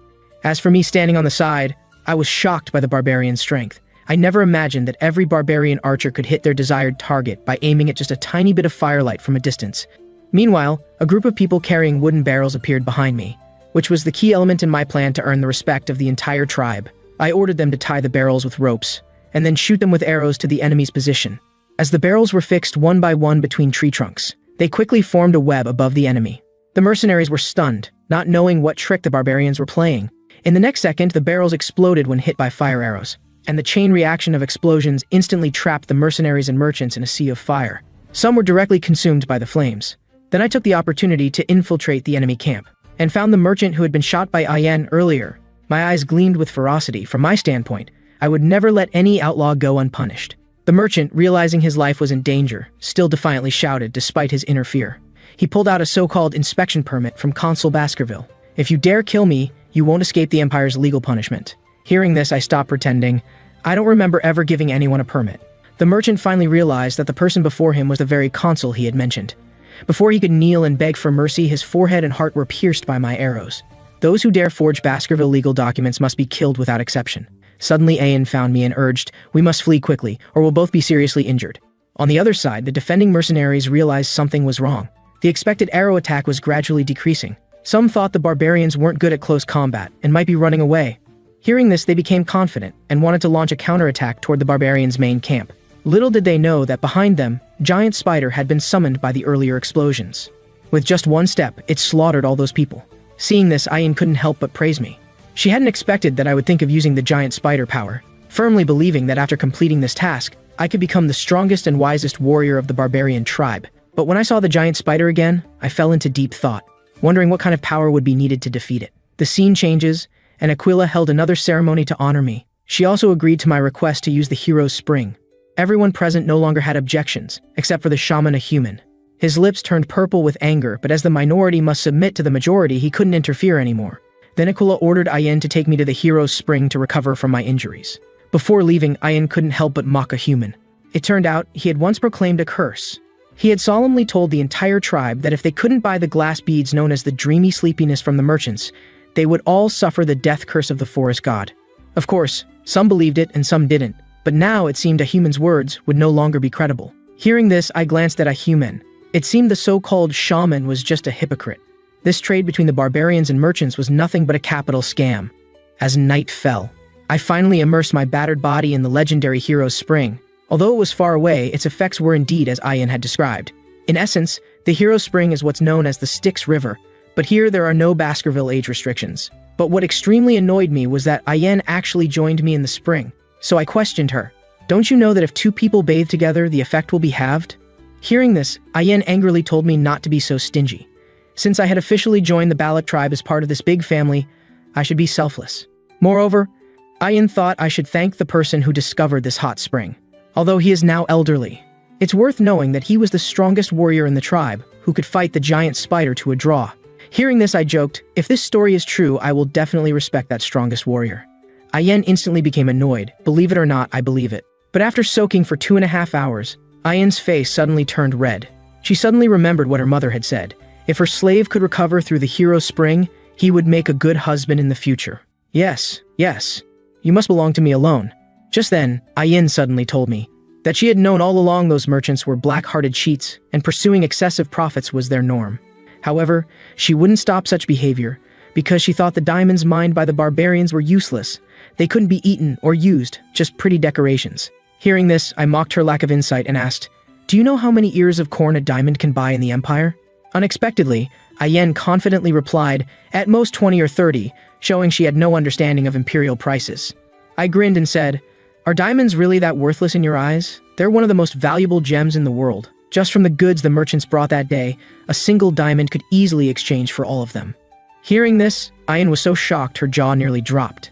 Since her birth, the value of food had always been paramount to her. But then Ayin accidentally called me a slave again, which made me quite angry. I immediately solemnly reminded her that I was now a member of the barbarian tribe, and she should address me by my proper name. As soon as I finished speaking, Ayin's voice suddenly deepened.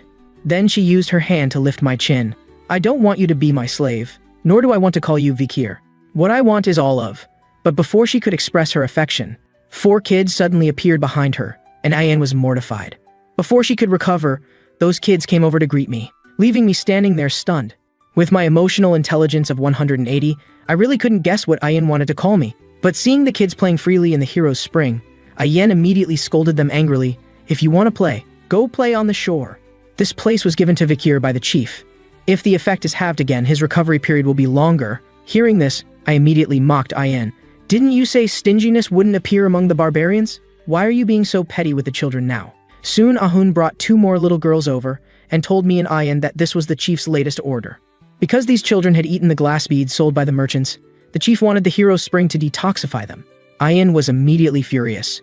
She had prepared this whole plan for so long, so she resolutely decided to settle accounts with her mother when she got back. But to my surprise, Ahun voluntarily expressed his apology to me. It turned out his sister was also a victim of the glass beads. If I hadn't exposed the merchant's plot, he might have lost his beloved sister. I just responded with a yeah, as this was what I should have done. However, Ahun still confidently reminded me that apologizing didn't mean surrender for him, and issued a challenge for a duel in 2 years. Hearing this, I showed disdain. Try if you can, but don't be even more useless than you are now. When Ayin saw Ahun like this, her previous anxiety that Ahun was coming to make trouble was relieved. As for that sentence, we'll talk about it later. After all, they're only 15 years old now, and there's still plenty of time ahead. 2 years passed in the blink of an eye. The duel appointment between Ahun and me was fulfilled, but before even 1 round, he was defeated by me. However, while Ahun and the others were shocked, I was also surprised. I never expected that after gaining the power of the hero's spring, my strength would improve so dramatically. Seeing that Ahun couldn't continue the duel, I decided to do something more important. Suddenly, Ahun's follower said, I heard that guy's archery is now on par with Captain Ayin. If you ask me, he's a monster now. But another follower completely disagreed, saying if he were to punch Ahun's nose, he could also make it bleed. Hearing this, Ahun corrected his misunderstanding. explaining that what injured his nose wasn't a fist, but the wind from the swinging fist. Meanwhile, I came to a huge stone wall and left 6 large dents in it. Clearly, my strength had broken through to the 6th sword technique. Although there was still a long way to go to reach the most complete and strongest 10th sword technique, achieving this level at 17 was unprecedented since the Empire's establishment. At the same time, my Beelzebub sword had increased to absorb and copy 6 skills. It could be said that my strength now was infinitely close to Hugo's. With the assassination techniques I learned in my previous life, plus the newly learned barbarian archery, the revenge plan would proceed earlier than expected. The scene changes, and Ian and I were hunting a large snake. From the traces it left, the prey was large enough to feed the entire settlement for 3 meals. But Ian, usually the most cautious hunter, seemed preoccupied. However, when Ian noticed that I seemed to be observing her, her cheeks immediately burned. She hurriedly turned to stroke Balira to ease the awkwardness, but finally she couldn't hide it anymore. She took out a dagger from behind, and told me this was found on a captured Imperial person, although one had managed to escape. From the snake pattern on it, I was certain. It belonged to the Leviathan family, one of the Empire's 7 great families. But when Ian saw my serious expression, she suddenly asked me, "Vikir, do you want to return to Baskerville?" Hearing this, I was instantly speechless, not knowing how to respond. But Ian's next words made me realize I couldn't stay here much longer, because in these 2 years, the woman I had once captured had been coming to the deep forest. According to reliable information from the barbarian sentries, she was looking for an Imperial person. "I think her target is you, Vikir." Moreover, Ian told me she had come to the deep forest more than once or twice. Since that encounter when both parties were attacked by that giant spider, that woman and her search team had been conducting a thorough search. Then Ian reluctantly asked again, "Do you want to go back with her? I feel she cares about you a lot." After hearing all this from Ian, I contemplated with a solemn face about the various decisions I would face. However, regarding whether I would return to Baskerville, there was only one answer in my heart: impossible. Although this feeling somewhat betrayed Camus's persistence toward me, for the sake of annihilating Baskerville, I had to hide and break through to the 10th sword technique. As for Ian, after hearing that I didn't want to return to the Empire, she was silent for a while. Then she showed me a happy expression. It turned out she had always thought I stayed with the barbarians because I had lost contact with the Empire. Now she was finally at ease, knowing that from now on I could hunt powerful prey with her and Balira.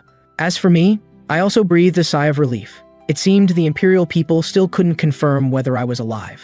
And after perfectly hiding my power, I would absolutely not let Hugo easily discover any traces I left behind. However, looking back, Camus constantly searching for me could also be a task in the diplomatic relations between the 2 races. I just remembered that initially, the relationship between the 2 tribal leaders wasn't very friendly. Could it be that due to my death, the diplomatic ties had become stronger? Looking at it this way, sooner or later I would have to secretly sneak out of the deep forest to investigate what was happening outside. Just then, irregular bubbles suddenly appeared in the water, followed by an 8-meter-long giant fish that leaped out. Ian didn't find this strange, as this type of fish daring to jump from water to land meant the rainy season was about to arrive in the deep forest. And judging by its size, this rainy season should be very long. But what I focused on wasn't how big the fish was, but why there was a spear in its belly.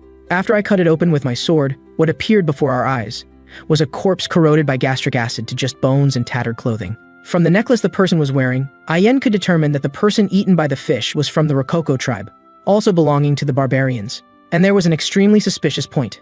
Because this type of fish naturally has an IQ of -2.5 and usually feeds on completely decomposed corpses. Moreover, humans are the creatures they fear most, so how could they actively attack humans?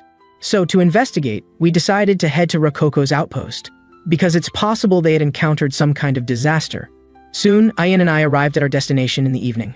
But the scene before us made us hesitate and feel terrified. All the Rococo warriors guarding the tribal entrance were dead, and they all had strange red spots on their bodies. Having traveled extensively in my previous life, I had experienced and witnessed various injuries and diseases. Red spots combined with diarrhea and vomiting symptoms. This was clearly that terrible contagious disease, the Red Death. The appearance of red spots would be accompanied by continuous vomiting and diarrhea, weakness throughout the body, and extreme pain, eventually torturing both spirit and flesh to death. In my previous life, due to its large-scale outbreak and inability to be controlled, it nearly killed all the barbarian tribes. Meanwhile, Ian also noticed something unusual. At what should be dinner time for the tribe, there was no cooking smoke from the Rococo settlement. So we were vigilant and decisively continued deeper into the Rococo tribe. But there were no signs of villager activity, and it was impossible for everyone to be sleeping at this time. After seeing the overgrown weeds on the ground, it was clear that the Rococo people hadn't maintained the area for a long time. Ian then lifted the nearest tent, Suddenly, countless flies rushed out quickly. As for the scene inside, it made Ayan feel suffocated. She hurriedly covered her mouth and shouted to me, "Vikir! There are many corpses here already completely dead and half decomposed by insects.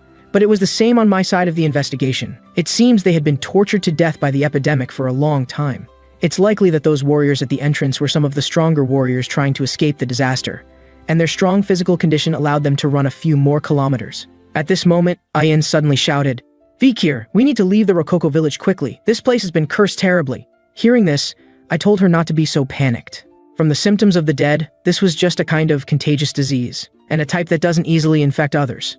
Ayan immediately angrily accused me, saying, "If you and I get infected, it could possibly harm more people. Listen to me and run quickly." But I didn't pay any attention to what Ayan said. Then I told her that the Rococo tribe didn't seem to have been completely wiped out. Judging from the number of dead, it's very likely that the remaining people abandoned the patients and dying and fled elsewhere. Then I decided to go and collect some useful things. But soon after I left, a faint breathing sound suddenly came from behind Ayan. By the time I heard her miserable scream, Ayan was already frightened to the point that her legs were weak. She was pointing at the entrance of the tent in front of her. There stood a child who appeared to be only 5 years old. So I told Ayan to leave first, and I would handle the rest. But she actually played the rogue card, lying that she had sprained her leg and couldn't walk. Seeing this, I ignored her and turned to walk toward the little girl. Coming to the front of the child, I asked, "Are you a child from the Rococo tribe?" Hearing this, she tremblingly uttered 3 words, "Rococo, slave, kitchen maid." It seems this child was a slave, captured by Rococo from the Empire. I wondered why only she was still alive here, so I asked again, "What's your name?" She told me her name was Pomerian L.A. Baskerville. Hearing this, my heart couldn't help but shock. It turns out the Baskerville family has 3 types of middle names: Van, Lay, and L.A. Van middle name holders are Baskerville's collateral branches. Lee is for males in the direct line. As for L.A., it's for females in the direct line. And the little girl's name was Pomerian La Baskerville. When I saw her red eyes as mine, I was stunned. Ayan came over and said to me, "Vikir, look at the pocket watch the little girl is wearing." I saw the pocket watch with the hound emblem on her chest. After opening it and seeing the old photo inside, I realized the seriousness of the situation, because the man standing on the left in the photo was actually my father Hugo, and the woman sitting on the right was Hugo's first wife Roxana. So I immediately questioned Pomerian, "Who are the people in this photo? What is your relationship with them?" But my stern expression and merciless tone scared Pomerian, making her tremble all over and repeatedly back away. Ayan blamed me, saying, "Pomerian is just a child after all." With such fierce questioning, any child would instinctively shy away in fear. Hearing this, I realized I was too eager to get answers. But this was also because the memories of my previous life made my emotions easily out of control. Then I squeezed out a smile and asked again, "Pomerian, can you tell me who these people in the photo are to you?" But Ayan was still dissatisfied with my performance, saying my smile wasn't kind enough. Fortunately, Pomerian finally started talking. She pointed at the people in the photo one by one and said, "This is Grandpa, Mom, and Grandma." At that moment, my memory flashed back to when I was first summoned by Hugo to become a consul. At that time, the butler John had said that my father used to have a very loving and gentle personality. Even though many people didn't agree with this assessment of him, in John's eyes, it was true. But the story goes back to before the first wife Roxana passed away. Among Hugo's thousands of beauties, his favorite wife was Roxana. They also produced a love child that belonged only to them, Penelope. Unfortunately, the good times didn't last long, as Penelope was captured by barbarians in an accident. When Hugo learned of this tragic news, he was determined to have the Empire assign him to the border garrison. In the days that followed, he began to endlessly and madly slaughter the barbarians. But in the end, he couldn't find even a trace of Penelope. It was a few years after that when Hugo became as cold and heartless as he is now. Having children in the family was no longer for producing love crystals, but for cultivating more heartless killing machines. Now I stared at Pomerian in a daze. Although I was still skeptical when Butler John first said these things, with the hard evidence before my eyes now, it was impossible not to believe. Hugo's hatred for the barbarians had reached its peak. If he knew his granddaughter was born of blood ties with his enemies, he would probably sentence Pomerian to death on the spot. However, that's for later. The most important thing now is to settle Pomerian, seeing her so pitiful and miserable. She was definitely treated as a slave in the Rococo barbarian tribe. But just then, Pomerian suddenly pointed at me and said, "Your eyes are the same as Mom's. Mom once told me that if one day I meet someone with red eyes, I must let that person take me away from here." After saying this, Pomerian stared blankly at the stone pile behind her. It seems this was undoubtedly Penelope's grave. And this memory became an unexpected encounter between 2 stray dogs of Baskerville. I brought her back to the Balak tribe. In the days that followed, no matter what I was doing or where I went, Pomerian never left my side even half a step. I think the loneliness, fear, and insecurity had deeply imprinted on her heart. But even though Pomerian identified with me and depended on me for survival, I still felt she couldn't always stay with me in the barbarian tribe. At the very least, she should be sent to a more developed place in the empire to receive education. Then I took her to the barbarian tribe's meeting room. To prevent the spread of the epidemic, Aquila convened an emergency meeting to collect reliable suggestions from the tribe members. Moreover, there would be a long rainy season coming, which undoubtedly provided the best environment for the epidemic to spread. Suddenly, the shaman Ahuman proposed a solution, as he always believed this epidemic was a curse. To lift it, they must hold a large-scale sacrifice ceremony. But because I had previously told Ayen that this epidemic had nothing to do with curses and was a contagious disease called the Red Death, Ayen immediately rejected Ahuman's suggestion, thinking they should quickly evacuate their current residence and find a new place to settle. But as soon as she finished speaking, Ayen was quickly criticized by the Council of Elders. For them, this land was a treasured place where generations had lived for over 100 years. How could they abandon it so easily? Fortunately, most people were rational and more supportive of Ayen's suggestion. If the epidemic really spread here, it would be fatal poison for children with weaker immunity. At this moment, the Council of Elders and villagers were divided into two factions, arguing unresolvedly in the meeting room. As for which suggestion to implement next, the decision was firmly in Aquila's hands. But what they didn't know was that the severity of this epidemic was already comparable to the Black Death that once occurred in the Empire, and the spread would accelerate. Although the Empire was indeed threatened by death at that time, thankfully with Kemuza's fire magic, and the saint sent by the Quo Vadis family, the two working together managed to resist the spread of the epidemic. However, this was limited to the Empire.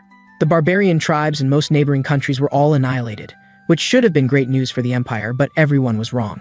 In the days without barbarians, the food chain in the deep forest became disrupted, and then monsters began to proliferate. The spearhead of attack was also all pointed toward the Empire. Fortunately, Baskerville was very powerful at that time, and barely withstood the threat of the beast tide. And this also became the opportunity for Hugo to expand his territory. So to prevent history from repeating itself, I decided to help the barbarian tribe. I raised my hand to tell Aquila I had the best way to solve the spread of the epidemic. To make the entire barbarian tribe believe, I decided to do a human infection experiment. So I immediately ordered Ayen to catch a few goblins first, then soak half of them in water tanks filled with river water. The experimental results soon appeared. All the goblins that had been soaked in water were infected with the Red Death. We immediately threw them all into the fire to burn on the spot to contain the spread of the epidemic. Then we boiled the water in the tank until it boiled, let it cool, and conducted a control experiment. Finally, after soaking the remaining goblins, those soaked in boiled water truly did not show epidemic red spots. Seeing this, the tribe's people all let out a sigh of relief. They had finally found a way to overcome the Red Death. For this, Aquila decided to hold a ceremony for me, congratulating me for once again saving the entire tribe. Hearing this, I told her not to take it lightly, as boiling water was just a small part of preventing epidemic infection, and next, they must. But before I could finish, a human, who had just been mocked by Ayen, suddenly spoke up. Don't fucking daydream anymore. Avoiding water won't last long. The rainy season will come in a few days. By then, river water will flow into the forest, and the mist in the air may also possibly infect with the epidemic. With a human's words, the tribe's people's thought process instantly blocked, and they began to realize that boiling water had extreme limitations. But before a human could be proud for 2 seconds, his expression became anxious. It turned out I told everyone present that I had already anticipated these after effects and found the most powerful method. That was to change the tribe's settlement location, not abandoning the ancestral land, but moving the village higher based on the existing foundation. Once this was said, the tribe's people discussed with confusion, as this conceptual design truly touched on their knowledge blind spot. As time passed, a great rainy season descended upon the Red and Black Mountain. Many places that were once plains were washed into swamps by the river. The deep forest where the barbarians lived was no exception, and looking around, there was hardly a place to stand. According to the elders of the council, the extent of this rainy season's damage was the most terrifying in history. But now they could still sit in tents and talk freely about the rise and fall of the world, thanks to the migration plan I proposed, moving the tribe's tents onto large, sturdy tree trunks, with simple ladders as devices to move freely between them. Little did we know that just after the camp was installed, uninvited guests came to visit. Suddenly, a dark shadow appeared in the river water below. Then a vicious monster fish with hundreds of sharp teeth burst out of the water. It began randomly ramming the tents on the tree trunks, seeing that it had discovered delicious humans. The monster fish opened its bloody jaws, ready to swallow 2 men whole. Fortunately, Ayen quickly took out her weapon. An arrow imbued with magic power hit the monster fish's vital spot. Get out of here, you despicable, shameless failure of a fish. Meanwhile, I asked Ayen curiously what this monster fish was. Hearing this, Ayen explained that it was the Dragonfish King, ruler of the area and a monster that loved attacking humans. But regardless, Wantonly destroying others' hard work deserves proper punishment, I said before jumping down toward the Dragon Fish King's position. Then I awakened the long-dormant Beelzebub's sword. This would be a good opportunity to feed it well, and if luck was on my side, I might even acquire some useful hidden techniques. As I swung countless sword slashes across the Dragonfish King, the attacked beast immediately let out a hysterical roar. But to my surprise, my full-strength attack couldn't cut through its skin. Before I could attack again, the Dragonfish King flipped around and plunged into the river, frantically fleeing to the distance, although I didn't execute it on the spot. My brave battle against the enemy was met with unanimous cheers from the tribe, all shouting that Vikir is the hero of the Balak tribe. Only a human clenched his fists in anger, because at this rate my status would eventually overshadow his position as shaman. As for Ayen, she excitedly gave me a thumbs up, secretly thinking that this Vikir was definitely a good man worthy of entrusting her life to. After things calmed down, I returned to the tent to make dinner, but this was supposed to be for my niece Pomerian, so why was Ayen shamelessly following me again? Yet seeing them both immersed in the delicious food I made, I really couldn't bear to drive away the freeloader. However, no matter what, paying for meals is only right. Hearing this, Ayen said that since I was her slave, a master doesn't need to pay for eating her slave's food. Our argument was witnessed by Pomerian. Unexpectedly, her next words struck like lightning. "Uncle, Sister Ayen, you two are just like a married couple." Ayen naturally loved hearing this. She hugged Pomerian and cuddled with her. As for me, I was speechless. When did they become so close? But back in the Empire, I already had a fiancé. Just then, the tent curtain was suddenly pulled open. When I turned to look, with the effect of thunder, the person's figure was like a walking corpse. Ayen immediately questioned, "Why do you come to Vikir's tent in the middle of the night?" Until she saw the person's face clearly, she realized it was Ahun with tears soaking his eyes. "Vikir, please. I beg you to save my sister." Ayen and I went to Ahun's dwelling. There, sleeping on a blanket, was his sister Ahul, who had contracted the Red Death. Seeing her spots spreading at a visible rate, I asked Ahun when his sister first showed symptoms. Ahun responded that it was yesterday, when Ahul had followed him to the swamp area to look for wood to build houses. Meanwhile, Ayen also looked very anxious, wanting to know if I had found a treatment method, but just as I was about to explain my specific plan, a heavy footstep interrupted our conversation. Looking back, the one entering Ahun's tent was his grandfather, a human. I've always repeatedly emphasized to you all, not listening to the elderly brings immediate regret. Now Ahul is probably on the brink of death, you just continue to believe that imperial man. Hearing this, Ahun gently asked Ahuma not to speak so harshly. After all, Vikir was now a member of the barbarian tribe. As soon as he finished speaking, a human rewarded Ahun with a hard slap. "Useless bastard, you're just as weak as your parents."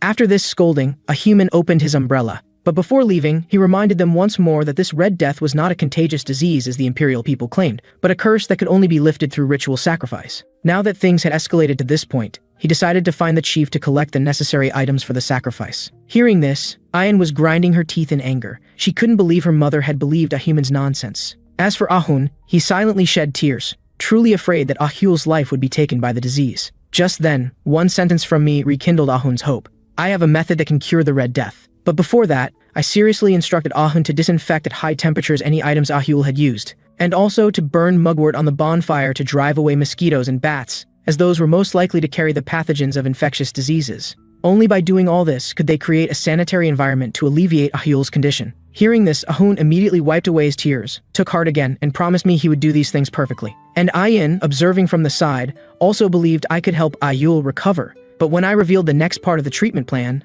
Ayen's expression instantly became stunned. If the chief finds out about this, there will definitely be severe punishment. But I still repeatedly emphasized the importance of this action. Now the only way to get medicine to treat Ahul was to leave the deep forest and go to the Empire. After hearing this, Ayen immediately became agitated. "Vikir, you need to understand that you're now a member of the barbarian tribe. Leaving requires the chief's permission." But Mother is a strong principlist. She would absolutely never agree to treating tribe members using imperial methods. Hearing this, I remained calm, because I believed that if I secretly left the deep forest and returned unnoticed, surely no one would discover it. At this moment, my eyes became unusually determined. Although Ayen's feelings were extremely complex, for the sake of saving Ahul, she still agreed. Ahun, hearing the argument inside, was shocked, never expecting I would take such a risk for Ahul. After learning the specific route to leave the deep forest, I immediately set out with Pomerian on the journey back to the Empire. But just then, I suddenly sensed someone following me, so I immediately stopped, only to discover that the one following me was actually Ayen. "Didn't you agree to let me go to the Empire to find medicine for treatment? Why are you following me? Are you afraid I'll run away?" Ayen, with a solemn face, begged me to either take her with me to the Empire or tell her exactly where I was going. Naturally, both matters were confidential to me, and I couldn't tell even Ayen. In the end, I rejected all her requests, so Ayen asked again, "Then why are you taking Pomerian away? Is it because you don't trust the barbarians enough?" But do you know why I trust you so much, Fakir? When we first met, you were the one who saved me from the slave auction. This debt of gratitude is a memory I can never erase in my lifetime. And from the first day you became my slave, you unconditionally obeyed all my orders. Although after getting along, we became tribesmen, and our feelings grew increasingly intimate. I still haven't asked much about your background or that mysterious sword in your hand. For you, I can give everything I have, even if it means rebelling against the entire family. All because I really like you, Fakir. And those hunting times are the happiest memories in my mind, the beginning of our mutual cooperation and most harmonious relationship. When I faced danger, you disregarded your own injuries to save me from the ox bear's attack. Afterwards, we soaked in the hot springs for a long time, which was also the first time I summoned the courage to express my love to you. I really, really fear losing you. And there's always a knot in my heart that once I get the answers to the mysteries about you from your own mouth, you'll completely disappear from my sight. So I've chosen to bury all of this in my heart, said Ayen as she slowly lowered her head. But one sentence from me left her stunned, filling her heart once again with overflowing happiness. I will definitely come back, please wait for me. Meanwhile, in the city I once governed, the underdog, Chihuahua was thoughtlessly working late organizing documents. But suddenly he walked to the window, staring blankly at the bright moonlight above. It turned out Chihuahua was reminiscing about the time spent with me. Although it was hard then, it also felt fulfilling. That was when he rediscovered the meaning of his life. What Chihuahua found hard to accept was that our farewell when I went to the border would be our last meeting. But in the next second, Chihuahua's expression instantly changed from sorrow to astonishment. Upon seeing me appear upside down in front of him, his first thought was that he had encountered a ghost. Chihuahua, long time no see. Have you been well these years? Unexpectedly, the next moment he couldn't hold back and burst into tears. He really never thought he would see me again in this life. Seeing that Chihuahua was still loyal to me, I felt comfortable in trusting Pomerian to his care. At first, Chihuahua thought Pomerian was my offspring with a barbarian. Hearing this, I immediately denied his conjecture. After all, I had only been presumed dead for just over 2 years, and Pomerian was clearly 5 or 6 years old. Then I told Chihuahua that direct descendants of the Baskerville family all looked quite similar, explaining why she resembled me. But in the subsequent conversation, Chihuahua was puzzled about one thing, namely why I wanted to save the barbarian tribe. If they were to perish from the epidemic, it would undoubtedly be good for the empire. Hearing this, I patiently explained to Chihuahua that I owed the barbarian tribe a great favor. If they hadn't saved me from the giant spider back then, I probably would have perished. Although half of these words were made up on the spot, Chihuahua believed them completely without resistance. But upon learning that with his abilities, he couldn't effectively govern all the city's affairs, I told him to find a person, namely the criminal Wendy, whom I had previously released. The approach sounded good, but Chihuahua didn't know where Wendy lived. Finding her naturally wouldn't be difficult for me. Then I asked Chihuahua again, do you remember the little girl who took away the 10 billion gold coin reward? If my guess is correct, there's a 99% chance Wendy will be there. If Wendy refuses to cooperate and join the city management, at least she'll know I'm not dead.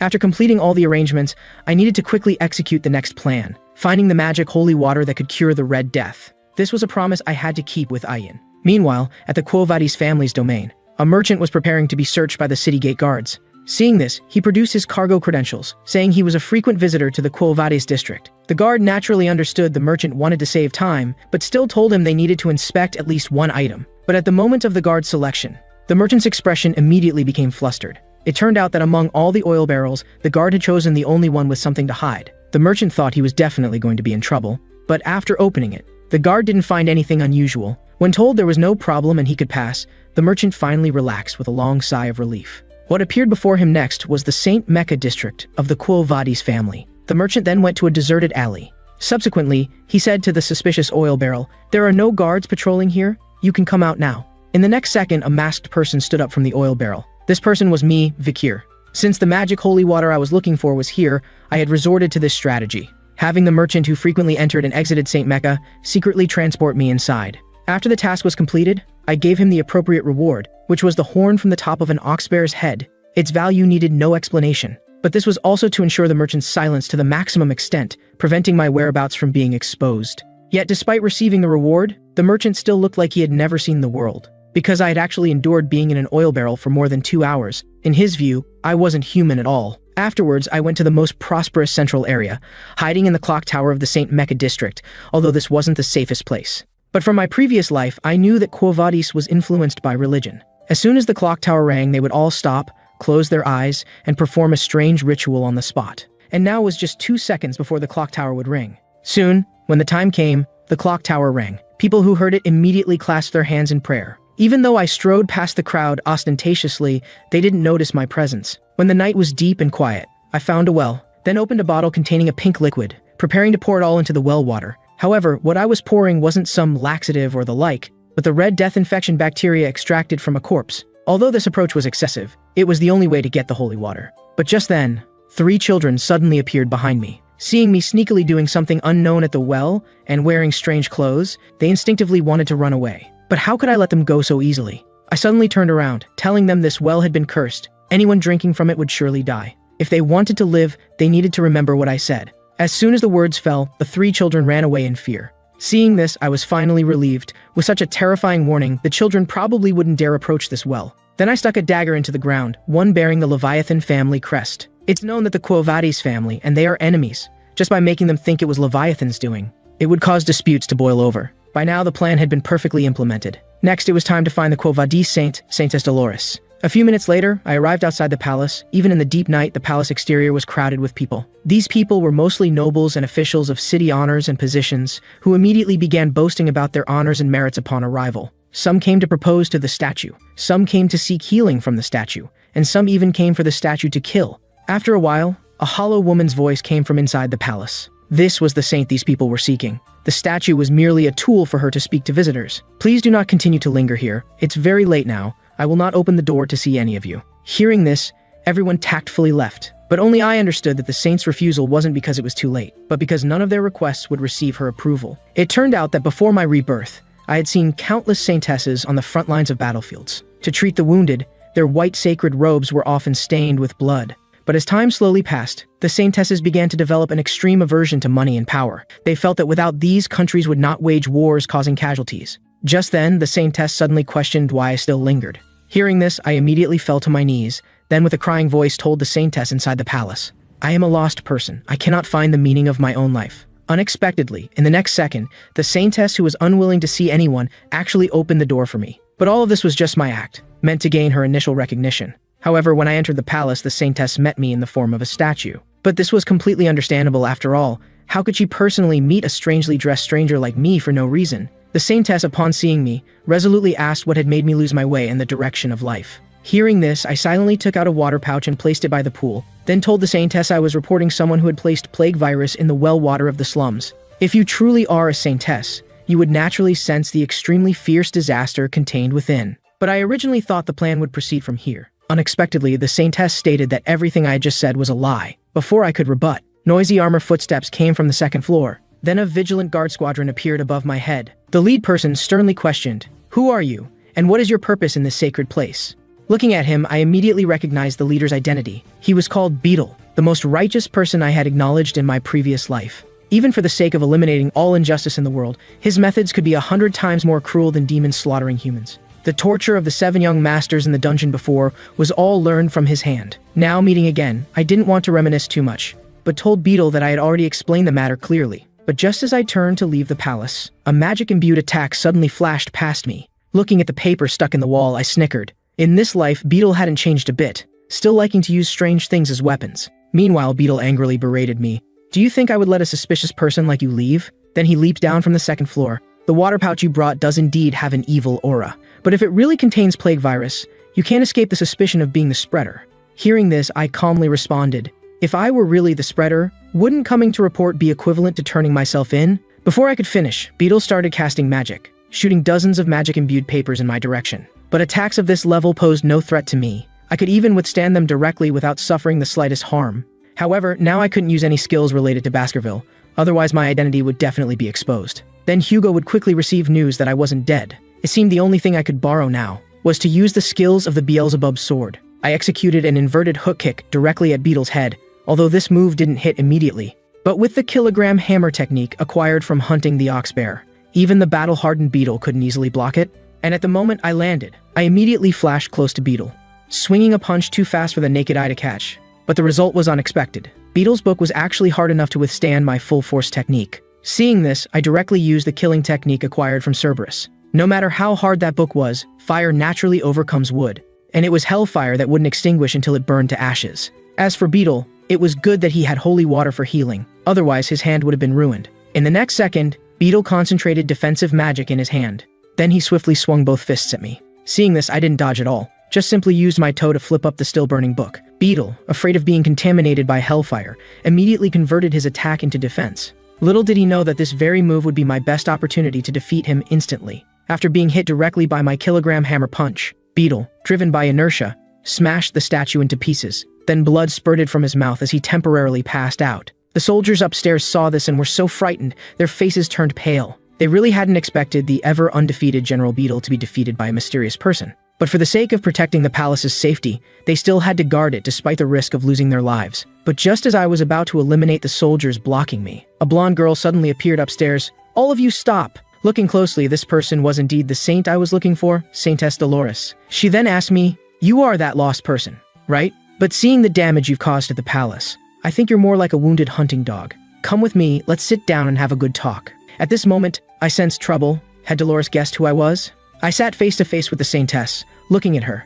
I couldn't help but recall that in my previous life, during every struggle against monsters, the Saintesses, who had no offensive power at all, would always run to the front lines to heal the severely wounded, saving countless numbers. They could absolutely be called the benchmark representatives of the world's good people, and I deeply admired every Saintess. But just then, Dolores suddenly began telling me about daily trivialities, expressing that the recent pressure had been suffocating her. Originally, she had returned home for vacation to relax for a few days, but ended up being harassed by that group of people every day. Hearing this, I hurriedly changed the subject. If this continued, the contagion would become uncontrollable. I can understand your frustration, but the most important thing right now should be dealing with the plague issue in the poor district. At this point, Dolores asked me another soul-searching question. "Are you sure you clearly saw someone poisoning the well? And was the water scooped by yourself, or entrusted to you by villagers?" After hearing this, I didn't know how to answer for a moment, but her suspicion was normal. It seemed I now had to forcibly execute the next plan, but, unexpectedly, just a slight movement of my hand in my pocket. Beetle's vigilance instantly skyrocketed. He immediately flashed in front of Dolores, questioning, "What are you trying to do, boy?" In the next second, brilliant holy power suddenly enveloped my hand. I hate harming people through false accusations. This left Dolores stunned, but since I could use this power, she felt I must share her faith in the saint. Then I patted my chest and spoke passionately. "I really don't want to see my hometown destroyed, so do you believe what I'm saying now?" Dolores gave an affirmative response, but she still didn't understand who would do such a despicable thing. Hearing this, I took out a map, then indicated the culprit likely wanted Saint Mecca to decline completely, seeking profit in the process. Then I pointed to the location of the Leviathan family. Since they often researched and produced poisons, they were most likely to benefit the most. Moreover, if Quo Vadis were to weaken, it would undoubtedly be icing on the cake for their old enemies. And the Leviathan family was a plutocratic capitalist class. Workers' deaths would directly lead to landlords' bankruptcy, allowing them to acquire superior goods at extremely low prices. However, my ability to make such precise deductions was thanks to the merchant who had deceived the barbarians last time. So I told Dolores that the Leviathan family likely had a close connection to this disease situation, though this was just my hypothesis. As a result, Dolores was very surprised after hearing it.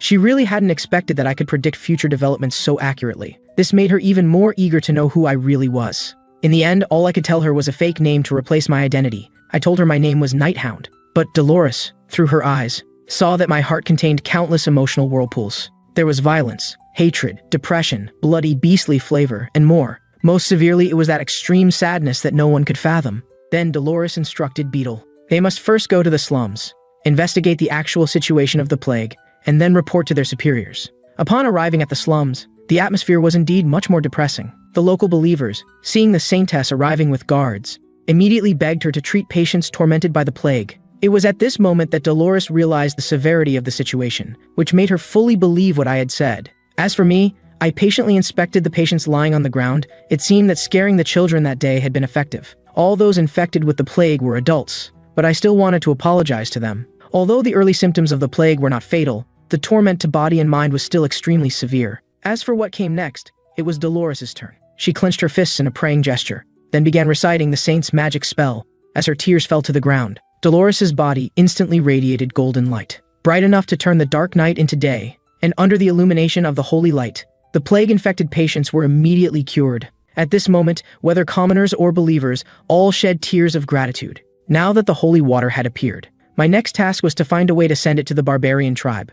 After the treatment was complete, Dolores returned home, but she was troubled by a difficult problem that kept her awake. Looking at the newly added infected areas on the map, she knew the holy power's containment of the plague was only a temporary measure, and couldn't prevent new patients from appearing. Plus, from the analysis of fluids extracted from patients' bodies, the plague's incubation period was very short. Although patients wouldn't die quickly, They had to endure double torture of body and mind. So to completely eliminate the plague, Dolores needed to concentrate all her energy, using the purest holy water to purify the poisoned well. The difficulty also appeared here.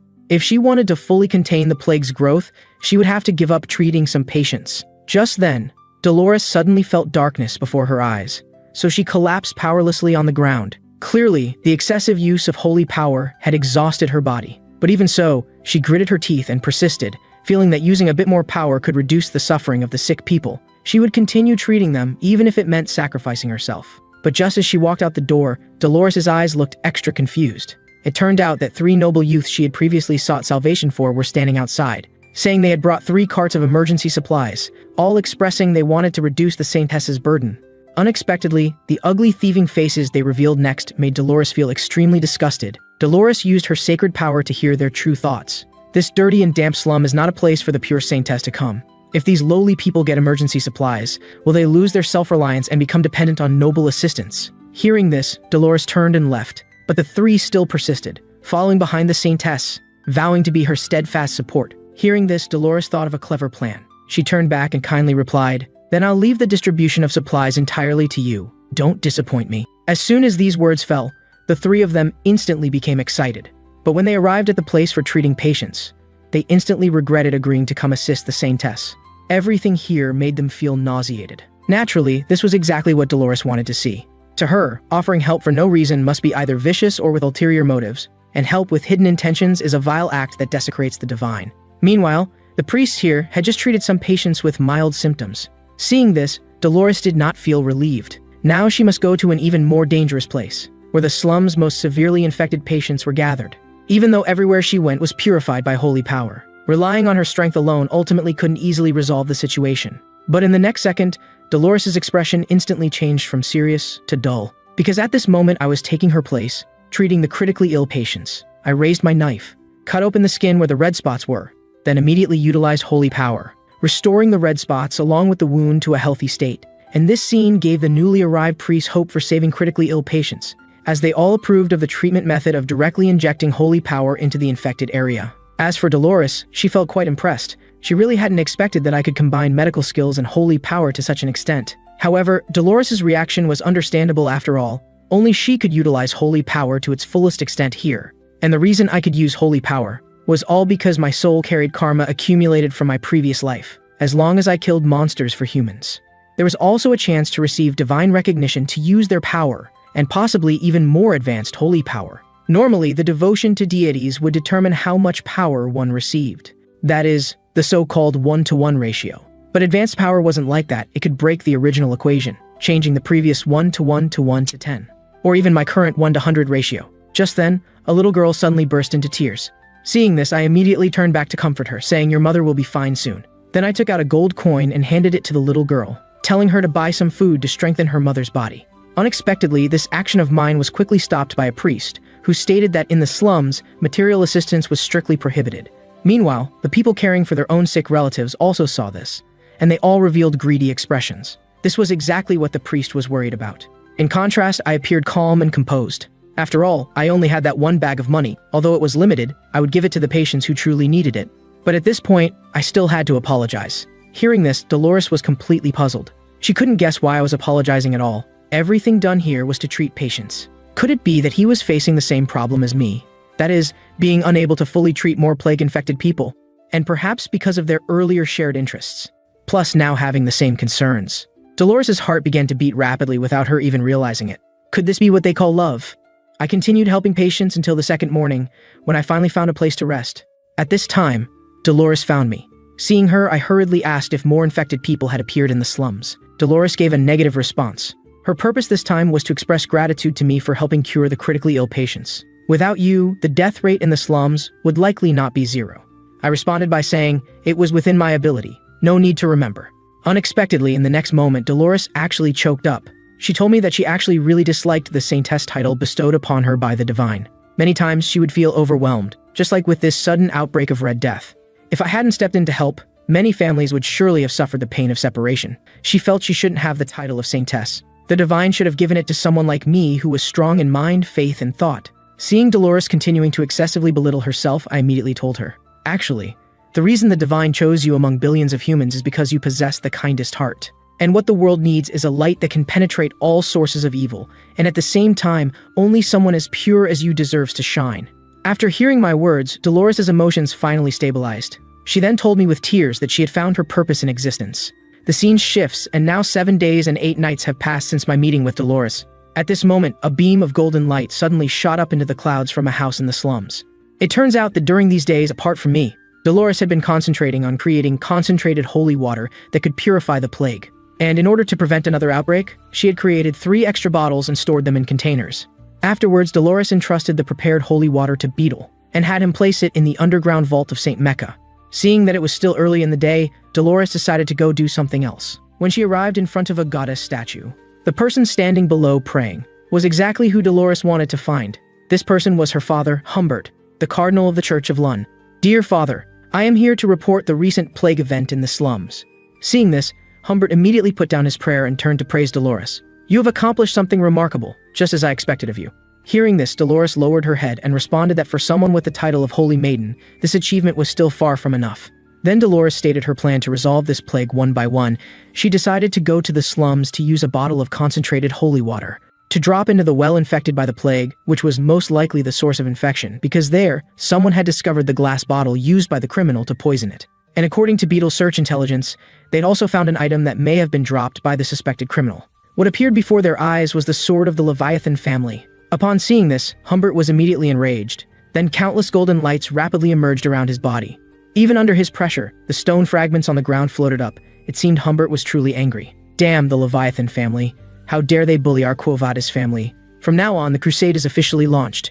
And there's also the capture of the self-proclaimed Night Hound. Regarding the spread of the plague, he cannot escape suspicion. Once caught, I must make him confess everything before the divine. As soon as these words were spoken, Dolores immediately angrily accused her father. The Night Hound couldn't possibly be the poisoner, because when the number of infected reached a terrifying figure, it was his utmost effort that ensured no one in the slums died. I guarantee with my Saintess title that the Night Hound is absolutely not a bad person. But despite Dolores' explanations, Humbert still insisted on not changing his mind, and this all stemmed from something he had seen. "Dear daughter, I will personally interrogate that fellow. You don't need to worry about what happens after." Having said this, he concentrated holy power in his hand, then shot it towards the sky, summoning and ordering all the holy knights of the sacred family. "I command you in the name of the cardinal to go immediately to capture the unknown man calling himself the Night Hound." In an instant, the holy knights all began to move, and there were so many of them that they quickly located the house where I was staying.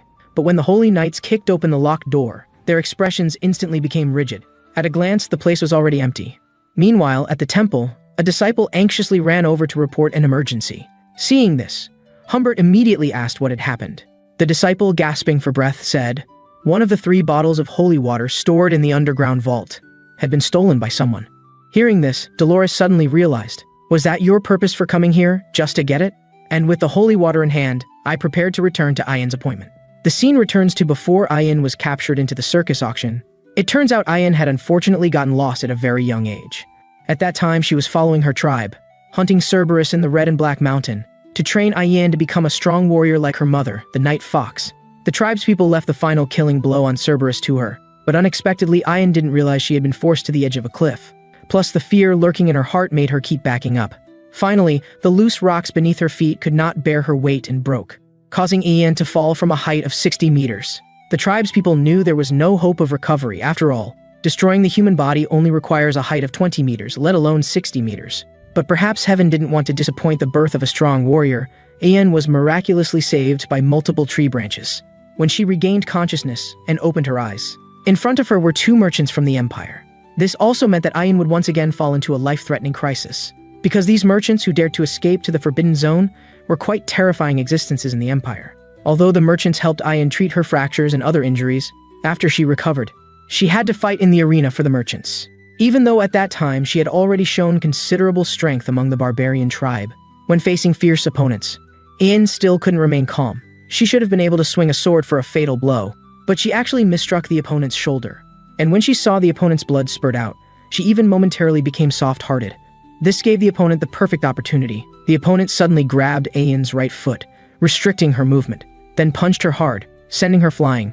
And this powerful impact made her immediately spit blood. Seeing such a disparity in strength, The nobles sitting in the audience burst into laughter. The opponent also roared unrestrainedly about his imminent championship. In contrast, Ayan's heart was desperate at this moment. Her kind heart had made her miss too much. But just as she was facing death, all the warriors that existed in the barbarian tribe suddenly appeared in her mind, including her mother, the Night Fox. Finally, with the encouragement of family love and the mockery of villains, she chose to stand up again.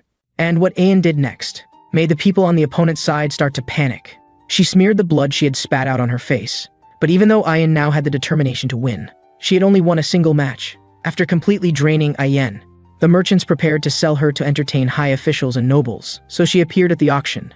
At this moment, her hollow gaze symbolized that she had lost the desire to survive. Little did she know that when Ayan came to her senses, her body had been healed to a healthy state. And the one who saved her was me. After hearing that I could actually speak the barbarian tribe's language, Ayan was even more shocked. But in the next second, Ayan woke up from her dream with tears. And this memory had already become her long-standing psychological demon. Aquila immediately comforted her, saying, "It's all right, you just had a false nightmare." It turns out that Ayan had also been infected with the evil disease, the Red Death, with her fever reaching 103 degrees. Plus, my sudden departure made Ayan suffer the pain brought by the disease, while also making her heart feel parched. Under such double torment, Ayan even felt she was not far from stepping on the edge of death. Hearing this, Aquila told her a story. "A long time ago, your father and I planted a seed in the field. Your father was responsible for tilling the soil, and I was responsible for watering it every day. Soon the seed sprouted, and after a few months the sprout grew into a healthy and beautiful flower.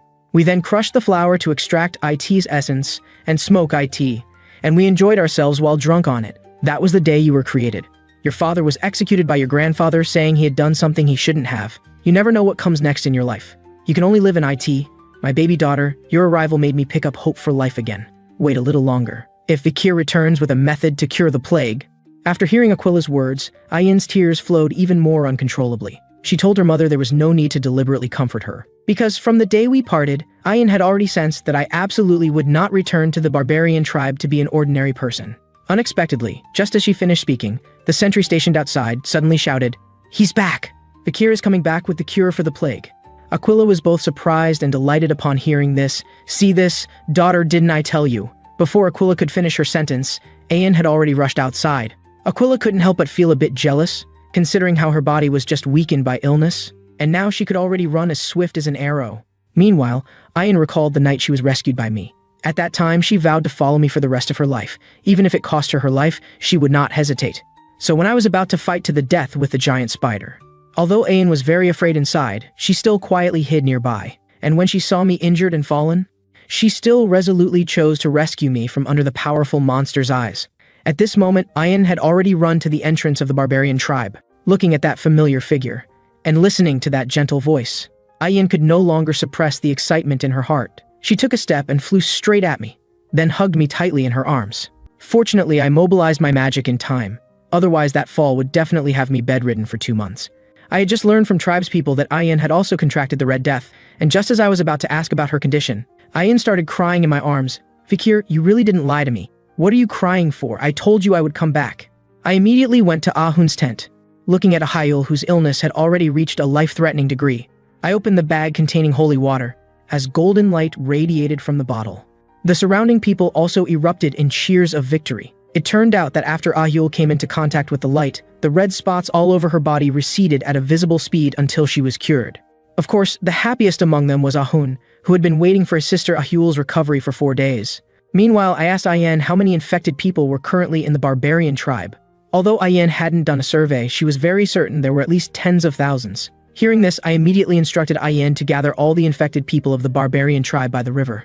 Upon hearing it was by the river, Ayan also found it difficult. Because there was a creature they dared not easily provoke, the dragonfish king. Obviously, Ayan's concern was unnecessary because that fish miscreant had already been sliced in half by me on my way back to the Empire. Upon hearing this, the surrounding people also turned to looks of shock, seeing they still wanted to discuss further. I reminded them again, quickly gather all the infected at the riverside. As time passed, under the call of Ayan and others, all infected people from the Red and Black Mountain finally gathered. Then, under the gaze of all tribal people, I directly poured that bottle of holy water into the river, and the moment the holy water merged with the river water, water columns several meters high erupted immediately across hundreds of miles. The river water previously contaminated by the Red Death was completely purified in just 2 seconds. Seeing that the time was ripe, I turned back to tell the tribal chiefs, "The rest is up to you, but please make sure everyone drinks a bowl of the purified river water." And with my help, the infected people gradually returned to a healthy state. For this, Aquila also took the lead in giving praise, and decided to let me preside over the position of shaman, to which I declined such kindness. But just then, a chief behind me suddenly stomped hard on the ground, looking at his fierce appearance. I thought he had some prejudice against my empire identity, but in the next second, under his roar, the tribespeople behind him also immediately stomped the ground in imitation, shouting that Vikir is the hero of the barbarian tribe. Now I understood, this display was actually their highest courtesy for meritorious figures, and later under the leadership of other chiefs, people from various tribal groups also began to shout my name. At this moment, a bold idea immediately appeared in my mind, which was to unite them. If I could bring all the people of the barbarian tribe under my command, it would definitely play an important role in my destruction of the Baskerville family in the future, and could even be said to be the crucial point between victory and defeat. And the reborn me already knew that in the eyes of Baskerville, the barbarian tribe was their most difficult lifelong enemy. Just one Aquila alone was enough to threaten 2 century-strong warriors, Hugo and Adolf. If adding my strength at the 10th sword technique, I would easily deal with one Hugo. And because I had accomplished a great feat, Aquila decided to gather the remaining tribes tomorrow night to hold a grand celebration party for me. Naturally, I didn't object to this, but before that, I told Aquila that there was still something that had to be done. By the next day at a cave, a human was inside conducting a sacrificial ritual. But what no one expected was that the culprit behind the plague infection in his tribe, the Balak tribe, was actually a human himself.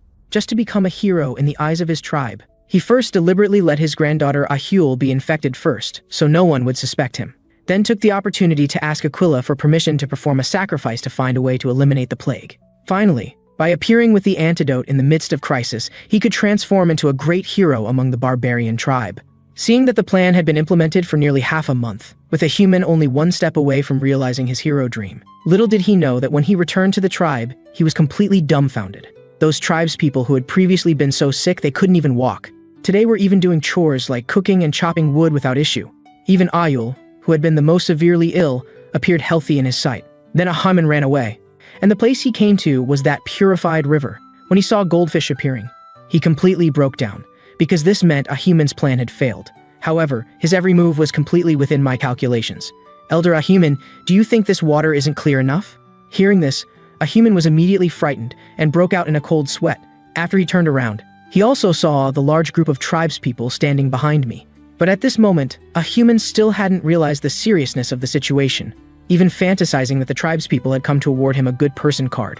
In contrast, I had already informed everyone yesterday that Ahiman was the culprit who had infected Ahul with the Red Death, because in my previous life, I had learned from an old man in the barbarian tribe that once someone had a strong desire to become a hero and spread the plague virus to the tribe, then at the last moment came forward with the antidote to achieve his purpose. Meanwhile, Aquila also spoke up. "Elder Ahiman, may I ask if your sacrifice went well?" Hearing this, Ahiman naturally gave an affirmative response. Then Aquila informed him about the Imperial War. "I heard that the Red Death is a man-made infectious disease created by the Empire, with the purpose of stirring up conflicts between families, but I can't figure out how the Red Death would spread to our tribe. And recently there have only been trade activities arranged by you between the Empire and the barbarian tribe." As soon as these words fell, Ahiman still wanted to continue to claim ignorance. But Aquila showed no mercy at all. "Vikir, the situation is just as you said. Ahiman didn't return to the village to claim credit after completing the sacrifice, but came to the river to complain." And the next sentence completely uncovered Ahiman's conspiracy. "Ahiman, I want to see what exactly is in your bag. If it is indeed the antidote as Vikir said, then you will bear the deserved punishment." As for Ahiman's true identity, Ayin had actually told me yesterday, Ahiman is not a barbarian tribesman. Like me, he was captured as a slave, but later because he accomplished a great feat, he was made a part of the barbarian tribe. At that time, he killed the shaman elder who was planning to betray the tribe, and it said he also took all of the others' magic power, and for stopping the revolt from happening, Ahiman's status was changed from slave to shaman. So in order to improve his prestige as soon as possible, Ahiman would take on all the big and small matters in the tribe. He would even sometimes take the initiative to be the vanguard in luring prey. As time passed, by the time his hair had turned gray, he finally gained the recognition of everyone. And after hearing about Ahiman's growth experience, I understood one thing. He's gone overboard in his old age after experiencing the luxuries he couldn't enjoy in his youth. That's why he tried to overstep even the tribe leader's authority to swallow a Balak tribe. But what was most important now was to first find out what was actually in Ahiman's waist bag. At this moment, Aquila was emanating killing intent. "Elder Ahiman, now immediately open your bag." But even backed into such a corner, a human still thought of a countermeasure. He told Aquila that the bag actually contained special flour used for the sacrifice. And while explaining its use, a human deliberately made a gesture of releasing his hand, causing the bag along with the evidence inside to be thrown into the river. Seeing this, Aquila could only helplessly cover her face, thinking to herself, if only she had believed Vikir's words and just taken it directly. After complaining for 2 seconds, Aquila turned to ask me what to do next. But now that the evidence had been destroyed, unless he admitted it himself, no one could prove that what was in the bag was the antidote. Hearing this, a human immediately became furious and scolded me. So it was you, this empire-born fellow, who was framing me. How dare you slander the honest shaman elder? You must be severely punished by the entire tribe. Aquila calmly responded, Elder Ahiman, without clear evidence, you have no right to punish anyone. Seeing the suspicion gradually diminishing, Ahiman couldn't help but secretly rejoice. Little did he know that what Aquila said next would directly break him again. People, heed my command. Please prepare everything for Iliad. When a conflict between two parties seems it won't come to an end, they will use their martial prowess to decide a winner and how things will proceed. A method used only by the Balak. At this moment, Ahun came over to warn. Please, grandfather, you must abide by tradition. You must give me an explanation. Prove that it wasn't you who infected Ahayel with the Red Death. Although a human was very unwilling, he couldn't back down in his current situation. So he simply pointed at me and issued a challenge. Then on the 3rd day when the moon is full, you and I will conduct the Iliad. I naturally had no objection to the duel. But the time must be set by me, the challenged one, to comply with regulations, because I had already foreseen. From beginning to end, wanting me to conduct the Iliad was all a human's trap. Finally, Aquila followed my time arrangement, holding the Iliad at sunset. As for the location of the duel, it was arranged at the sacred site. At this moment, with Aquila's command, and the tribal war song rising from the crowd, the Iliad officially began. In an instant, a human and I both hid behind trees. But what made a human furious was that there wasn't even one person supporting his victory. Then he bit his index finger, and then dripped a drop of fresh blood onto the ground beneath his feet. In an instant, 3 undead skeletons sprang out from the soil, and he ordered them to monitor my every move in the forest. Just when a human thought he could win with numerical superiority, he didn't know that I was already hanging upside down above his head, concealing my presence. Because after defeating the Dragonfish King, I had acquired its Silent Hill skill, which could hide my presence within a certain range around me. What surprised me even more was that this skill could not even be detected by the undead skeletons. This was perfect for my future assassination operations, but to not waste everyone's time, I had to end this quickly. After I easily eliminated the 3 skeletons, I silently approached Ahuman's back, then pierced his heart with one knife, and the moment Ahuman lost his fighting ability and fell, I also won this Iliad. But the fact that I resolved a shaman elder so easily still made the warriors fearful, except for Ayen.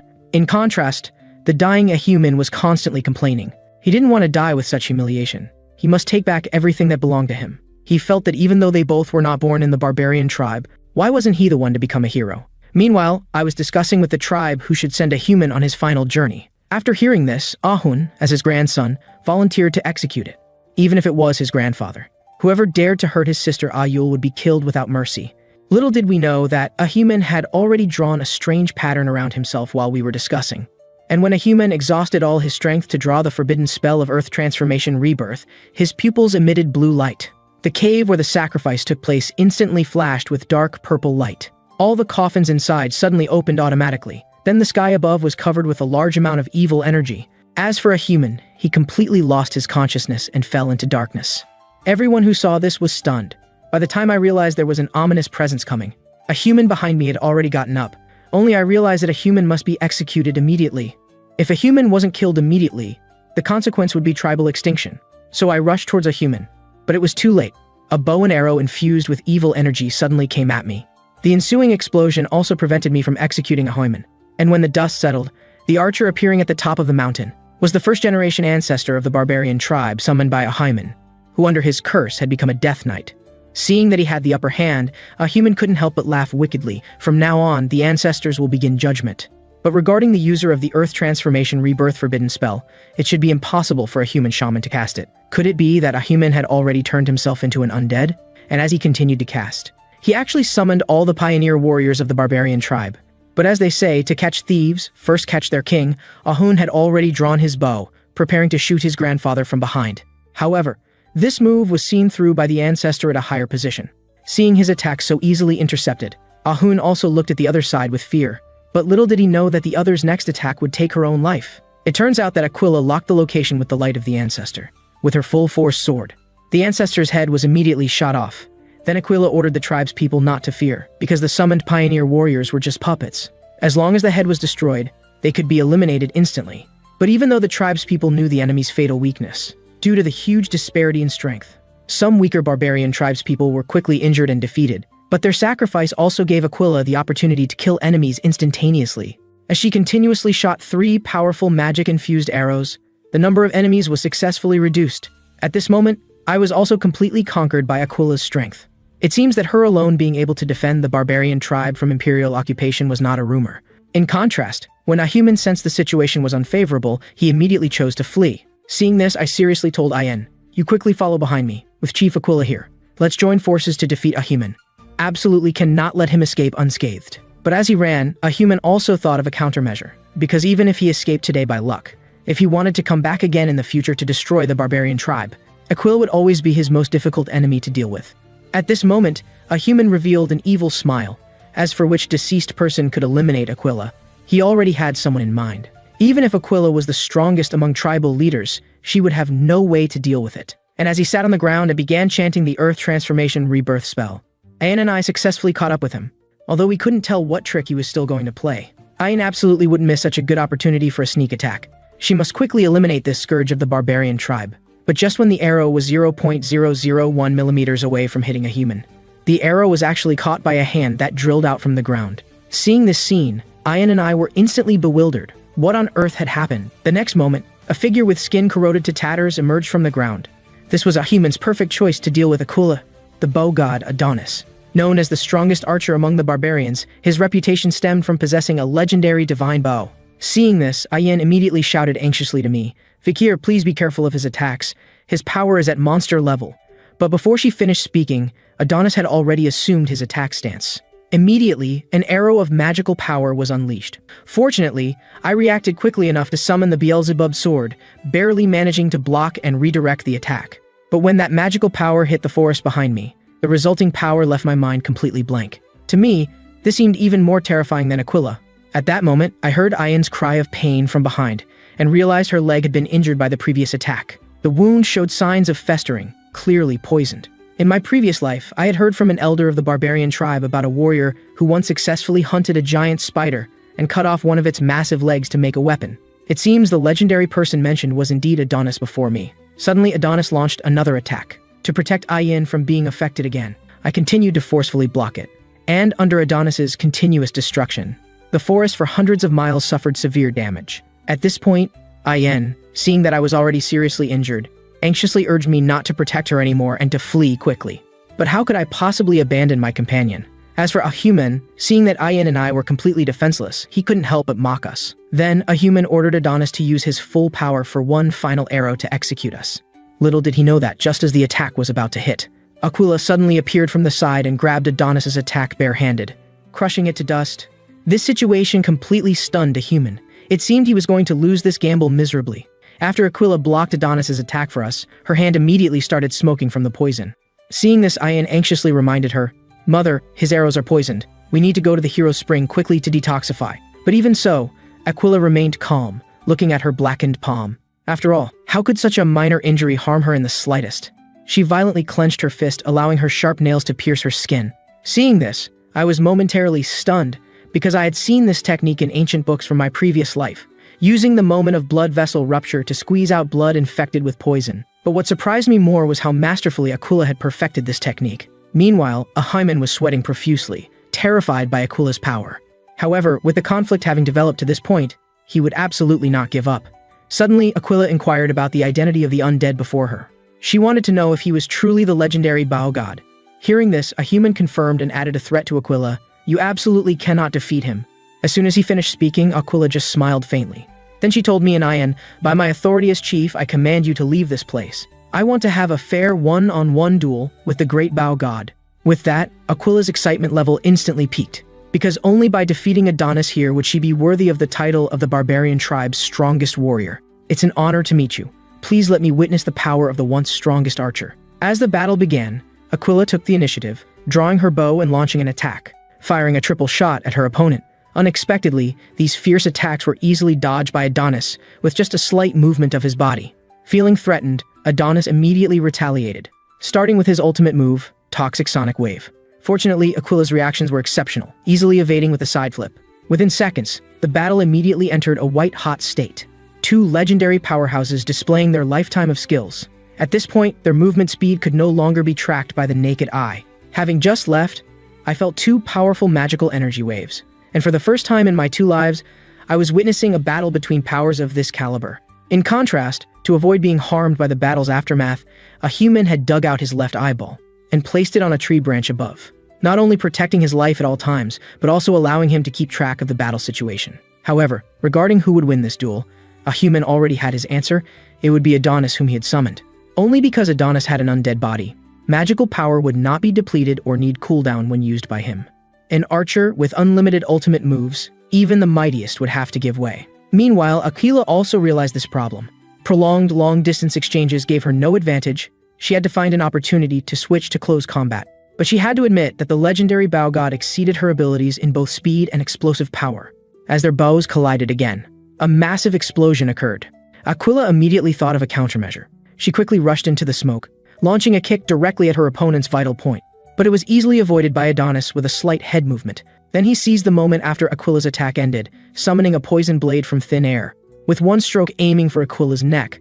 But high-level fighters' predictive awareness is on another level, and Aquila successfully anticipated Adonis's next move. Seeing the attack coming again, she drew the broken knife from her shoe, using the upward throw's impact to knock away her opponent's weapon, then landing a solid kick on Adonis's knee. In the moment, Adonis lost his balance. Aquila had already leaped into the air, gathering power, ready to use her remaining ultimate move to end this battle.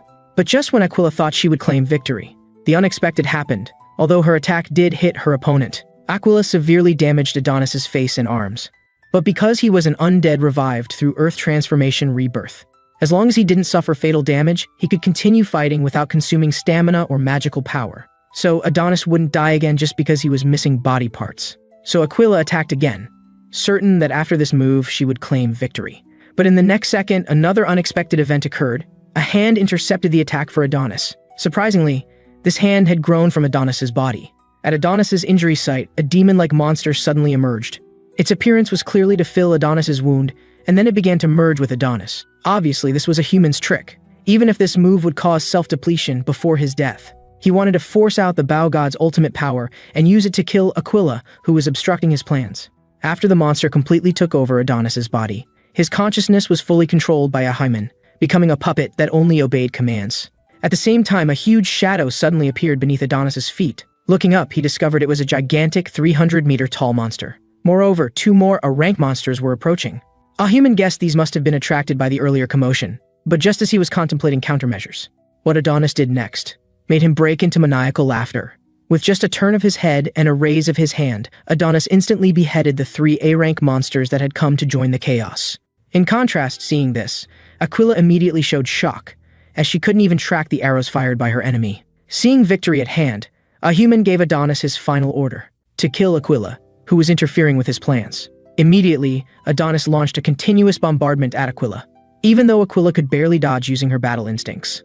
She knew this situation wouldn't last long, because her legs had been poisoned in multiple places by the giant spider's venom, and the toxin's erosion was gradually slowing her movements. So Aquila made a decision. She needed to end the battle quickly, and she couldn't afford to fail, or the barbarian tribe would perish. After Aquila used a double shot, the first arrow was easily dodged by Adonis with a slight head movement. For the second, Adonis chose not to evade. Instead, he concentrated a magical vortex at his fingertips. The moment the arrow made contact, the vortex swallowed it. Although Aquila was stunned by this strange technique, she was actually prepared, as a sinister smile spread across her face. The first arrow that Adonis had dodged had reached its apex and created a boomerang effect. This time Adonis couldn't react in time, and the returning arrow pierced the back of his head. This was Aquila's unique archery technique, developed after studying records of battles between the bow god and imperial warriors. But believing that such a fatal wound would defeat her opponent, she was shocked when, in the next second, he pulled out the arrow completely unharmed. This scene left Aquila frozen in place. Until now, she had repelled countless imperial experts with this technique. At this moment, a human suddenly taunted, "Don't think you're the strongest in this forest, Aquila. With your current strength, you absolutely cannot kill the bow god. You'd better think about how to celebrate your death on this commemoration day." Meanwhile, Ayan, who had escaped to safety, was watching this epic duel. Now she could only pray to God to bless her mother to defeat the enemy and save their tribe. As for me, after saying goodbye to Ayen, I went alone to execute a special mission. If successful, Aquila would also achieve victory. This mission was to kill a human, the mastermind controlling Adonis. On the way, I continuously simulated various battle details in my mind. Knowing that a human was afraid of Aquila, I quickly guessed his hiding location. Then I immediately stopped and adjusted my posture, rushing toward a human's position. At this moment, the only thing I needed to do was to send a human to hell with one strike. But just as I was about to succeed, an undead summoned by a human was hiding behind the tree. Fortunately, my reaction was swift, barely allowing me to dodge the enemy's attack. But thinking about the stone fragments splashed after that kick, if my head had been hit, I probably would have passed out immediately. At this point, a human, discovering it was me causing trouble again, started cursing. But actually, he had anticipated that I would come to assassinate him unawares. So he had already summoned a once-renowned assassination squad from the barbarian tribe to protect him. It seemed that before killing a human, I must first deal with these 3 minions. Meanwhile, on the other side, Aquila's left abdomen was hit by a poison arrow. The intense pain immediately brought her to her knees, and this moment was seen by one of a human's implanted eyes. He couldn't help but laugh wildly, as he had never seen Aquila so miserable before. At this moment, a human began fantasizing about his future glory ruling the red-black land. First, he would kill anyone who looked down on him, especially that Imperial guy. But in the next second, a human's expression suddenly became extremely difficult. He really hadn't expected that I would defeat this formidable assassination squad single-handedly. As for me, I said viciously, "Despicable, a human. Now, it's your turn." On the other side, Aquila was still struggling at death's edge, facing Adonis's repeated attacks. She could only kick his hand to forcibly move her body. Seeing the opportunity was ripe, I raised the Beelzebub sword, first cutting off a human's spellcasting arm, and finally separating his head from his body. Once again, I saved the barbarian tribe. The barbarian tribe had won this battle, the undead army, which had been at an advantage. In the next moment, their bodies along with their bones gradually turned into black dust. Seeing her tribespeople rescued from danger, Aquila finally breathed a sigh of relief, but she was left with a lifelong regret, being unable to prove her strength against Adonis. Now looking at the slowly disappearing predecessor, Aquila immediately placed her hand on his, offering the respect a junior should give. "Great ancestor, rest in peace here. From now on, I will guard the barbarian tribe for you." Meanwhile, a human, still with his last breath, suddenly shouted complainingly, "It's really hateful. Everything in the deep forest was almost in my hands." Then he focused his anger on me. "You imperial bastard, you always ruin my plans at the last moment." But after a human finished speaking, he showed another expression, as if he had another plan that had already succeeded. Before I could ask why, a human's forehead was suddenly pierced by an arrow. Looking back, I discovered it was Ahun delivered the fatal blow. He felt that everything that began with his family should also end with his family. Then Ahun apologized to me, saying it was all his fault. If he had tried harder to dissuade his grandfather earlier, the subsequent war wouldn't have happened. After hearing Ahun's words, I was thoughtful, because one day in the future I would also kill my loved ones with my own hands, and even destroy the Baskerville family that raised me. But before leaving, I still told Ahun, "This isn't your fault. The fault lies with your grandfather, who wanted to fulfill his selfish desires." Shortly after the victory, Ayan also arrived and shed tears of joy. She was relieved that I hadn't been seriously injured in the battle. Unexpectedly, on our way back to the village, another surprise was waiting. The once vibrant village had suddenly turned into ruins. Ayan and the others couldn't believe that after a human initiated the battle, the village should have been absolutely safe. Just then, Ayul came over with her injured arm, and from what she said, we understood what happened. The village was destroyed due to the rampage of the 8-legged giant spider. But this didn't quite make sense. The giant spider wouldn't attack the barbarian tribe without reason. Until Ayul's next words revealed the cause of this tragedy. She pointed to the distant mountaintop saying, "Before the giant spider came to destroy, at the place where Grandfather Ahuman was performing rituals, a large amount of unknown smoke suddenly appeared." After hearing this, I began searching around. The only thing that raised my suspicion was the burnt green leaves on the ground. This was a plant that could attract insects when burned. It seems that the reason Ahuman showed a satisfied expression before his death was that he had already decided to use the giant spider to destroy the barbarian tribe's village. Later, I shared my findings and speculation with Aquila. Although she angrily punched the rock wall with things having developed to this point, the most important thing to do was rebuild their home. So she began systematically ordering uninjured tribespeople to move all survivors to safe locations. Meanwhile, Ayan also found her pet Balira. Fortunately, it hadn't been killed by the giant spider. Unfortunately, Balira's hind legs had already been crippled by the severe poison. Seeing this, Ayan said it was all her fault. She apologized to Balira countless times, saying she shouldn't have left Balira alone in the village. Seeing everyone gripped by fear of the giant spider, I pondered a question. Although undeniably the giant spider was a catastrophic existence in the forest, Was it truly an undefeatable monster for the barbarian tribe? So when night fell, I decisively sought out Aquila, wanting to inquire about the history of the giant spider from her. At first, Aquila was somewhat resistant. After all, even she didn't dare to provoke this monster lightly. Until I produced a scroll, Aquila relented. This was something I had found earlier at the Rococo tribe. It contained various information about the giant spider, including the origin of its poison, various monsters it had fought, and its hideout. But there was no record of why the barbarian tribe feared its existence so much. Hearing this, Aquila sighed deeply, then firmly explained, "Actually, we also have records about the giant spider. One of them is that Lord Adonis once broke off one of its giant claws, but that was just the beginning of despair, because that broken leg quickly grew back, even splitting into two, and its hardness increased exponentially. Until now, the giant spider's defense has reached a terrifying record, so it can be said that it is actually a demon created by the hands of all the barbarian warriors who have challenged it." Then Aquila gave me a piece of advice, urging me not to attempt to hunt it down for this loss. She didn't want to experience the pain of losing loved ones again. After hearing these words, I didn't inquire further. In my view, monsters are just monsters. Although the giant spider is a catastrophic existence, in my previous life I had defeated many monsters of its caliber, so I naturally knew more about experience. After all, since the day they invaded the human world, they were not invincible. Monsters always have fatal weaknesses, so as long as I could find the giant spider's fatal weakness, I could kill it with my own hands. I began to recall the information Aquila told me. Each time the spider's legs were cut off, they would instantly multiply. It was this abnormal ability that gave the giant spider a 1,000-year reign as the dominant force in the deep forest. Even the two imperial powerhouses who had difficulty conquering the barbarian tribe didn't dare harbor killing intent toward it.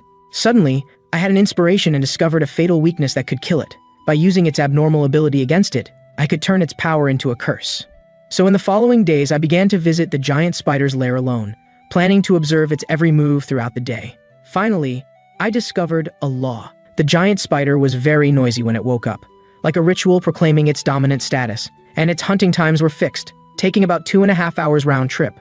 On this day, I decided to enter the giant spider's lair to investigate. When I reached the highest point of the mountain, I discovered that while the mountain appeared normal from the outside, it was completely hollow inside. Then I summoned the Beelzebub sword, making 4 horizontal slashes at the spiderwebs on the ground, to obtain an intact small spiderweb.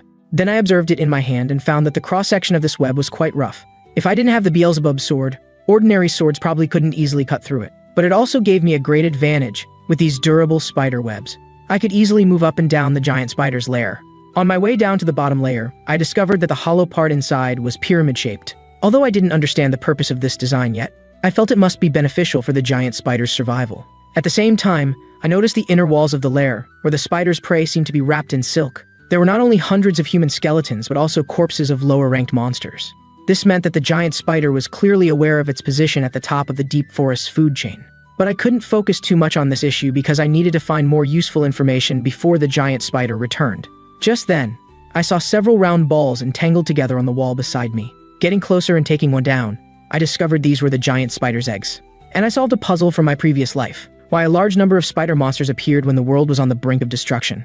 Unexpectedly, the next moment, the giant spider suddenly appeared at the entrance. I was so frightened I didn't dare breathe. I immediately activated my Silent Hill skill to hide my presence, then pressed myself against the huge spider web. Fortunately, the giant spider didn't discover me as an intruder and left, but its instinctive sensing ability still made my back go cold. Meanwhile, the village that had been razed to the ground had begun to be rebuilt through the efforts of the tribe members. But this wasn't most important for Ayen, because a few days ago she had heard from Aquila that I had been asking about the giant spider. So she stood guard in front of my tent every day, hoping I wouldn't try to confront it again, fearing that one day I would suddenly go to find the giant spider alone and lose my life there. Now that Ayen's pet Balira had lost a leg and couldn't run, if her beloved were to have an accident, she wouldn't want to live either. Unexpectedly, I called out to Ayen, who was waiting outside, saying I had something to tell her. And when Ayen lifted the tent flap and came in, she was very confused about what I was researching and asked what these drawings were for. I didn't hesitate and told her the truth. These were my investigation reports on the giant spider and its living environment. As for the spiderweb and eggs on the table, I had brought them back from the giant spider's lair. As soon as she heard the word lair, Ayen's emotions immediately flared up. Don't tell me you're going to confront the giant spider again? You know this isn't something that can be easily accomplished. Seeing I didn't respond, Ayen said, "Fine, then I'll fight with you." Hearing this, I immediately pointed out that her previous battle wounds hadn't fully healed, and coming with me would only be a burden. Then I calmly told her about my future plans. Soon I would leave this place, because I had things I must accomplish, so I had to return to my Baskerville family. Ayin was silent after hearing this, until I told her another plan. Then her eyes regained their light. I really like living here, so if I finish my business, I will definitely come back to find you. But before I leave the deep forest, I must do my utmost to protect the place I most want to live. Look. Written here are all the strategies for hunting the giant spider. I want to kill it while ensuring I can retreat safely and unharmed. Ayin looked at the wall full of records about the giant spider and was stunned. The dense records represent my efforts. Suddenly, Ayin's face darkened, and she felt I was truly foolish. That I would use the word hunt to describe this confrontation. But in the next second, Ayin shed tears of joy, telling me she believed I could do it no matter what. Whether curing the Red Death Plague or killing a human, I always brought the best results. So for this hunt against the giant spider, can you bring me this kind of result too? Of course, and definitely. On this day, I waited for a rare, rainy day. But my intention wasn't to get rainwater, but to find the swamp lizard that only appears on rainy days. Suddenly, it attacked me. I wasn't afraid at all and directly cut off its arm with the Beelzebub sword. Then, I didn't kill it, because I wanted to verify a piece of information crucial to me. The next second, the lizard's arm grew back. It seemed I was right. The swamp lizard possessed the ability to regenerate indefinitely as long as its head didn't suffer fatal damage. And if I could capture this ability, I would be able to take the giant spider's head. Meanwhile, the barbarian tribe village that had been flattened by the giant spider was finally restored through everyone's efforts. And Ahun, to thank me for saving his sister's life, had specially built me a luxurious villa. His friends were puzzled, so Ahun immediately explained, "Vikir is my brother in life and death." As soon as he finished speaking, his friends laughed at him. "Are you kidding? We remember you used to despise Vikir. How come you're calling him brother now?" Hearing this, Ahun immediately became embarrassed and angry, shouting at them to shut up and hoping such embarrassing matters wouldn't be mentioned in the future. Then Ahun came to my former residence, wanting to tell me the good news about my new home. But no matter how he called, there was never any response. At this time, Ayin also arrived, because her sixth sense was telling her. Her beloved had gone on another adventure to defend the barbarian tribe. On the other side, following the records from the Rococo tribe scroll, I safely reached the giant spider's lair. Looking at the sky about to bring a storm, I guess it should be sleeping now. For me, this was the best opportunity to hunt it. Before this, I had also considered the variables that might occur during the hunt, and formulated measures to deal with each one, because I absolutely could not make any mistakes in the middle, or I would also lose my life here. As I jumped into the cave, the hunting operation officially began. Looking at the giant spider sleeping below, I began using the elasticity of the spider silk to increase my speed, converting it into my killing power because the part I wanted to attack was the legs of the giant spider, where its defense was highest. The intense pain immediately awakened the giant spider. Then I began to observe the condition of its legs. The result was exactly as Aquila had said. The leg I had cut off was growing back at a visible speed and split into two.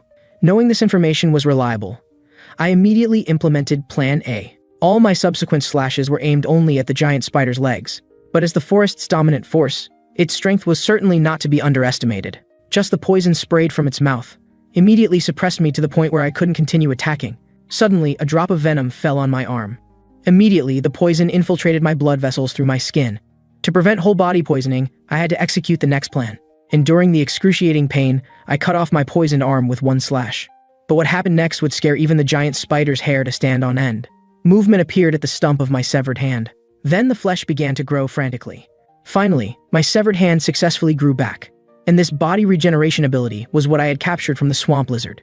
Although it seemed similar to the giant spider's ability, it was actually quite different. After regenerating, my attack target remained unchanged. I continued to slash off the giant spider's legs. Seeing its legs multiplying and its defense reaching epic levels, my heart remained calm. But this was far from enough, because the giant spider's movement speed was still extremely agile. Just then, due to my carelessness, the giant spider severed my right hand and foot. Fortunately, the captured regeneration ability gave me tremendous help, greatly increasing my margin for error in battle. As long as I used the dodging time well, I could regrow my missing body parts. 2 hours quickly passed, and I had cut off the giant spider's legs no less than 300 times, and its body's venom was nearly depleted. The next rounds would be dominated by me alone. Finally, after cutting off the giant spider's legs 512 times, my plan A was perfectly concluded. However, using my regeneration ability so frequently has almost depleted my magic power to zero. But from my expression, it's not hard to see that victory in this battle is already mine. As for what comes next, it's time to set up my final plan to kill the giant spider. I leap to the highest point the spider silk can reach. The giant spider tries to extend its sharp claws toward me. But in the next second, it suddenly loses balance and crashes heavily to the ground. This result is exactly what I wanted to see, because my plan A was to make the giant spider split into 1,000 legs. I had anticipated this earlier, If I could make each of the giant spider's legs split and transform, its walking ability would be severely affected. Though the skill sounds godlike, in reality, it's a deadly curse. When the giant spider realizes it's been tricked by me, it becomes furious with embarrassment, but its only remaining means of resistance is to shoot spider silk. This is also a crucial step in my ultimate plan. Before coming here, I had already researched the weakness of the giant spider's silk. Normal flames are indeed difficult to ignite it, but if switched to the hellfire of Cerberus, setting the spider's silk ablaze becomes quite easy. At this moment, spider silk covers everything, whether on the walls or on the corpses of dead monsters, forming a huge furnace that can be ignited. I reveal a wicked smile and say to it, "Because you were blinded by power, you've created too much karmic retribution. So now, it's time for you to pay for the souls you've killed." With that, I thrust the hellfire into the rotting corpse of an ox bear beneath my feet, and with its ignition, the entire nest is instantly engulfed in a sea of fire. As for how I knew Cerberus's hellfire could ignite spider silk, let's go back to a few days ago. At that time, I was constantly thinking about how to deal with the giant spider. And I had a question: why haven't I seen hellhounds living among the barbarian tribe after all this time? So I formed a hypothesis. The reason the barbarian tribe has been living on Baskerville's expanded territory and continuously hindering Hugo's expansion plans is all thanks to the giant spider. Only this way would the barbarian tribe help it resist the invasion of outside enemies. Furthermore, connecting this to the Cerberus I've encountered in the trial grounds, the arrow wounds on its back were inflicted by the barbarian tribe. Why would they try so desperately to drive it away while showing such reverence to other monsters? There could only be one reason: Cerberus posed a deadly threat to the giant spider. To verify this hypothesis, I immediately injected hellfire into a bottle, and sure enough, the spider web inside was quickly incinerated. So what the giant spider feared most was only the flames from hell. In an instant, countless hellfire spilled out after an explosion in the ox bear's body, and a chain reaction of spider webs quickly trapped the giant spider in an endless sea of fire.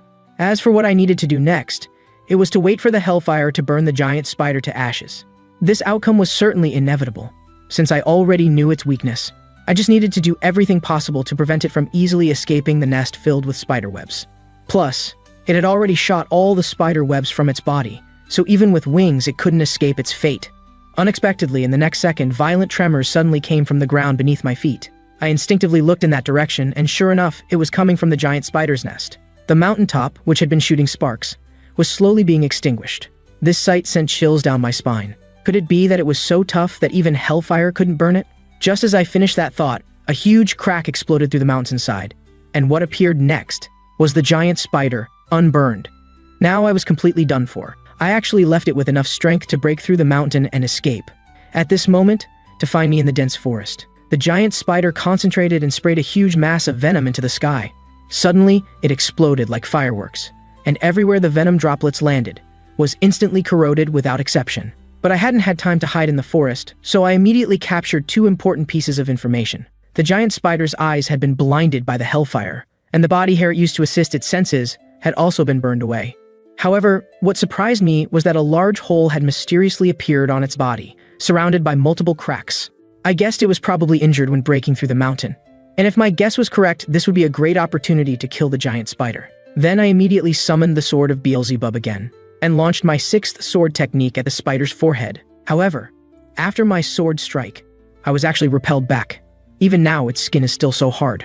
Well then, if one attack isn't enough, I'll give it a whole package. But at that moment, something unexpected happened. The surface of the giant spider's body began to gradually crack open. What appeared before my astonished eyes were its newly grown head and eyes. And while I was stunned in shock, the giant spider launched a sneak attack on me. After one massive claw attack, I was instantly sent flying 1,000 meters away. My legs were also broken from the impact. At this moment, I realized I had made a mistake, because I hadn't anticipated that it could regenerate by shedding its skin, and due to my extreme exhaustion, I couldn't regenerate quickly. Looking at the giant spider gradually approaching me, I kept thinking to myself, "Get up quickly," but it was obviously of no use. But just as I was prepared to accept death, the soul of my past life appeared. He told me, "You shouldn't have come to slay this damned monster. Indeed, the only thing I should be doing is killing Hugo and destroying the entire Baskerville Empire." The scene shifts back to my previous life, where a group of people were firmly restrained by collars and chains from birth. They would follow the guidance of the chains to carry out missions, because their creator, their father, only wanted them to become merciless killing machines. And in my previous life, I was one of them. For over 30 years, I had always adhered to Hugo's teachings, putting mission completion first. Even though I was severely injured each time, even on the brink of death. I would never harbor the slightest resentment toward my father, although I once tried to disobey his orders. I had no idea where to go after leaving the family. After a moment of contemplation, I chose to continue letting the chains lead me. In my view, I was nothing more than a well-trained hound. Until Hugo personally sent me to the guillotine for execution, that I understood a truth. My loyalty to Hugo and everything I had done was actually in vain. I actually consider them my only reason for living. It's utterly disgusting. So the soul of my past life kept reminding me, in this life, I only need to achieve 2 goals: kill Hugo and destroy the entire Baskerville. Regarding my desire to eliminate the giant spider for the barbarian tribe, the soul of my past life found it laughable, because the barbarian tribe shouldn't be a place worth my nostalgia. And he pointed out the changes in me since I arrived at the barbarian tribe. Not only was I getting stronger more slowly, but my desire for revenge was also growing fainter, almost to the point of giving up. This was a result he didn't want to see. He only wanted to see Hugo experience the pain and despair of having his throat cut, because he believed that if I messed this up, everything done in this life would also inevitably be in vain. I would once again be eternally bounded by chains, experiencing the beheading of my previous life. After hearing all this, I immediately retorted, "Don't use that moral high ground to manipulate me." I couldn't possibly forget the sensation of having my head chopped off. In this life, I know how to live, and I will live as a different Vikir. Although I have sometimes regretted my current choices, I understand what I truly want. Apart from killing Hugo to avenge my past life, I also want true freedom. And this freedom is something I can only feel while living among the barbarian tribe, so this place is somewhere I must protect with all my might. Please quietly sleep your death dream from now on. Don't suddenly appear and interfere with my life. Meanwhile, the giant spider had come to tower above my head. Seeing that I was still lying on the ground unable to stand, it quickly swung a powerful strike to finish me off. After sensing the danger, I used every ounce of strength to avoid this attack. Yet the shockwave from the shattered rocks still mercilessly sent me flying. But I couldn't fall here. I endured the excruciating pain in my unhealed legs and stood up, facing the giant spider about to attack again from above. I kept thinking to myself, willing my legs to grow back quickly. But in the next second, the giant spider let out a piercing wail. An arrow imbued with magic power had halted its attack. At that moment, I immediately widened my eyes. "Didn't I tell you not to follow me? Why are you so disobedient?" Following my gaze, Ain was holding a bow and shouting angrily at the giant spider, "You filthy bug, if you dare touch even a hair on my husband, I'll finish you with my next arrow. Don't think our barbarian tribe are pushovers." Then Ayin said to me, "Vikir, I've brought everyone to help you." As soon as she finished speaking, behind Ayin's once lonely figure, all the warriors led by Aquila appeared. They said, "How could you take on all this without telling your brother? Vikir is already injured. Everyone, prepare for battle and fully support the great hero of our deep forest." After the commander spoke, the vanguard members fearlessly charged toward the giant spider. Under the continuous hits from the arrows, the giant spider's attack target was successfully diverted. Finally, with their cover, my strength recovered enough to repair my legs. Although I had warned Ayin not to reveal this to anyone else in the tribe, I still had to thank her. Without her call for help, I might have truly died here today. After I thrust my sword heavily into the giant spider's body, I realized how truly thick its shell was, once again repelling me backward. But due to my attack just now, the giant spider suddenly went berserk and started running wildly through the forest. Fortunately, the warriors quickly reacted, avoiding injury from its feet. Then Ayin told everyone, "Please don't stop attacking. Continue to create opportunities for Vikir's second assault." Meanwhile, on the other side, Aquila, standing at a high vantage point, expressed remorse for her past cowardice. She had always believed the giant spider was an unconquerable disaster, like a predestined calamity limiting the growth of the barbarian tribe. But after seeing me bravely step up to challenge the disaster, Aquila realized she was wrong. She understood a principle. The best way to fight calamity is to face fear directly. So no matter if she had to fight until she coughed blood or fainted, for the sake of her fellow warriors, she must endure the pain in her waist and charge up an ultimate attack. Now freed from worries, Aquila also unleashed the power hidden within her heart. A cannonball-like arrow shot out fiercely, and accurately hit the cracked area on the giant spider's body. Seeing this, I also seized the opportunity to step forward, and in my eyes, a deadly aura emanated. That's right. I was about to let the giant spider experience all of the first to 6 sword techniques I now possessed. With the explosion caused by my first sword technique, I successfully broke through the giant spider's shell and charged into its body, then perfectly followed up with the remaining sword techniques. This time, let's see how you can shed your skin and regenerate.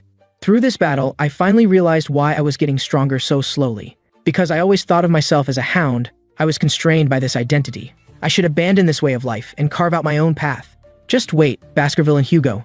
Your days of existence in this world are numbered. After releasing all my attacks, I burst out from inside the giant spider, and collapsed on the ground, utterly exhausted. What I never expected was that the giant spider's blood was highly toxic. Fortunately, seeing its already broken corpse, I was relieved it wouldn't regenerate through skin shedding again. So the only thing I needed to do next was to quickly use the sword of Beelzebub to consume the giant spider's blood essence and copy its most proud and powerful skill. The moment the sword of Beelzebub was thrust in, the monster souls I had previously absorbed entered the giant spider's spiritual realm and began to tear at it ferociously. When the time was right, the rest was left to Beelzebub, activating the ability to randomly copy one of its skills. Fortunately, heaven still favored this reborn person. I successfully copied the giant spider's S-class skill, Deadly Poison. At the same time, Ayin actually ran toward me, ignoring the danger of the toxic gas emanating from my body. I immediately stopped her, indicating that I was fine and there was no need to worry too much. My only request was that she stop shouting so loudly, otherwise I couldn't rest properly.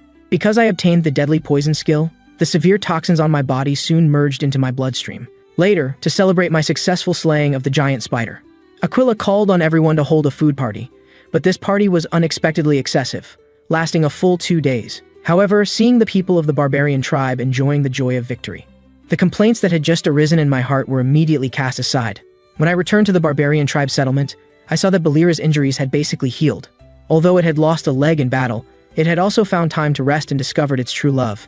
I killed the giant spider to avenge you, so you don't need to worry anymore. I hope next year we'll see you add some strong children to our tribe. After saying this, I looked at my hand and fell into contemplation. After killing the giant spider, I had successfully comprehended Baskerville's 7th sword technique. Now, to completely surpass Hugo's strength, I only needed to master it. After all, to directly confront Hugo with the same sword techniques, I still felt slightly inferior. However, compared to when I left Baskerville, my strength had increased by more than tenfold. As for what I needed to do next, it was to return and implement my revenge plan. What I didn't know was that at this moment, Ayin was actually hiding behind a pillar, and she had heard about my imminent departure. Soon, half a month passed. Having fully recovered, I put on the imperial clothing again. Before leaving, I expressed my gratitude to the entire barbarian tribe. Without their help, I would likely have died in the battle against the giant spider. Hearing this, Aquila smiled and said, "Since we've acknowledged you as part of the barbarian tribe, your life is the life of the entire tribe." She then warned me to always remember my identity, wherever and whenever I am the commander of their hunting division. Then I looked at the people standing behind, but couldn't see Ayin anywhere. I guess she probably couldn't accept the fact that I was leaving the barbarian tribe again, just like last time. As I was about to turn and leave, the barbarians behind me let out passionate cheers. "Vikir, come back to us if you encounter difficulties. We'll help you get revenge. No matter how rough the road ahead is, we hope that when we see you again, you'll have taken over the imperial hegemony." Ahun said tearfully, "Take care, my good brother. When you return, I'll definitely challenge you again." His sister shouted, "Thank you, big brother Vikir, for everything you've done for us. Please stay in touch with us." "Goodbye, Vikir. You are one of the greatest heroes of our barbarian tribe." But at that moment, in the rice fields I was about to step into, I saw Ayin appear in front of me. She asked me emotionally if I really had to leave. I gave an affirmative answer. Seeing her downcast expression, I thought she was going to throw a tantrum again. Unexpectedly, she ran forward and handed me a package, and explained to me bashfully, "This is the divine bow left by the bow god Adonis. I've made some simple adjustments so you can wield it." Looking at the divine bow in my hand, I realized why I hadn't seen Ayin for days. She had been preparing such a weighty gift for me. Before I could express my gratitude, Ayin put a broken chain collar on me. Then she explained her reason for making it. One night, Ayin had overheard me talking in my sleep. In my dream, I was a hound tightly locked by iron chains, and the meaning of the broken chain was that I had broken free from the restraint of the chains. However, Ayin thought I was more like a proud lone wolf because now I was leaving her again. But just as I was about to say something, Ayin suddenly pulled the broken chain and drew closer to me. She gave me the highest farewell kiss. At this moment, she could no longer hold back her tears. The grievance in her heart was released in an instant. "Vikir, I heard that the people of the Empire say goodbye to each other like this. You did indeed look much weaker than me before, but now you've become more mature than I am. So in the days to come, please take good care of yourself." Hearing this, I smiled and said, "I never knew the Empire had a custom like that." As soon as I finished speaking, Ayin immediately turned around. "Stupid Vikir, don't you forget, there's always a girl who loves you waiting for you to return." After bidding farewell to the barbarian tribe, I arrived at Red Fang Fort, which was leased to the Morg family. Seeing the flags of the two major families still on the city wall, I knew that my departure hadn't affected the cooperation between the two sides. However, what made me curious at present was what exactly Camus had been doing in the past few years. Since it was already late at night, I decided to first find an inn to stay temporarily for the night, and ask locals about Camus's news in the morning.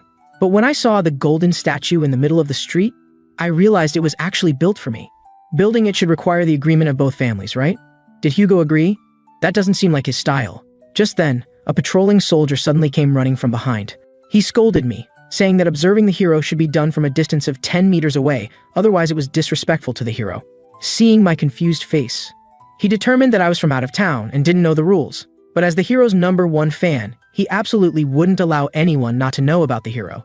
With one sword, he can sweep through the formidable barbarian tribe, fearlessly rescuing his fiancée from the enemy's hands despite the danger, and fighting an S-class monster alone, buying the most extreme escape time for his companions. After hearing these words from the soldier, I was completely speechless. Only the last thing had a bit of truth to it. The one who killed the barbarians was actually Camus. Because her sister was eaten by the Rococo tribe, in her grief, she burned all 3 captured people to ashes. And what about this rescuing the fiancé? I deliberately let the barbarians capture Camus, as this was her inescapable fate. Only by experiencing captivity could she unleash her potential and transform into the future magic queen of the empire. It seems that during the years I was away, the imperial evaluation of me had undergone a drastic change. Afterwards, I went to an inn. But there I encountered the triplet sisters, the 3 flowers who had once blocked me at the city gate. The content of their conversation was as I had anticipated. All about me, something like, his appearance is considered the empire's most handsome man. His sword skills are already so strong that no one can match them. The most outrageous was what the eldest sister with a single braid said. She claimed that if she could see me again, she would definitely give me a bunch of babies. However, besides this, I did hear some useful information. The deeds mentioned by the soldier earlier were actually exaggerated by Adolf after he came back. But what I never expected was that when Hugo heard the news of my death in battle, he actually had the impulse to wipe out the Morgue family. To appease Hugo's anger, Adolf offered numerous treasures as an apology. Although I wasn't sure whether Hugo had forgiven the Morgue family or not, his anger over my death was normal after all. In this life, I was his most beloved hound. At that moment, it was getting late, and as I was about to go upstairs to sleep after dropping some coins, unexpectedly, my clothing attracted the attention of the triplet sisters. The eldest sister suddenly pointed at me and shouted, "That suspicious person up there, come here, are you a spy sent by the barbarian tribe?" I understood that the eldest sister was referring to me, but hearing everyone around saying she was drunk, I didn't want to respond and just turned to leave. But in the next second, the eldest sister actually launched a magic attack. Several vines sprouted from the ground beneath my feet. I immediately leaped up, effortlessly avoiding the vines' encirclement. And my extremely quick reaction and agile movements astonished everyone present. Little did they know that as soon as I steadied myself, they surrounded me as an enemy, preparing to apprehend me. Seeing the situation becoming increasingly complicated, I decided to reveal myself. Anyway, I would be officially returning to Baskerville soon, so it didn't matter if they knew I was still alive. At this moment, when the triplet sisters first laid eyes on me, they immediately fell in love, their faces turning as red as a monkey's bottom. Even their speech became stuttering. Meanwhile, a soldier who obviously hadn't met me before actually said I only looked somewhat similar to the statue. "No, are you blind?" Finally, it was only after the triplet sisters called out my name that I could go back to sleep in peace. Soon, time came to early the next morning. After picking up my luggage, I decided to start my journey back to Baskerville. Earlier, I had wanted to ask for some news about Camus.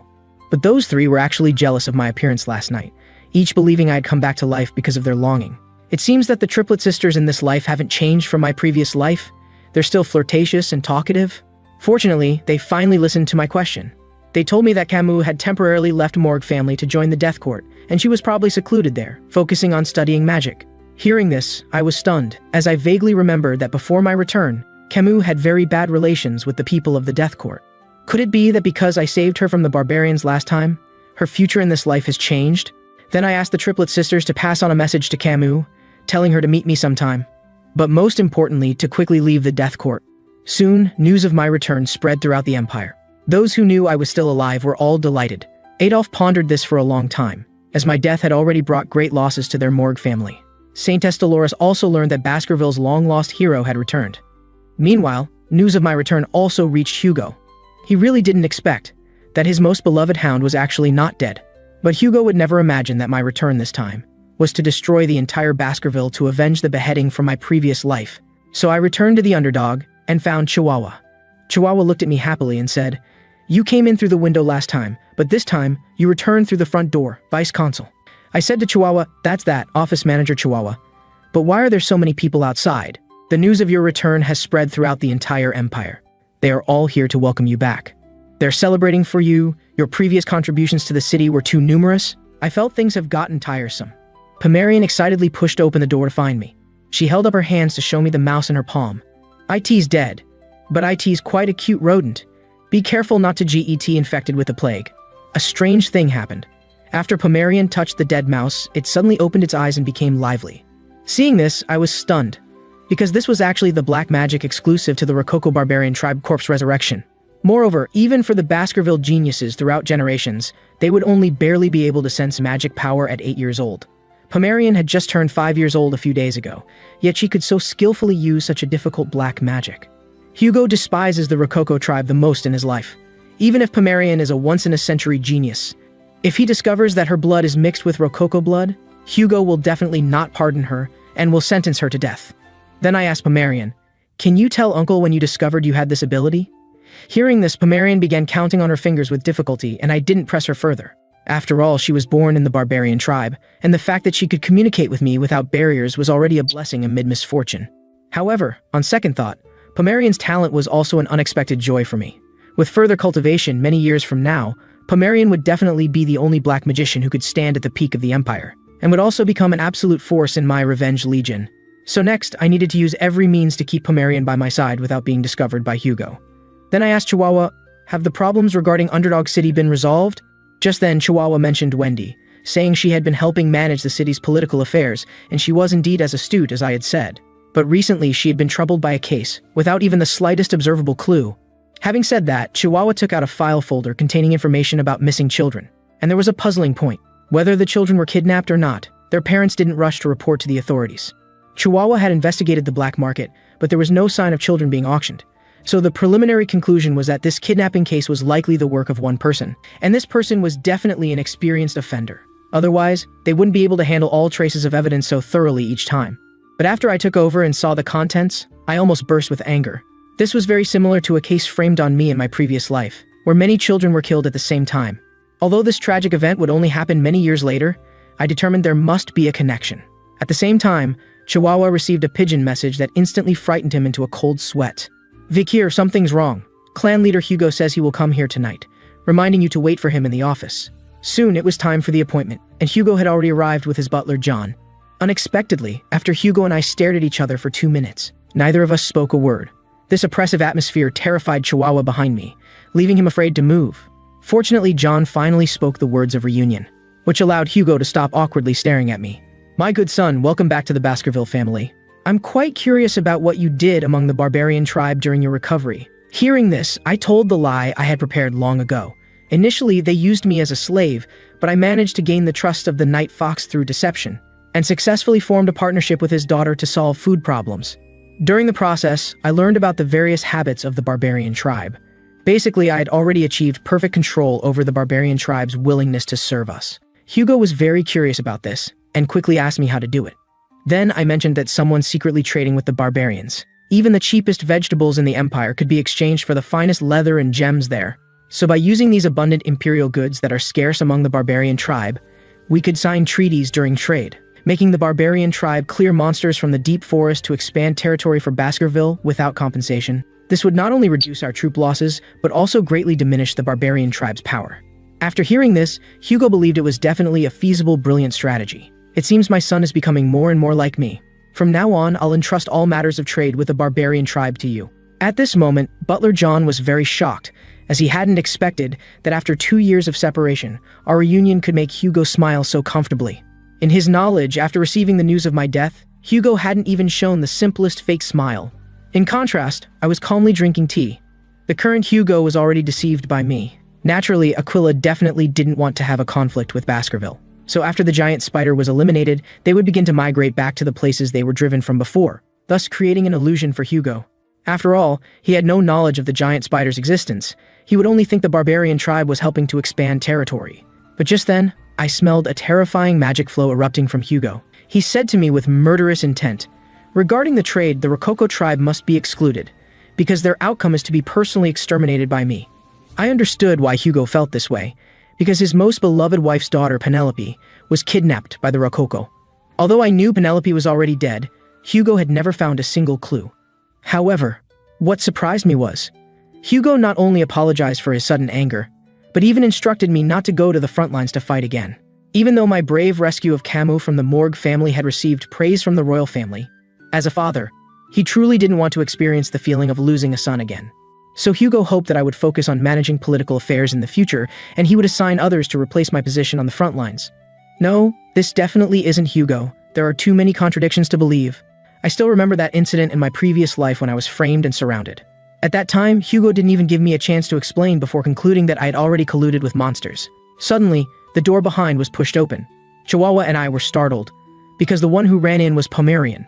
Thunder, boom, boom, scary. Pomerian doesn't want to stay in the room alone. At this moment, I only hoped Hugo wouldn't ask further. Otherwise, all my plans would be ruined. In contrast, Hugo suddenly stood up, his face becoming serious. Could it be that Pomerian's identity would be exposed today? Hugo murmured, "That face, could it be?" At this moment, countless long-sealed memories flashed through his mind. Those were the beautiful times he spent with his first wife, Roxana, and daughter, Penelope. He looked at the little girl crying loudly in my arms, and trembled as he uttered the name Penelope. Seeing this, I immediately reminded Hugo to stay calm, then fabricated a lie telling him. This girl was actually a maid I adopted from the border. Although her eyes are red like ours, I had already confirmed beforehand that her bloodline completely matched a minority ethnic group on the imperial border, so she's probably not who you think she is. After hearing this, Hugo sighed deeply, saying he indeed mistook her, because if his daughter Penelope were still alive, she would now be older than me. As Hugo's face grew increasingly grim, Butler John hurriedly supported him back to rest. Before leaving, Hugo told me to attend the family's grand dinner the next day. I calmly responded that I would be there on time, but Chihuahua was shocked because as far as he knew, those who attended the grand dinner were all elite members of the family. Just then, Hugo, who was leaving, turned back to look at Pomerian again. This unusual behavior really surprised me. Soon night fell. After bathing, I chose to sleep on the rough, hard carpet. The soft bed simply couldn't let me sleep peacefully. Perhaps this was the influence of living among the barbarian tribe for many years. Then I recalled Hugo's abnormal reaction not long ago, which made me think of a possibly ingenious plan. If I reported the pendant and Pomerian's situation to Hugo, what would his reaction be? If it could meet my expectations, then Pomerian would definitely be a hidden trump card that could deal Hugo a fatal blow. However, no matter what, the direction of the plan must start from ensuring Pomerian's safety. Just then, a person in black suddenly broke in through the window and drew the dagger from her waist. But with my keen sense of smell, I had already locked onto her. Seeing that the person in black didn't seem to notice there was no one in the bed, I waited until she was about to strike, then suddenly raised my hand, flipped over, and leaped up. I kicked the dagger out of the black-clad person's hand with one precise move, then pressed my hand against her vital point, and demanded to know who sent her to assassinate me. Unexpectedly, in the next second, she said it was Vikir who sent her. When she took off her mask, I discovered that the person in black was actually Wendy in disguise. She thought it would be boring to walk in openly, so she came up with the idea of disguising herself as an assassin to test if my skills had improved during the years we hadn't seen each other. But what Wendy found curious was that she really couldn't figure out how I knew she was staying with the little girl who won the gold coins. Naturally, having been reborn, I definitely knew that this was Wendy's most skillful business method. She would continuously connect with wealthy capital owners and help them invest reasonably, thereby increasing the public's trust in her in this city. Hearing this, Wendy admitted that everything I said was correct, but it was nothing more than work she did for others to make a living. She also proudly stated that if it weren't for her help, the 10 billion gold coins the little girl won would have been swindled away long ago. I had certainly anticipated this situation, so around the little girl, I had already arranged guards to protect her at all times, including experts with rich experience in finance. Wendy seemed a bit surprised, saying that during the time she was helping the little girl, there were only guards and no one else, let alone financial experts. Hearing this, I gave a knowing look. Only then did Wendy understand that the expert I mentioned was actually her. She never imagined that I had planned things so meticulously. But all of this was secondary. Next, Wendy took out a newspaper from her top. I was amazed by this action, wondering how her personality had changed so drastically in just a few years. But I still reminded her that next time, it would be better to hand things over in a folder. As for what was in the newspaper, they were information cards about all the people attending the grand dinner tomorrow. Hugo, of course, goes without saying, as the clan leader he must attend. As for the people ranked after Hugo, they were my two uncles, Boston and Dane. They were Hugo's half-brothers, and the two with the most hostile relationship. At this point, Wendy confusedly asked why we needed to collect this useless information when we were all from the same family. I explained that I had been governing abroad for years, and never had time to learn about all the family members. Then I saw my brother Osiris, whose sword skills were equivalent to mine. As the first heir, he would also attend. Even before my rebirth, I had only met him twice. His strength and cold-bloodedness were the strongest among all the hounds. But what surprised me was that Dway, the second heir, would also be present. I vaguely remembered that his sword skills were far inferior to many others, and he had been sickly since birth. However, he was the only one I admired. His temperament was gentle. For those dead and discarded hounds, he would bury them properly and shed sorrowful tears for them. As for the last 3 information cards, I didn't even look, because they were the Trident brothers, who went from hating me to becoming my little fans. My understanding of them was deeply ingrained.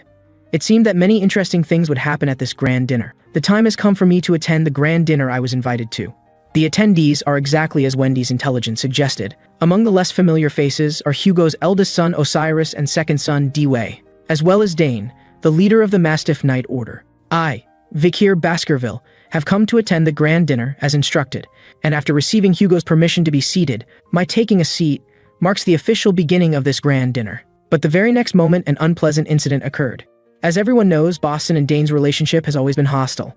Upon seeing Dane eating a rare steak, Boston immediately mocked him, saying, "This is fucking disgusting. How can anyone eat something so raw?" Hearing this, Hugo thought he was talking about his own steak. "If it's not to your taste, I can have the chef bring you another one right away."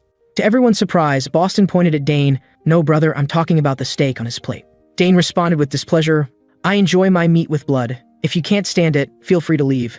Boston retorted that he was concerned for everyone's safety, worried that if this man developed a taste for raw meat, he might eventually see his nephew as a delicacy. Naturally, Dane fired back, "Vikir is my nephew too, and as his uncle, my only duty is to guide him on the correct path. Cut the crap, as if your Mastiff Knight Order deserves to be called righteous. Of course, our Knight Order's principle is to defeat enemies head-on, unlike your Pitbull Knight Order that only ambushes from the shadows." As I expected, this grand dinner was specially arranged by the 7 Knight Orders to recruit me. If this were before my rebirth, joining a Knight Order would certainly be the best choice to hone my strength. But how could I possibly join now? My strength has already surpassed both Boston and Dane. I now look at them as if they were mere livestock. When Hugo saw his brother wanting to continue the argument, he asserted his authority. "Today is my son Vikir's first time attending a grand dinner. I ask both of you brothers to behave yourselves." Hearing these words, I was utterly shocked, as Hugo's personality became increasingly unpredictable to me. Then Boston curiously asked, "My dear nephew, I've heard you've been living in the deep forest these past few years. Could you tell your uncle about your achievements there?" This topic also piqued Dane's curiosity. Yes. How many barbarians and monsters have you killed? What level has your strength reached now?" Little did they know that this barrage of questions had already started to change Hugo's mood. "We're still eating as elders, don't pressure the child too much." Unfortunately, the two didn't realize the seriousness of the situation, and even declared that they had specially made time to come.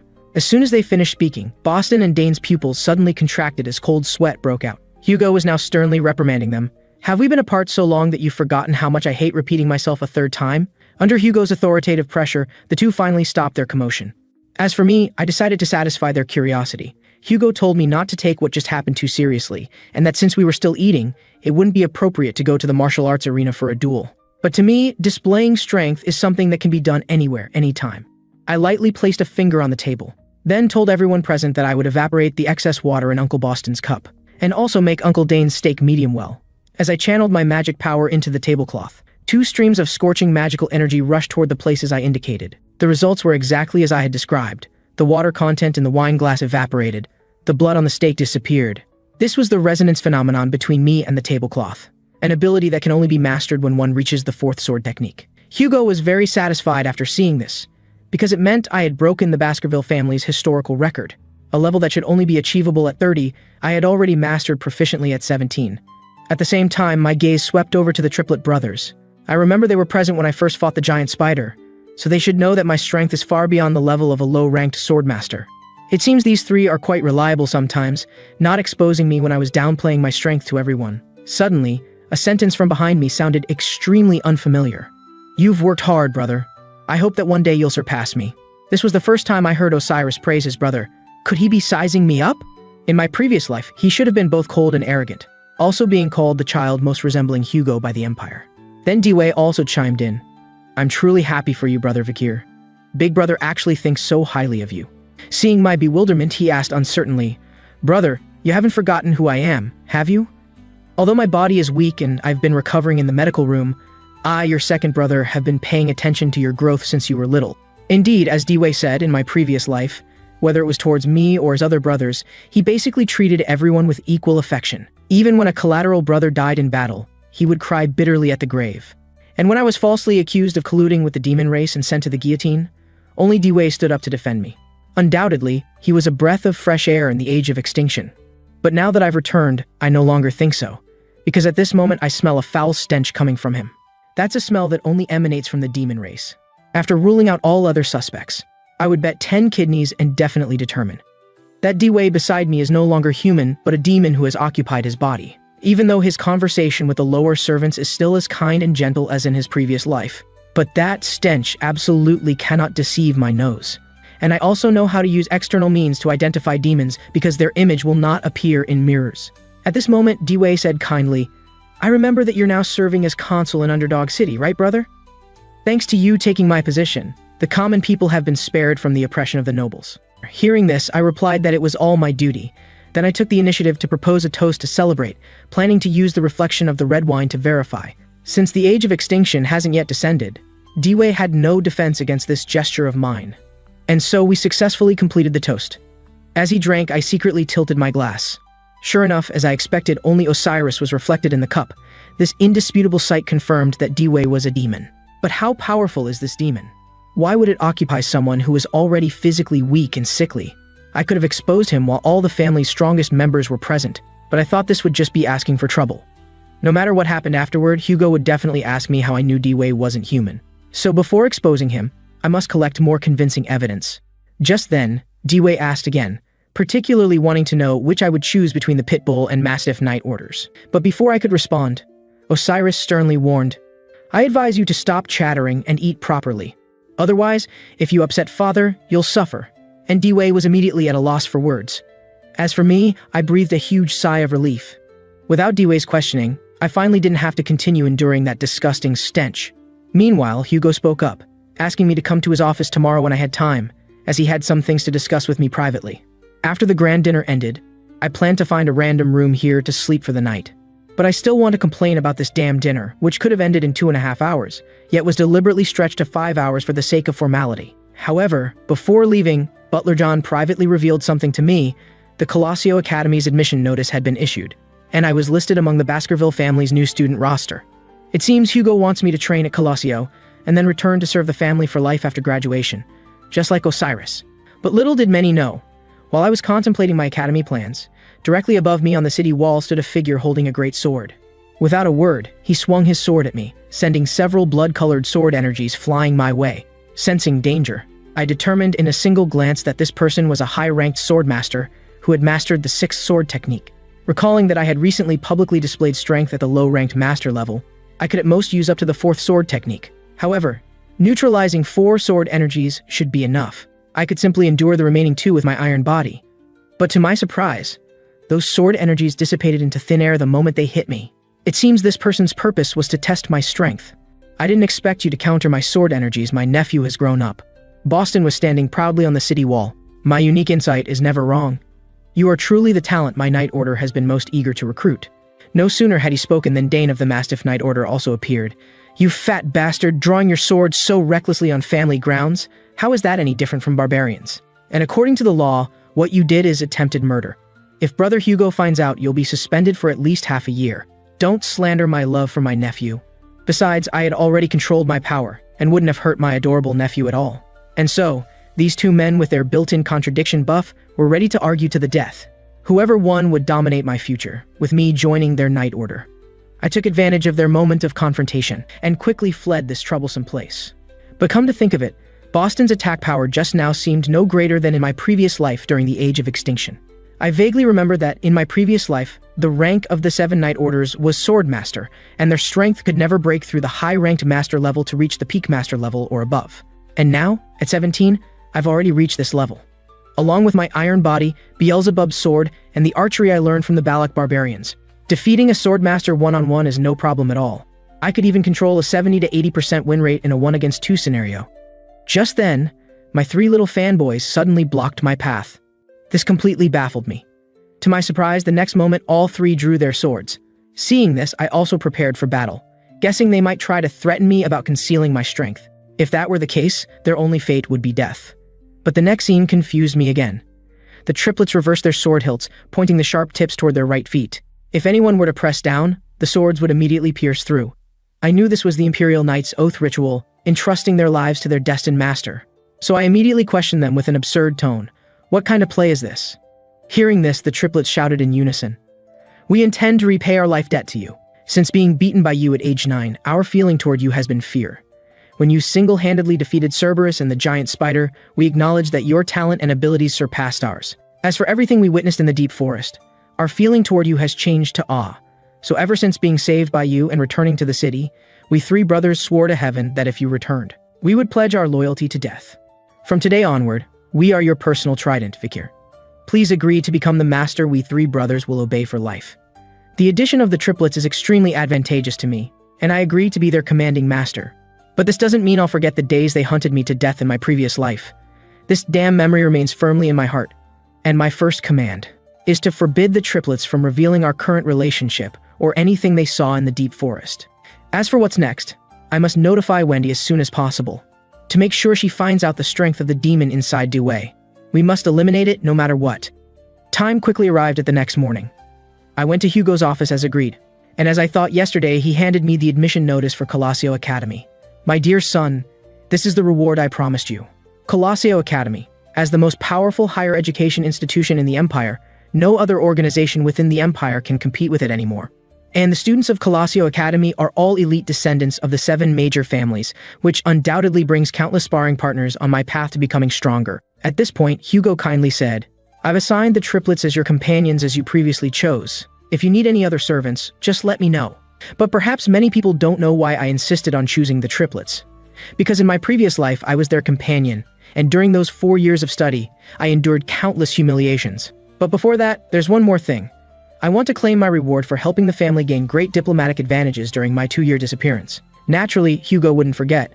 What I promised you, I, as your father, will honor. Tell me, what do you want? I told Hugo that I wanted to hear a story from him, but the premise was that he must answer truthfully. Seeing how simple this was, Hugo readily agreed. Until I said the story I wanted was about his first wife Roxana and daughter Penelope. Only then did Hugo realize the seriousness of the issue. Butler John behind him knew this was Hugo's great taboo, and immediately broke out in a cold sweat. At this moment, Hugo suddenly erupted in anger. Reason, give me sufficient reason. If it's merely out of curiosity, you know the consequences. Under such intense pressure, I still remained composed and calm. You said you would honor your promise, but the reason you want, I will give you after I get what I want. Believe me, curiosity alone is not enough to make me take such a risk. The reason I deliberately touched Hugo's bottom line was all in preparation for revealing Pomerian. Even though Butler John had told me when I was young that my father used to have a very loving and gentle personality, I still couldn't believe that this sentence alone would allow Pomerian to meet Hugo, so I had to confirm it myself. I just didn't expect Hugo's opening to be like a thunderbolt. He covered his chest and said softly, My first wife Roxana and I had pure love. She was the only wife who made me fall in love. In fact, Roxana wasn't a political marriage for the family. She was just an ordinary woman born in the countryside. I remember we fell in love at first sight when we first met. So he's starting from their first meeting. Good grief, what sin have I committed to be forced to watch him show his affection here? But our path of love was thorny. Both sets of parents firmly opposed our relationship. But to be with Roxana, I gave up all honor and eloped with her. All right, father, let's talk about Penelope now. But Hugo, immersed in his memories, couldn't hear a word I said. I thought fleeing the family was the right choice, but unexpectedly it brought Roxana a fatal disaster. Your grandfather sent the family's elite hounds to capture me alive. Of course we thought about giving up, but the mental strength brought by love still made us persevere. Finally, both parents were forced to relent and could only allow us to marry. So in the first year, we gave birth to the fruit of our love, your sister Penelope, but good times didn't last long. After giving birth, Roxana's health suddenly deteriorated. Although she held on for 2.5 years, she was still taken by illness. Fortunately, Penelope inherited all her mother's merits. I thought everything would be beautiful from then on. But an unexpected accident occurred. Penelope was kidnapped by the Rococo barbarians. To this day, I still don't know why they knew my daughter's walking route and schedule, why they specifically kidnapped my daughter and not someone else's. I've been fighting against the barbarians for years because of this, but I still can't find any information about Penelope. At first, I thought it was because my personal strength wasn't enough, so I kept marrying and having children, keep training them as my hounds, and actively offered to guard the border to help the Empire expand its territory. But the result still couldn't be changed. I don't even know if Penelope is still alive in this world. So, My story is over. You should give me the reason I want now. At this moment, the pressure Hugo emitted was no less than at his peak in my previous life, making even my spine feel cold. But facing his questioning, I didn't say much, instead reaching into my pocket and taking out the pocket watch that was worn by Pomerian. Seeing this, Hugo immediately took it in his hands with excitement. This was the coming-of-age gift he had given to Penelope years ago. I seized the moment while he was still immersed in painful emotions, and threw out the key question to him again. What if, in this world, there is still Penelope's child?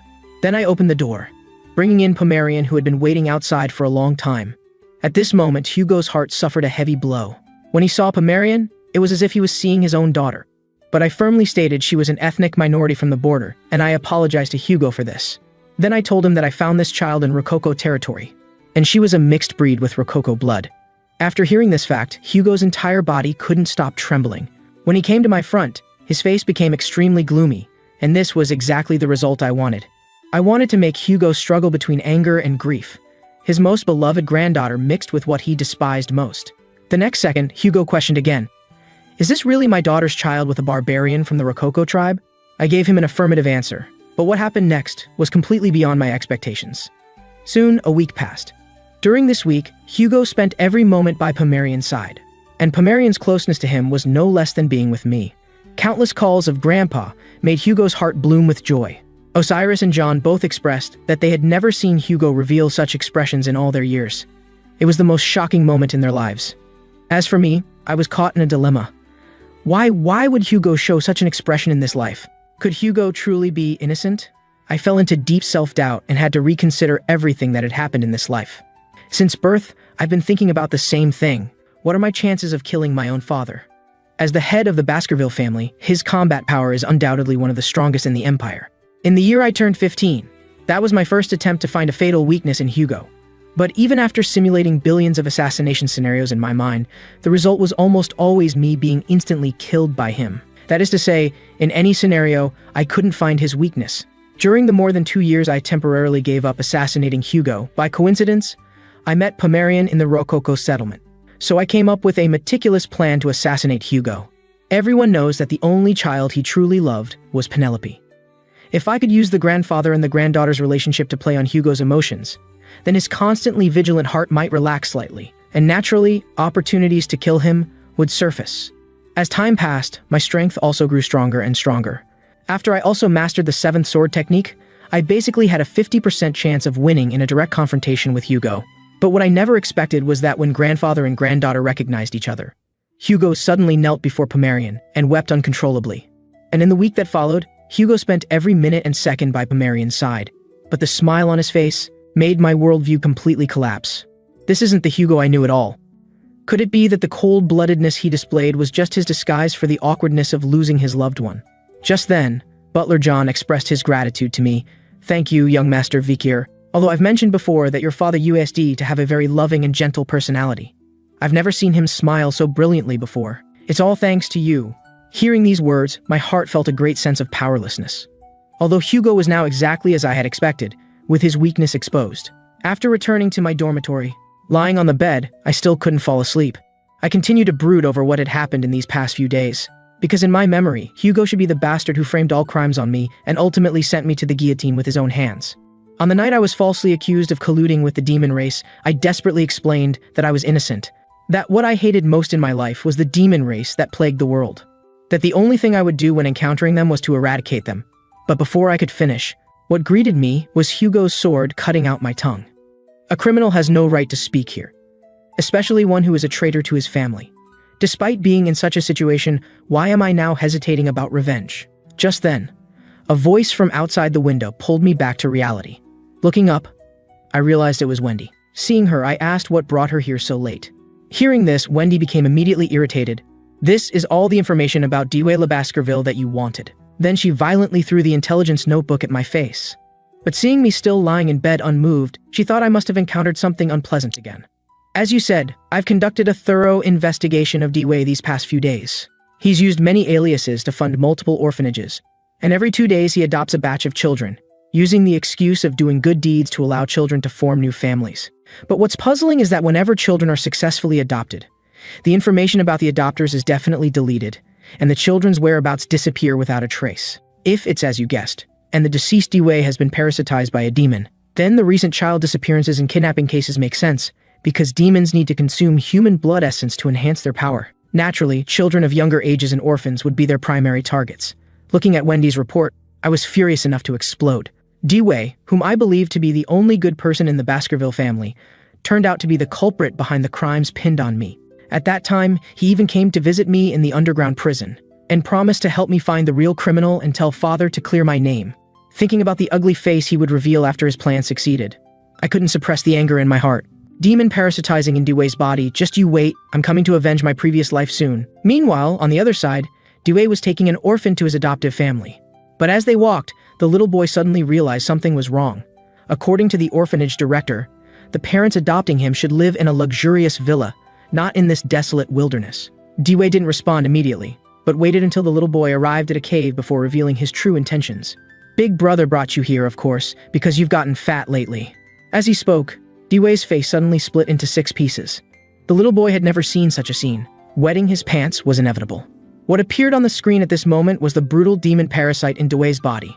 And so the little boy was swallowed in one gulp, becoming nutrient to enhance his magical power.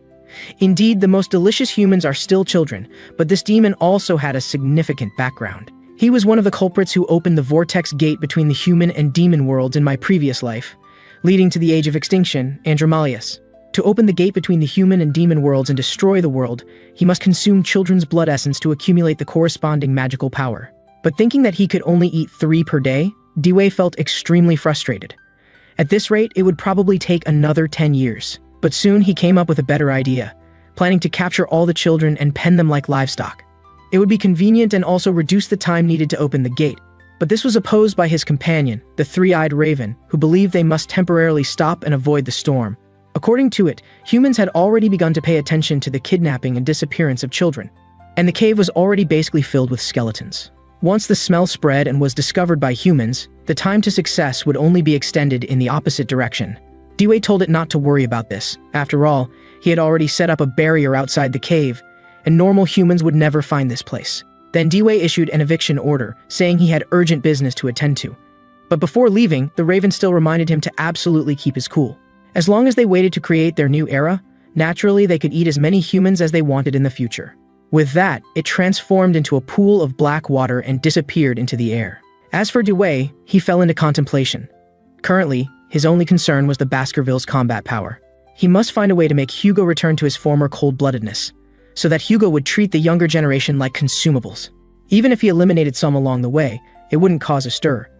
Additionally, Dway had another difficulty, which was my return and the significant increase in my strength affecting his results. Damn you, even 2 bloody mambas couldn't kill you back then. Yet you grow up and return to the family with Hugo's granddaughter. Do you know how much effort I put into destroying Hugo? Thinking of this, Dway was so angry he could explode. So he was determined to put me at the top of his kill list. Meanwhile, on the other side, Hugo suddenly summoned me, wanting to say some heartfelt words in private, although I couldn't guess what he wanted to say. After Pomerian's influence, the current Hugo was full of vulnerabilities. If it were the previous me, I would have already taken up weapons to assassinate him. But now, I started to hesitate. Suddenly, Hugo's words interrupted my thoughts. I know you've always resented me, son. After all, I'm the bastard who forced his children like hounds toward death. And even for you, who has been excellent from childhood, I haven't fulfilled a father's duties. Every day, apart from thinking about how to take revenge on the barbarians, I just continued having children to increase our fighting strength. At this moment, I felt uneasy, thinking that Hugo must have sensed my hidden killing intent, because he would never deny himself. The reason he said these things must be to test my loyalty. Little did I know that what Hugo said and did next was the true purpose of this meeting. I sincerely apologize to you, son. I'm sorry. Then he repeated what he heard from Pomerian. Penelope was very happy with the barbarian tribe, not suffering torture and humiliation to death as I had imagined. Thank you for bringing Pomerian back to see me, even though she was born with a barbarian. As long as I can see her, I feel my long-sealed emotions have been saved. After speaking, Hugo bowed deeply to me at 90 degrees, then asked if there was anything I wanted, saying he would do his utmost to fulfill it. At this moment, I was again caught in a dilemma. Originally, after being reborn, I had already formed a doubt. Perhaps the Hugo in this life had truly changed.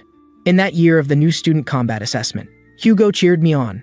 When I proposed to duel with stronger monsters, Hugo was concerned for my life. Even though I ultimately achieved victory, he still cared about my injuries and pointed out problems in my battle. Later, he recognized me as the consul of Underdog City, a treatment an illegitimate child could never receive in a lifetime. But now, what choice should I make? Revenge or forgiveness? Could I really forgive the Hugo who cruelly executed me in my previous life? He didn't even give me a chance to explain.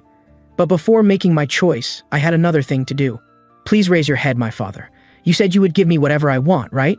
Hearing this, Hugo gave an affirmative response. Then I want the authority to command the 7 knight orders under your command. Little did they know that during their conversation, they had neglected to protect Pomerian. Now Dewey was by Pomerian's side, looking for an opportunity to eat her. The nanny caring for Pomerian saw this and immediately intervened. Second young master, I'm sorry, but the family head has ordered. He told me not to let the young lady get close to anyone except young Master Vikir. Dewey asked the nanny to keep this secret for him, stating that he just wanted to play with his niece for a while before returning to his seclusion to recuperate. But the nanny didn't dare violate the family head's orders, and subsequently prepared to take Pomerian back to her room to rest. No sooner had she spoken than Dewey's body suddenly made creaking sounds. Then the back of his head transformed into an abyssal giant mouth, and inadvertently swallowed the nanny in one gulp. Seeing the nanny disappear, Pomerian asked in confusion. Dewey claimed she had urgent business and left first. In this way, no one could interfere with him anymore. His hand suddenly grew sharp fangs, slowly moving towards Pomerian's head. But just as Dewey was about to succeed, words from behind made him dare not continue. What are you doing here? Where did the nanny who was taking care of Pomerian go? The speaker was Osiris, Hugo's eldest son. Although the interruption of his plan made Dewey grit his teeth in anger, at this stage he still couldn't expose his demonic identity. I don't know where the nanny went either. When I arrived, I only saw Pomerian alone, so I started taking care of her in the nanny's place. Osiris didn't continue to question, but seriously reminded his brother. Father said that except for him and brother Vikir, no one else is allowed to stay by Pomerian's side for long periods. I can pretend I didn't see it this time, but you should hurry back to your seclusion to recuperate. Hearing this, Dewey showed a kind smile, but in his heart he was cursing, one day I will definitely kill you. Osiris felt that his brother was somewhat resentful of his interference. So the next second, he directly put his arm around his shoulder. I'm afraid your body can't handle it. I, your big brother, don't mean anything else. If you need help, just ask. At this moment, Dewey's long-sealed memories were awakened, affecting even the demon's mentality. Regarding what Osiris said, he only felt extremely disgusted. It's precisely because you showed too much talent in front of father when you were young that I was always compared to you. If it weren't for you, I definitely wouldn't have lost favor to the point of contemplating suicide. Seeing his brother's face becoming increasingly unwell, Osiris asked with concern again, Brother, are you feeling unwell again? Do you want me to help you to my room to rest first? Dewey refused and turned to leave. No need, big brother. I appreciate your kindness. I'd better go back to my house and take care of my body now. Hearing this, Osiris nervously clenched his fist, because this was the first time he had actively expressed concern for his brother. As the first heir of the Baskerville family, he had shown extremely high sword talent since childhood, and Hugo had placed high hopes on him, causing Osiris to always live in Hugo's shadow. Now facing Pomerian's return, Hugo showed tears of joy. And now he should also have this warm feeling. And he had found his true self, no longer living in Hugo's shadow. And also, thank you, Pomerian. It's your arrival that has changed the family situation. Time quickly passed 2 days. At this moment, Dewey was stomping his feet in anger in the cave. His agitated heart made him unable to eat even delicious children because of Osiris's sudden intervention. During this time, Hugo had been accompanying Pomerian. This way, he simply couldn't eat Pomerian, and his future plans couldn't proceed smoothly either. Damn Osiris, do you know that you've ruined my decade-long plan? But on second thought, Dewey felt there was no need to be too anxious. After all, his magical power to open the gate connecting the human and demon worlds wasn't enough yet. For the remaining days, he'll let Hugo properly develop feelings with Pomerian. When he kills her then, the effect will definitely be multiplied several times over. Even if he can't devour Pomerian, he could also use the method of poisoning Roxana, disguising it as a sudden illness causing death. Or he could leak her whereabouts to the Rococo barbarians, so they would forcibly abduct her like they did with Penelope. As long as you dare to neglect Pomerian's protection for even a minute, I have thousands of ways to send her down to meet her mother and grandmother. But what Dewey didn't know was that at this moment, I had arrived outside his hiding cave. Seeing the barrier still blocking the entrance, I grabbed the Beelzebub sword without hesitation, and slashed a large hole in the barrier's surface. At the same time, Dewey, who had been laughing wildly just moments ago, suddenly felt something was wrong. He sensed that his barrier had been destroyed, and someone of unknown strength had broken in. The next second, I walked out from the dark tunnel. Seeing this, Dewey was completely puzzled. He couldn't believe I had broken through his barrier. After all, in his understanding, I was just a weakling who had got only the fourth sword technique. Brother Dway, I've come at your invitation. Perhaps you didn't notice I've been following right behind you. But I didn't expect your dwelling place to be so remote. Could it be that you're planning to do something bad here? Just like the culprit in the recent frequent child disappearance cases? Hearing this, Dway laughed instead of getting angry. He then questioned how I had discovered him. I didn't respond to this. What's wrong, demon boy? Having concealed your identity for so long, aren't you going to keep pretending? Of course not. And today I'm going to settle a score with you. I promise you won't leave here alive, my good brother. As he spoke, Andromalius drew the sword that Dway had left behind in life. Coming in without even bringing a weapon, I don't know whether to praise your courage or call you utterly stupid.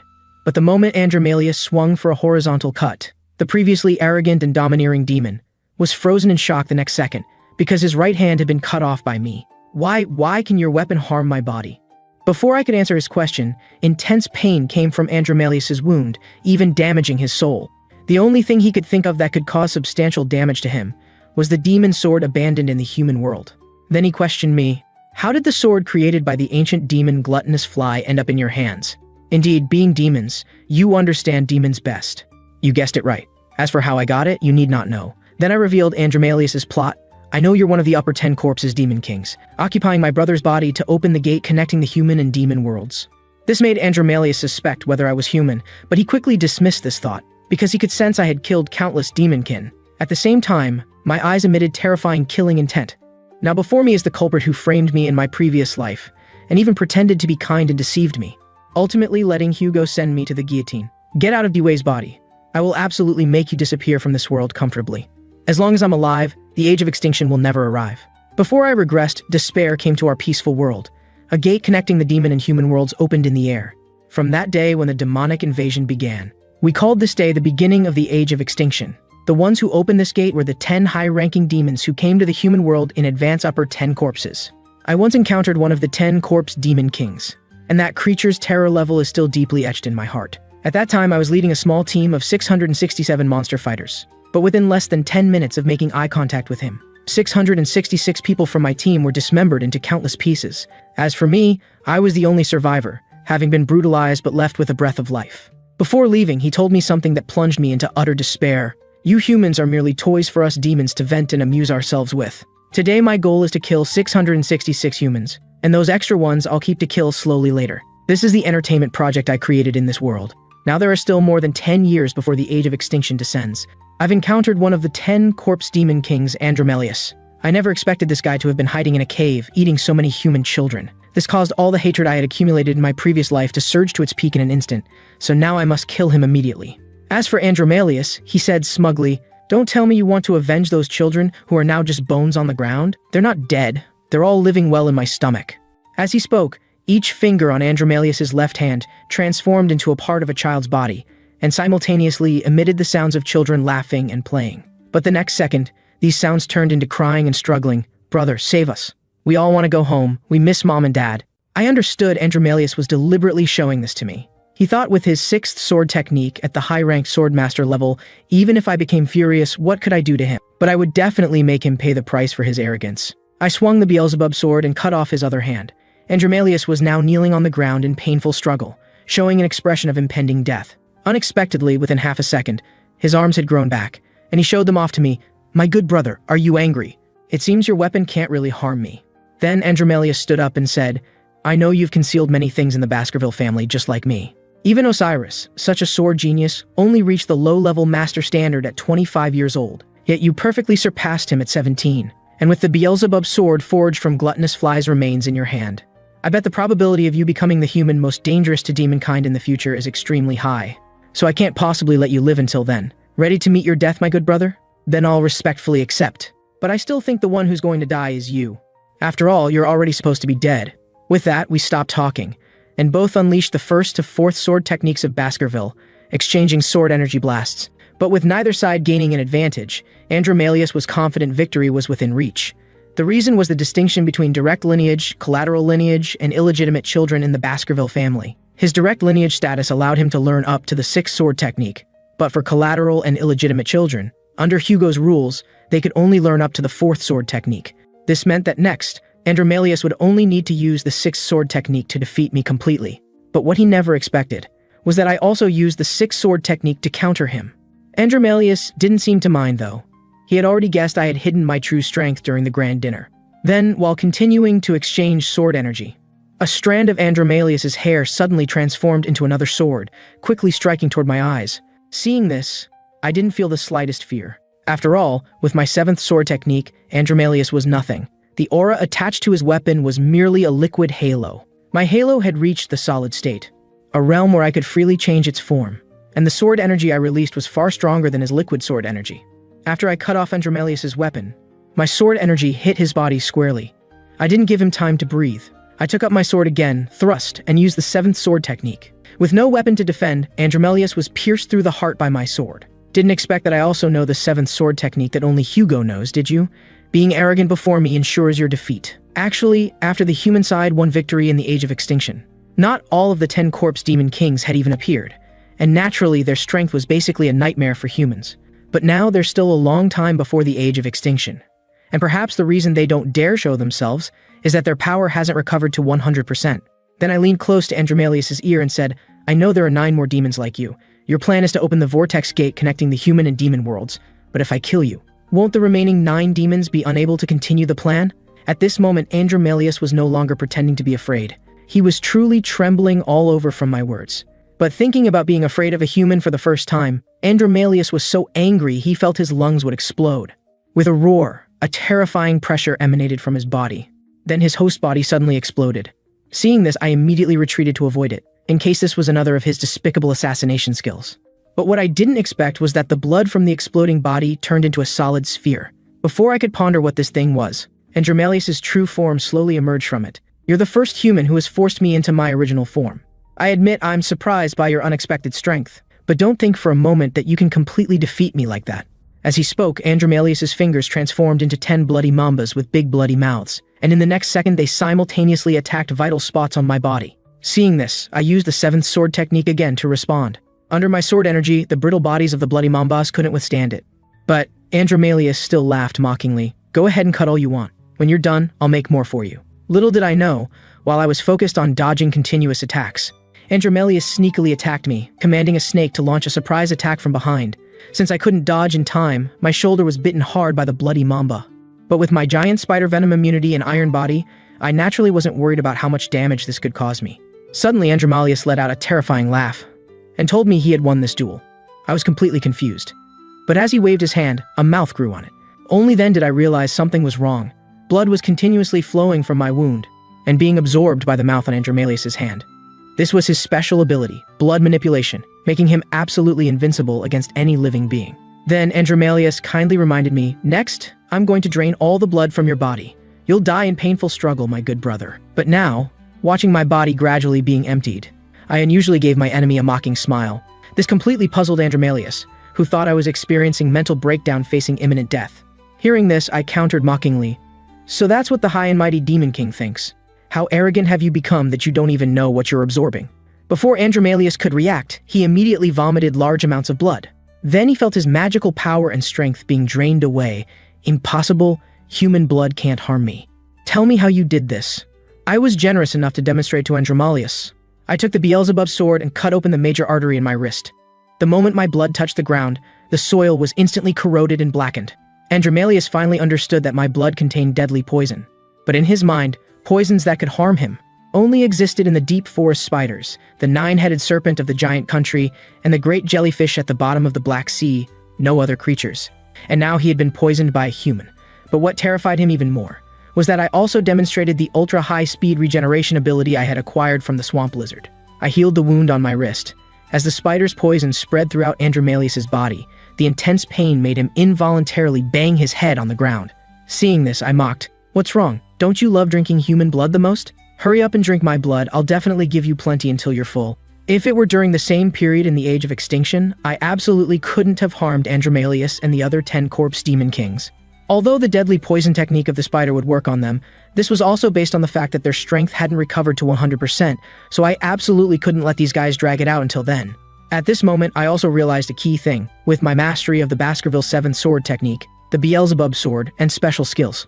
Eliminating the 10 corpse demon kings at this time period would only be a matter of time for me. Meanwhile, Andromalius knew he might very well be defeated, so he immediately removed the barrier outside the cave, After all, maintaining this state was consuming his magical power tremendously. The urgent matter now was to focus his magic to survive if possible. He needed to let the other 10 corpse demon kings hiding in the human world know that a monster had appeared among humans that they must take seriously. And just as I was pondering why Andromalius had removed the barrier, countless water droplets suddenly appeared behind me, gradually coalescing into a huge sphere, and the originally clear and transparent sphere was covered in blood in a short time. Could this be another terrifying ability of Andromalius, to convert nearby water into absorbable blood? Indeed, the 10 corpse demon kings are not to be underestimated. To be safe, I again cut open my major artery to add poison to it, and deliberately reminded Andromalius, if you don't want to accelerate the corrosion of your internal organs, I'm afraid you can't absorb this blood. Unexpectedly, after hearing this, Andromalius let out an eerie laugh. Water naturally can't give it unlimited life like blood, but it has another powerful effect. Then I heard Andromalius call out in a low voice, "Hear my summons, come forth, blood knights who serve me." As he spoke, the water droplets floating in mid-air suddenly fell, and the moment they touched the ground, blood knights formed from the coalesced blood appeared before my eyes. In just 3 seconds, I was surrounded without blind spots by countless blood knights. At the same time, Andromalius told me, these blood knights made from blood are so weak that they can only mimic all your combat techniques, and even use the 1st to 6th sword techniques of Baskerville without obstruction. Next, I will definitely erase you, and then kill everyone you love. Don't think I don't know you have special feelings for the barbarian tribes. I'll make you regret opposing us 10 corpse demons. Looking at this, I knew I didn't have a 100% chance of victory, so I decided to use my final trump card. This trump card was what I had obtained from Hugo, half a day's command authority over the main city's military force. This was equivalent to half of the Baskerville family's combat power, and the whistle I now held in my hand could command all the hounds, including Hugo, in the main city. Then I showed the whistle to Andromalius.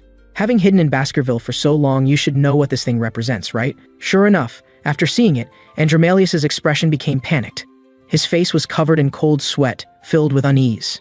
As for me, I blew the whistle with all my strength. The sound from it quickly traveled out of the cave, until it reached Hugo and others who were standing far away waiting for the signal. And my first command to Hugo was to swing with full force at the mountain where Andromalius was located. At the same time, on the other side, sensing danger, Andromalius anxiously gave orders. All blood knights, kill the target who opposes me, this human fellow. But facing the blood knights about to strike me, I felt no fear at all, but quietly awaited the implementation of the first command. The next second, the mountain behind me was cut in half by a massive sword energy. Those blood knights that were touched turned into dust in the air in an instant. Next came the second command. All hounds attacked the mountain to expose it. Seeing this, Andromalius was so scared his legs went weak, because above his head at this moment was half the fighting force of the Baskerville family. Damn demon, you killed my son and took his body. Today you absolutely won't escape. The hounds will never let any target they've locked on to kill escape. But after his angry rebuke, Hugo didn't immediately draw his sword. Instead, along with the others, he awaited my next command. For this half day, I would unconditionally command all hounds to serve and sacrifice for me. All forces. Rip and tear Andromalius. At the same time, I reminded them, this guy has a technique that gives him unlimited life by absorbing blood. If you get wounded, immediately jump into the blood water nearby. This way, Andromalius had absolutely no chance of survival. I wanted to make him and the other 9-10 corpse demons see clearly what the consequences of angering humans truly are. At the same time, uncles watching from above also expressed his admiration. As expected of my Boston nephew, you completely understand how to boost the morale of the warriors. Elder brother Hugo, I didn't expect Vikir to also be skilled in kingship. What terrifying level will he reach in the future? But Hugo paid no attention to Dane's words. What he cared about was why he hadn't noticed at all that his second son Dway had become a demon. Looking at Andromalius now, he was still desperately struggling, just hoping for a slight chance to escape from the encirclement. Previously, he had only feared Hugo, the 7 Earls, and Osiris. Now not only was there a super rookie Vikir, even a group of cannon fodder soldiers together were difficult to deal with. It's too infuriating. Even though these guys all know my abilities, not one of them shows fear. Could it be that the overall strength of Baskerville has already undergone a qualitative change? At this time, Andromalius found his magic power was nearly depleted. If exhausted, forget about escaping, he wouldn't even have a chance to beg for mercy. So he decided to place his last hope on Osiris. He then shouted to me, "Can I have a chance to negotiate? If you agree to spare my life, I swear I will roll out of Dway Baskerville's body right now." Hearing this, I suppressed my emotions and growled, "Shut up. Don't habitually think we Baskervilles are sword-wielding morons. Our intelligence far exceeds your demon's imagination." Andromalius had expected such a result. He was just going through the motions, not really placing hope in me. And in the next second, Andromalius suddenly begged upward, "Osiris, I know I was wrong. Didn't you say if I had difficulties, I could find you for help any time? Now I really need your help. I know you absolutely won't let your second brother be killed innocently." If Andromalius's guess wasn't wrong, Osiris, who usually appeared coldest and most ruthless to descendants, was actually an extremely soft-hearted and fragile person. If he could penetrate Osiris's heart, Andromalius would have a chance to be spared. After hearing all this, Osiris didn't immediately respond. Seeing his emotions change, I informed him that these were all demon lies, and that Dway had been killed long ago. Hearing this, Osiris said to let him handle it himself. Then he stopped in front of Andromalius. If Dway's soul is truly still there, as his elder brother, I should indeed do something for him. Meanwhile, Andromalius revealed a successful evil smile. When he raised his head again, he had changed his face to Dway's.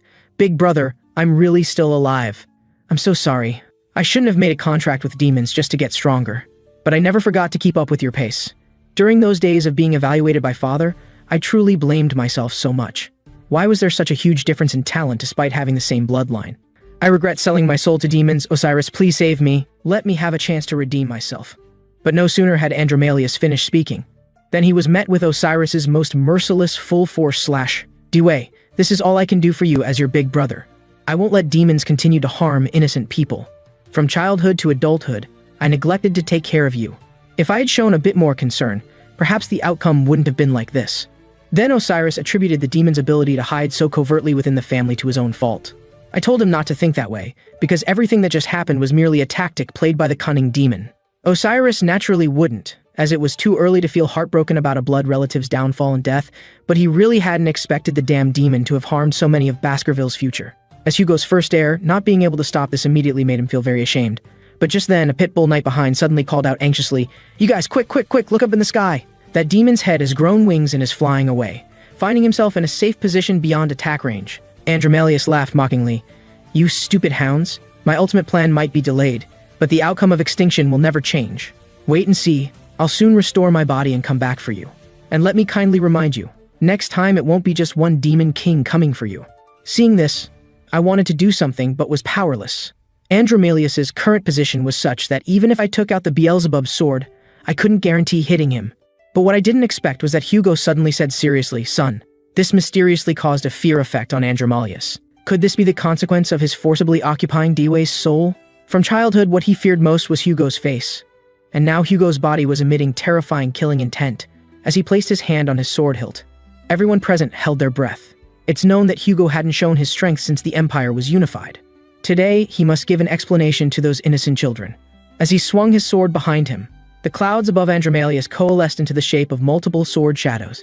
At this time, he was still arrogantly mocking Hugo, not knowing he would pay a terrible price for this. With Hugo's sword slash, powerful air currents instantly swept over the surroundings. As for Andromalius, he had clearly been hit by Hugo's sword shadows. When the attack was over, the special clouds in the sky dispersed in an instant. Andromalius had shattered into dust in the air. Without a doubt, I was shocked by Hugo's sword technique. Is this the true strength of a sword saint? After Hugo killed the escaping Andromalius, life seemed to return to its original form. But today, all civilians in Baskerville's main city had gathered, discussing an important notice newly issued by Hugo. For the disappearance cases of young children over the past decade or so, they were given spiritual and economic compensation. This was cause for joy among those parents who had lost children. But until they saw that the perpetrator of the kidnapping cases was the second heir of Baskerville, everyone instantly fell into anxiety and began to harbor dissatisfaction toward Hugo Baskerville. Not long after, Dway's birth mother Nut was brought to the execution platform for allegedly placing poisonous snakes in the newborn room, allegedly poisoning the First Lady Roxana, allegedly leaking intelligence to the barbarian tribe to kidnap Penelope, and allegedly harboring demons kidnapping young children, and other 1,642 cases. But unexpectedly, Nut had not been brainwashed by demons. Perhaps her son left her too early, and it was the demon's possession that allowed her to see Dway again. Afterwards, the servants and confidants who served Dway were also executed one by one. The person in charge of this series of events was Osiris, and under his management and authority, everything progressed smoothly. After Dway's death, I inherited part of his rights, because the heroic deeds I created among the barbarian tribes had spread. Plus, Dway's incident made civilians dissatisfied with the family. Many gradually began to follow and worship me. Finally, after 2 months, I joined forces with Osiris to kill all those within Baskerville who were involved in rebellious acts, and took this as a warning, letting all evil forces witness the formidable nature of Baskerville's laws. Another week passed, and on this day, Hugo decided to give Pomerian a surprise. "My dear granddaughter, look at what's different about your grandfather." Pomerian examined him carefully and found the difference. "It's your beard," grandfather shaved off his beard. "How about it? Doesn't grandfather look super handsome like this?" At this moment, Osiris and I, who had just come to report, saw this scene, and I silently thought, it seems Hugo truly loves Pomerian from the bottom of his heart. After so many disturbances, he could still spare time to play with her. Now all personnel related to D-Wei have been completely purged, and the demon remnants hiding in Baskerville have fled. However, I gave the intelligence about another demon king and demons to Wendy, asking her to do her utmost to find out their hiding locations. Although I don't know how many times I was cursed by her because of this, Wendy eventually agreed. Whether she could return depended on fate. These were her parting words. Just then, Osiris interrupted my thoughts. "Thank you for your hard work, brother. Dealing with related cases has delayed your time to report to school. You should prepare well for that now." I told Osiris that the main city was still in chaos inside, and I must stay to help deal with it. But this was opposed by Osiris. "This is an order personally issued by Father. You have no right to disobey." After saying this, Osiris suddenly smiled faintly. "Actually, Father has been very concerned about you all along, afraid that you might be hurt by the influence of public opinion. Although this makes me feel like I'm just getting to know Father, he really values you a lot, because his recent evaluation of you is similar to what he said when I achieved my accomplishments. So you can trust every word from Father." Hearing this, I glanced in Hugo's direction. He was now humbly asking John to help Pomerian braid her hair. "Family head, you've got it wrong. That step should go in the opposite direction." I didn't expect Hugo could go to such lengths, which truly opened my eyes. It seems I do need to reconsider that matter. I shouldn't view the present life through the lens of my previous life. Even though before my regression, my life was full of dog chains. Led by the chain, I could only follow behind Hugo like an animal, to the extent that I didn't even know that Hugo's situation was exactly the same as mine. Back then, he was randomly led by demons hiding in the family. In this life, almost everything I knew is changing, making an engagement with Camus in childhood. The bits and pieces that happened with Ayin during the barbarian tribe period, meeting Chihuahua, Wendy abandoning darkness for light to serve me, discovering Pomerian in the Rococo tribe, destroying the giant spider, breaking through to the seven sword technique, obtaining the bow of the bow god Adonis, Hugo's other side buried deep in his heart, the terrifying power of the 10-corpse demon Andromalius, and Osiris's emotional revelation that he had always loved his brother from the beginning. Just then, Pomerian kept repeating how much she loved her grandfather. This instantly made me completely abandon my heart's desire to seek revenge on Baskerville. I didn't expect that without the dog chain, Hugo could also have this side. It seems it's time for me to say goodbye to my previous life self. There's no need to revenge against Hugo now. What happened to me in my previous life wasn't his one-sided choice. Goodbye to my previous self. I know which path to take in the future. Suddenly, I crouched down and picked up once more that dog chain that had once tightly bound me. Without a doubt, I will now fight against whoever is at the other end of the chain. The true revenge officially begins from this moment. Time flew by quickly. After going to the academy, I put on the Night Hound outfit again and began to defeat one by one the traitors in the Empire who had made contracts with demons. It's worth noting that during the days of the Age of Extinction, these people were all like rat droppings in the pot. Eliminating them also meant being able to delay the arrival of the Age of Extinction. The intelligence they leaked to demons was really too much. At this time, a demon-turned-traitor asked for my name before dying. I responded without hesitation. "I am the Hound of the Night, the Avenger who will destroy you demons."